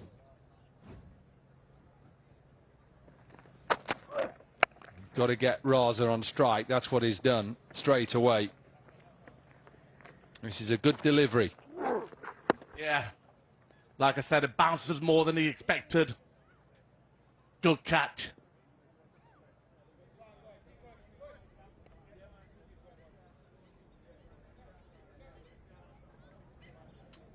Well, they started in second position at the beginning of the day, the Jaguars. They had 2 games. They lost to the Strikers, so the Strikers then went above them with those double points. And their 2 wins today. Now then, while he's still in the middle, there's a chance. This is massive. Helped on its way straight to the beach.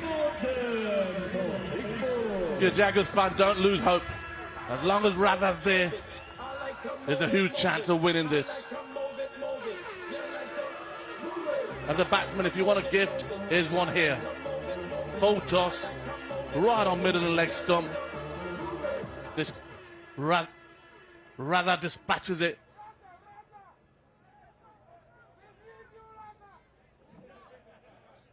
No, he's all right there.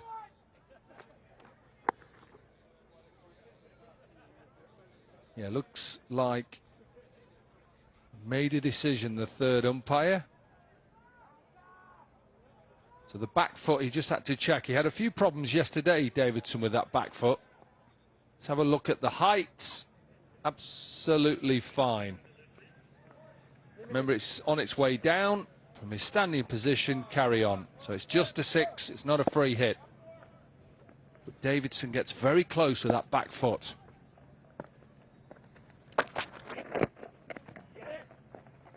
Just be a leg by.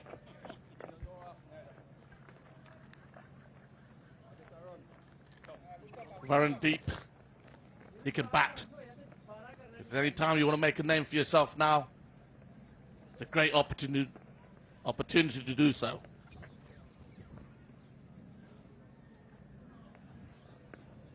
Yeah, they're just looking a little bit deflated in there.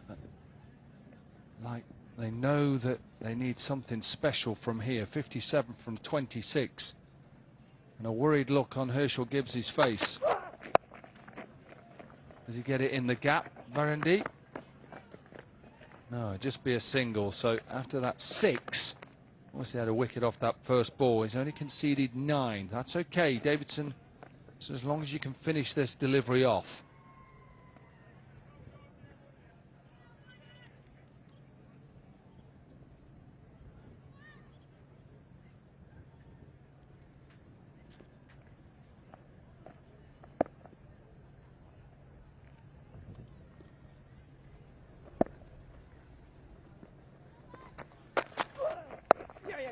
Yeah, he's happy to just take the strike.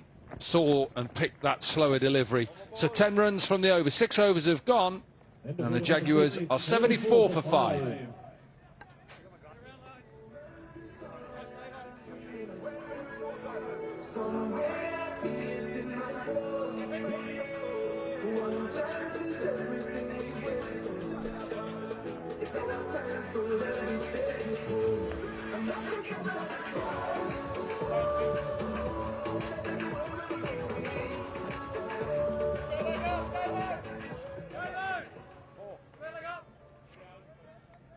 Right arm over.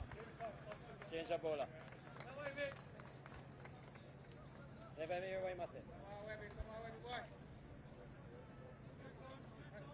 Lovely scenes. After 6 overs, the Jaguars, well, they're ahead. Amazing enough, they're ahead on that graphic. Webster into the attack, and he sent him back. He knows Raza's got to take as many balls, and he's just got to try and hit every ball for 6 now. The only problem is if you just keep giving the opposition dots, you're putting yourself under more pressure.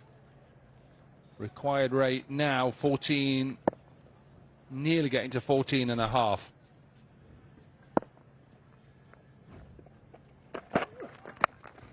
High in the air, and is this the wicket that will send the Jaguars out? Maybe. Raza hits it straight in the air. And Baker, the keeper, takes a simple chance. And perhaps he knows he may be exiting the tournament. Poor shot selection. Was trying to target the short boundary. Don't take away the pressure catch here. Absolutely brilliant. Under a lot of pressure there. Needed to take that. Jaguars. Sikandar Raza goes for 36. 74 for 6.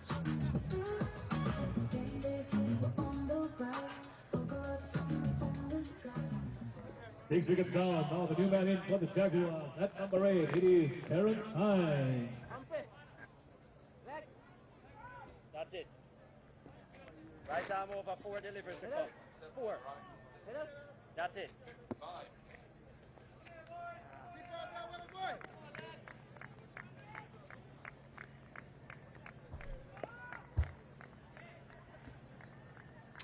Terence Hines then, they need 55 off 22. Tall prospect from here.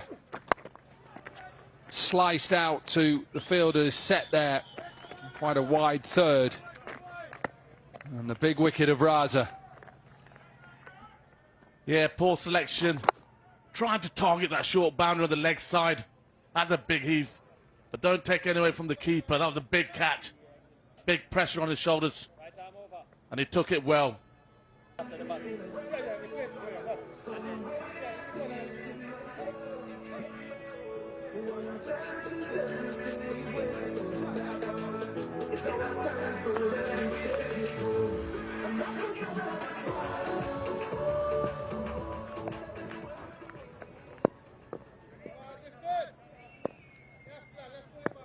Well, that's good to see local children playing cricket in any area they can find. It's what bringing MAX60 cricket to the Grand Cayman Island is all about.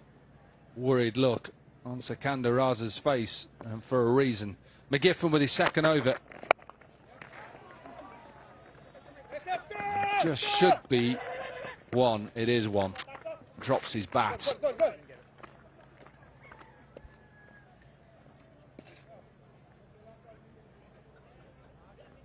The Trailblazers have been all over Jaguar in the last 3-4 overs.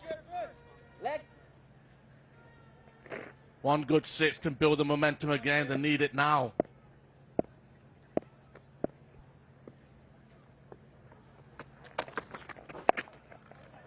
High in the air again, and there's a call and another easy catch. This game is simply slipping away for the Jaguars, and the Trailblazers, who had nothing on this game, they are romping to victory. Yeah, good ball. Banged in again. Slight confusion between the keeper and the fielder. However, he calls for it loudly and takes the opportunity. Terrence Hines goes for one. Jaguars 77 for 7.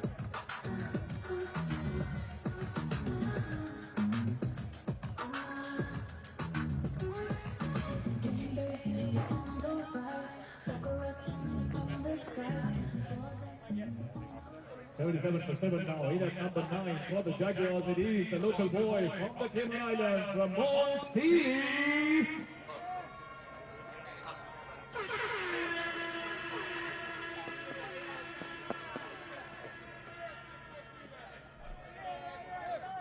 Ramon Seeley in at number 9, and the Jaguars not in a good position. 52 from 60, and that looks unlikely. And I think you can see dejection in the faces of the Jaguar players. And that's the reason why. McGiffin with a full and straight delivery.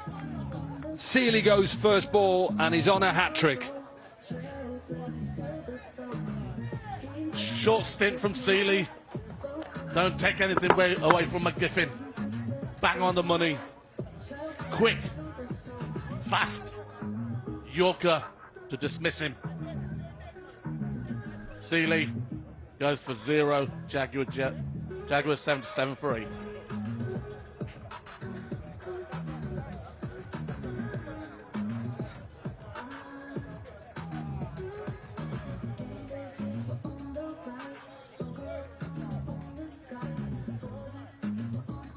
Jaguars now 8 wickets down. The new man in is Mitch McClenaghan.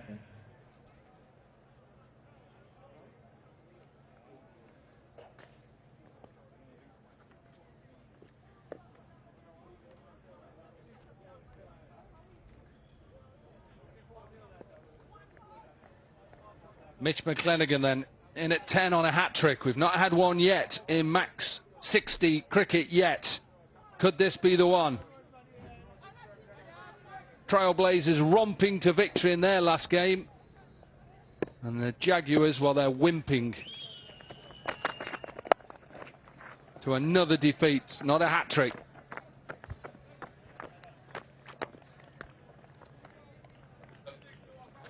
Here he goes. Ball short. Slight confusion from the two fielders, but it calls for it at the end. And the next ball, bang on the money. Knocks the stumps out to the ground. You beauty, McGiffin.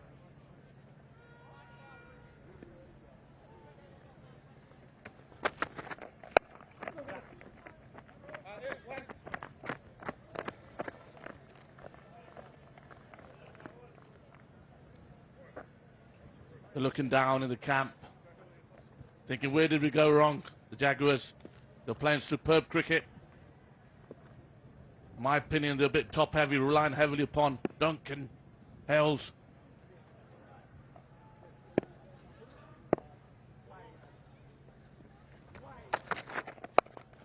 Slapped down the ground by McClenaghan.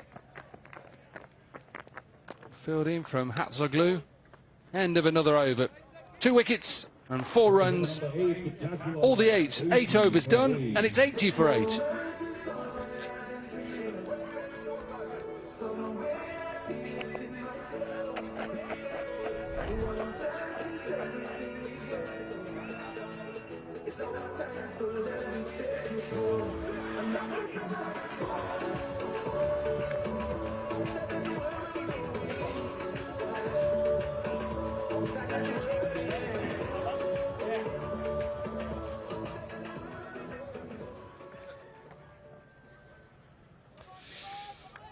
Coming towards the end of the group stage, we already know that the Tigers are through to the final. That is tomorrow at 11 a.m. local time.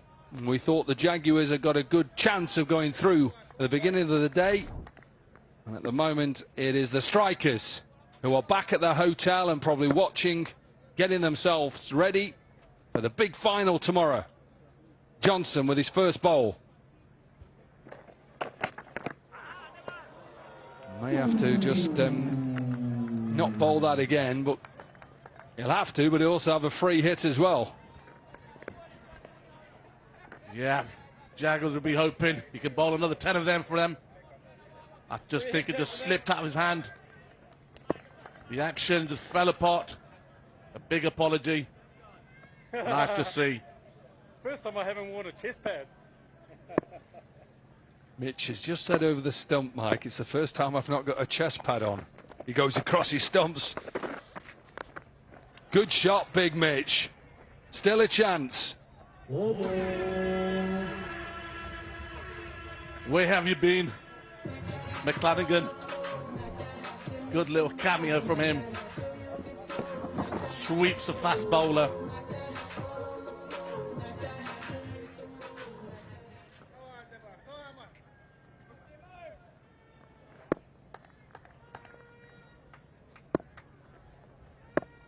.44 from 11. Well, he's trying everything now. McClanagan, he's tried a little sweep. There's a little smile on the umpire's face.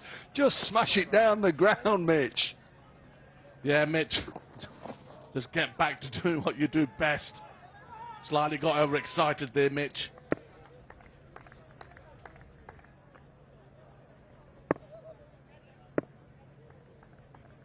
Looking forward to that final. We know it's at some stage in the morning tomorrow. Oh, that may be straight. Given not out straight away.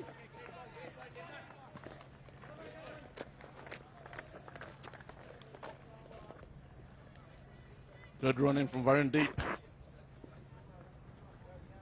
Right arm over. Herschel. I know how desperately you wanted to be into the finals, speaking to him yesterday.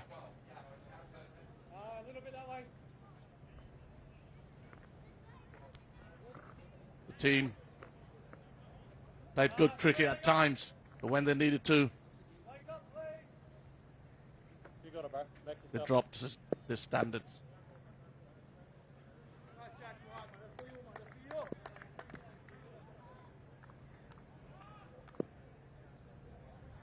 Just not happy, you can tell.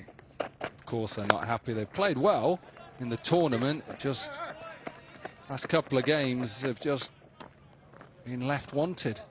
They had a chance in that first game. Quite a lowish target and they just couldn't quite get on over the line.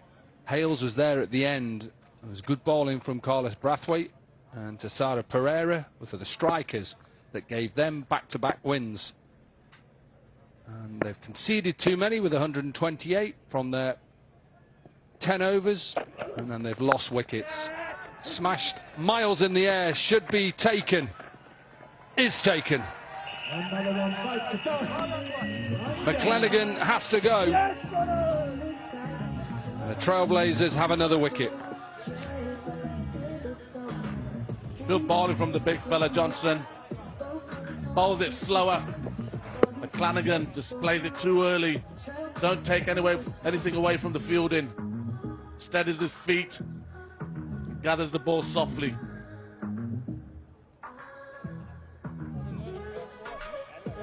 Mitch goes for 6. Jaguars 87 for 9. Jaguars now 87 for 9. The last man to walk in for them is Jake Linford. That's two, Leo. Right arm over, 1 to come.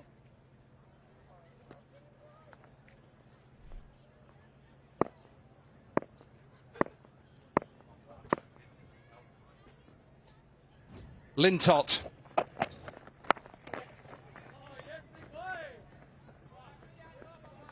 And he gets off the mark. So first over for Johnson and a wicket, 1 for 7 for him. 6 balls to remain in Jaguars, 88 for 9.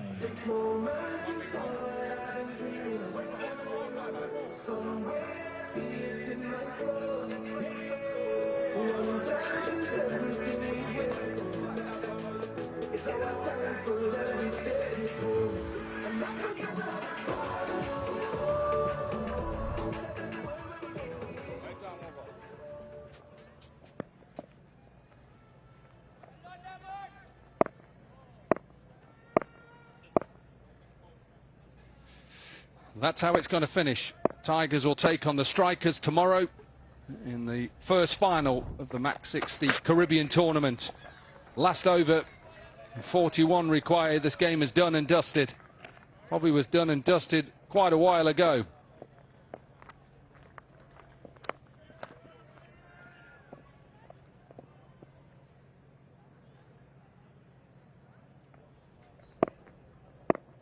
It's nice to see Edwards getting a go, to have a few balls.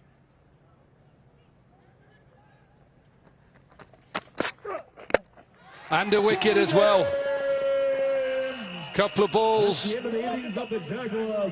Johnson with a wicket in his first over, 1 for 7. And second ball, Edwards wraps this game up. The Jaguars bowled out for 88. Trailblazers finish off with a victory. And they both exit the tournament, and we now know tomorrow's final is the Tigers versus the Strikers. This is cricket in paradise. I hope you've had a good time. Good finish for the Trailblazers. Goodbye. They can take something away from today. Warner, fantastic from you. You led your team well.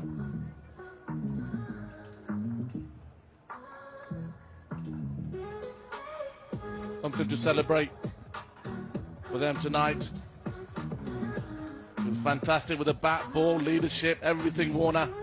Brilliant. Here's the last ball from Edwards. Right on the money.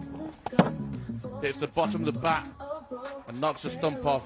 The Trailblazer changing room celebrates, whilst the Jaguars don't. Yeah, happy coach for the Trailblazers to finish it off in style.